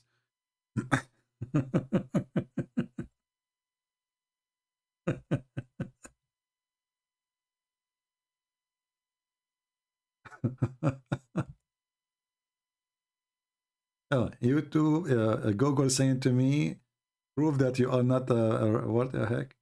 All right. So this is a Middle Eastern food, which is very tasty, by the way. You should try it. Oh boy, I did not eat this for like a century. Let me show you.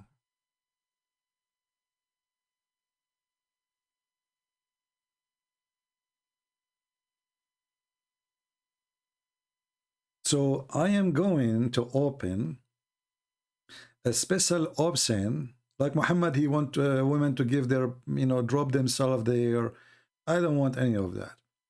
I want this Patreon to have an option. Please, somebody talk to them to open a drop box for nice dishes. Okay.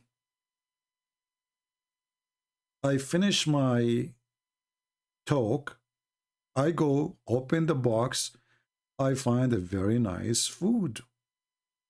That would be good. That would be the best ever. I'm eating sandwiches for the last week.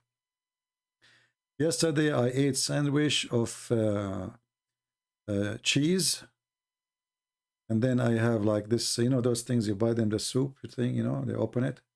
Yeah. And the day before it, I ate what? I forgot. You see, and the man, and Muhammad, he says women, they have bad memory. I forgot even what I ate the day before. Yeah, anyway, Lord have mercy. I need to do some shopping so I can get some food.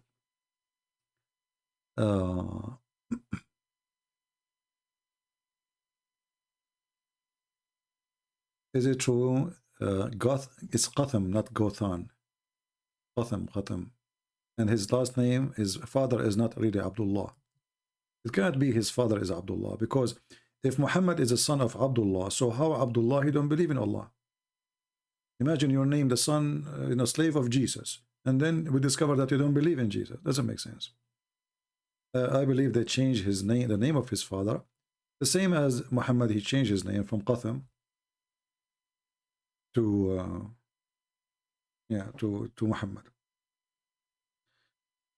All right, it's time to go. And what I will eat now? Somebody give me an advice. I have eggs. I will slaughter an egg. Bingo. Are you a good cook? Oh yeah, I'm very good in cooking actually. I'm very, very good in cook, but I have to get some time to cook, And I don't like to spend my time in, wasting my time. I prefer to do it in something useful. But if I cook really good.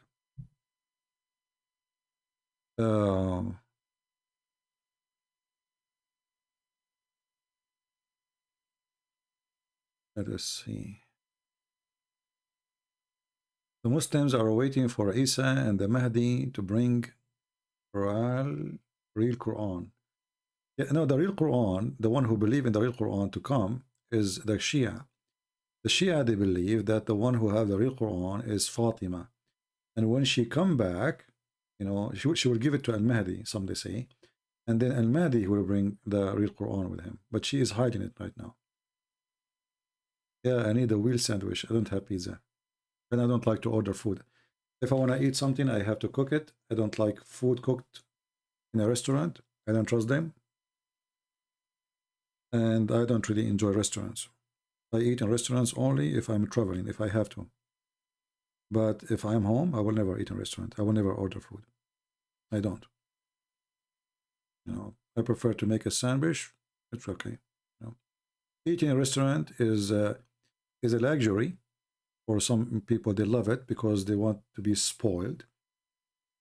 For me, I believe it's a waste of money. It's not even tasty food mostly, and it doesn't fill your belly. So the same money you will pay for a dish in a restaurant can feed you for a week. You might say he's being cheap or whatever. I believe it's a waste of money. And man or woman should not really eat in a restaurant unless they are so busy, their business, But why you want to eat in a restaurant? Yeah. Make a dish of salad. I might go to and buy some tomato and make salad. Yeah, I don't trust the restaurant. And even if I eat in a restaurant, it has to be a boiled food, something boiling, not something you never know. And even when you eat shawarma, do you know what the meat they are making from? They maybe have using the donkey's meat. Maybe they are using cat's meat. You don't know what they are using. Maybe damaged meat. So those shawarma, they can be really something horrible to do. I don't eat. Okay, somebody's saying here, you can eat in a restaurant in your birthday or something.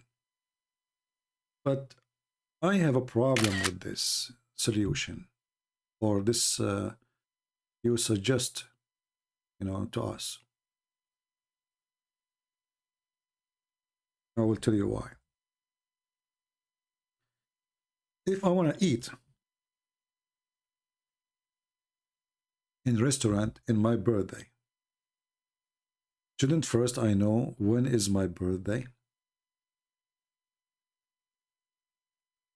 When I asked my mother when I was born, which day, she said, I don't remember really. All what I know, it was a bad day. And since then, I searched all calendars. I could not find any date. It's called bad day. So I'm not sure how I can enjoy a restaurant because I cannot find that day. I asked her more than once which day I was born. She said, son, all what you need to know, it was a bad day. All right? Okay. So since then, I don't ask about it. And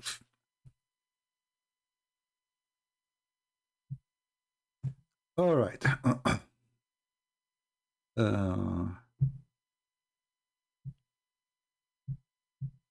أعمل كبة الصينية. I don't know. I never did it before. I don't know how to do it anyway.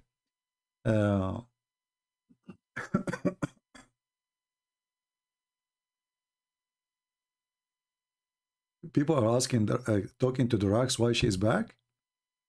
I hope not. Didn't have enough. I think she's gone, but those guys, maybe they have a slow internet, maybe. Yeah, maybe.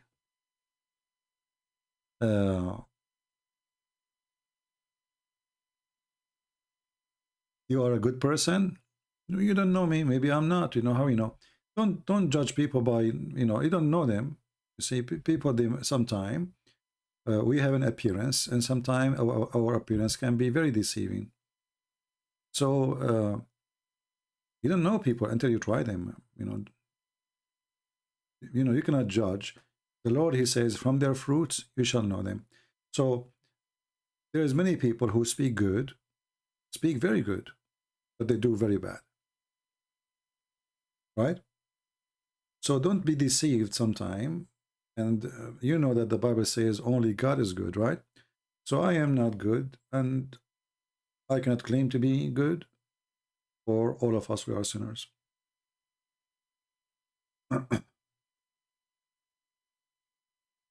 Only God is good, my friend. And this is why people, by the way, they get so disappointed from people around them, because you have expectation, and I better go because I'm freezing. Oh boy. Let me close my jacket all the way. I will put my hat in my head now. It's getting really cold. All right. So always fear those who claim to be good, because simply those who claim to be good are not telling the truth. If we are good, then we will not be committing sin. We will not be fighting with people. We will not be angry and people angry from us. Or, you know, it can be that people are angry from you because you are doing good. Like now, you know, Muslims, they get upset from me, but I'm doing good to them. I don't hate them, and I will never hate them.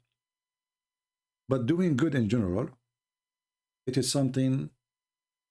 If you are a person doing good, it is people who should notice that, not you who speak of it.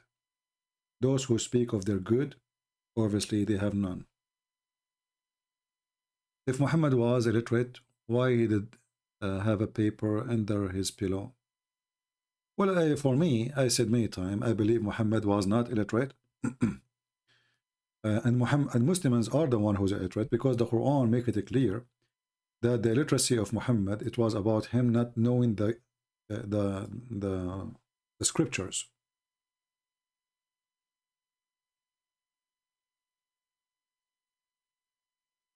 Those who know the scriptures are not illiterate. All right? And the Quran is making it so clear. But what you can say, Abdul, you know, you talk to Abdul, you are talking to the wall. The Quran says, and among them,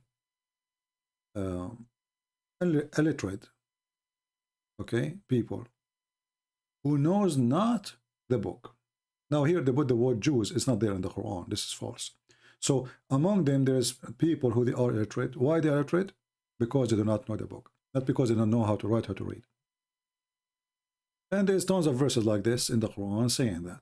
So obviously Muhammad is trying to copy the Jews when they say Gomai. Gomai is from the nations who they are illiterate. They are ignorant about God. Those are the Gomai. So they say, and some of them, they are Gomai because they do not know the book.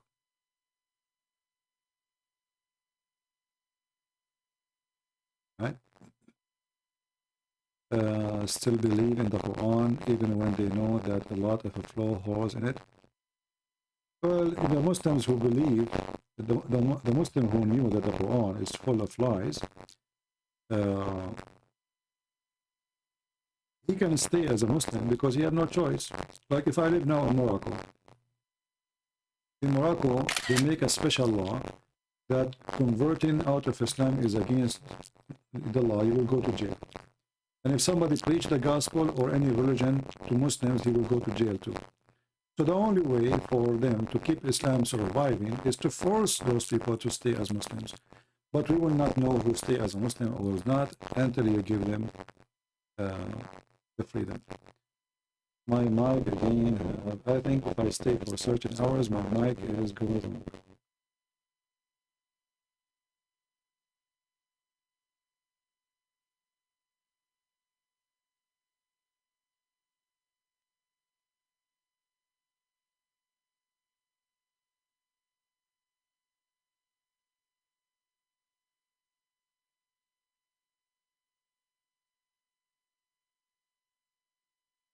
Okay, I guess now my microphone is better, right?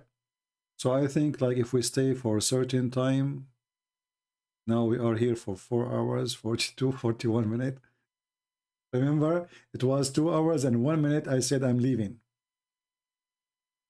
And now it's 4 hours and 41 minutes. Guys, I hate you, I hate you. I hate you, all right? Aren't you afraid that keeping me here, Allah will be upset from you and he will erase your noses and your face? Aren't you? What if I ask Allah now to erase your faces? Because you are keeping me here hungry. Do you want me to use my connection to Allah as a prophet of Allah? Do you know what I did to many people? I erased their faces because they don't believe in me. And I made their face backward, forward, and their eyebrows weird. Do you want that to happen to you? I guess not. You better repent right now. Because if you don't repent, Allah will erase your nose. Imagine you will be without nose. Look at this. You will be without nose. Look at this. Look, what the heck? You will be without mouth. Like what? You will be without eyes. Like what? We will have a box? What is this? And your neck will be backward. Like what the heck? All of this because we don't believe in one man. And how come this is not happening? This is additional proof that Muhammad is a fraud. He threatened the Christians to believe in him before it's too late. Allah will erase their mouth and their... And we are still waiting. Hey Muslims, the proof that Allah did not erase my mouth, that I am going to eat right now. I'm hungry. So your prophet is a fraud. He warned us before it's too late, the same as he did to the people of the Sabbath, which means this will happen right away, not until the judgment day. What a potato. So anyway, guys, I want to say thank you. I don't know if I want to keep this video or not. Should I keep it? I will keep it for a day. But I will erase all other videos. So please don't forget to download them before we take them down. I will give you some time to download them in case you are not done yet. I want to say thank you all for being here. And I truly need to go. I'm really hungry. I will see what we will find for food. Oh boy. Take care. Bye.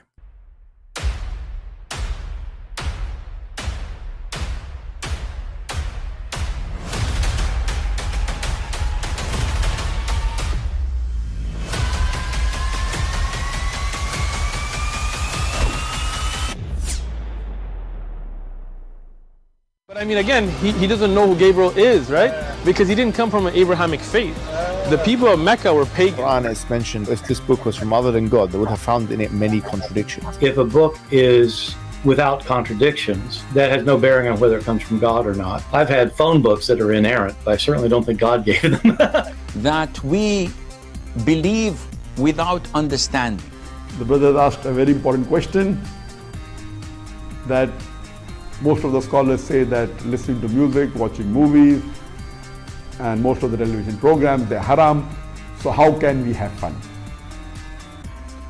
Let me tell you, brother, at the outset that having fun is permitted in Islam as long as the fun is halal fun.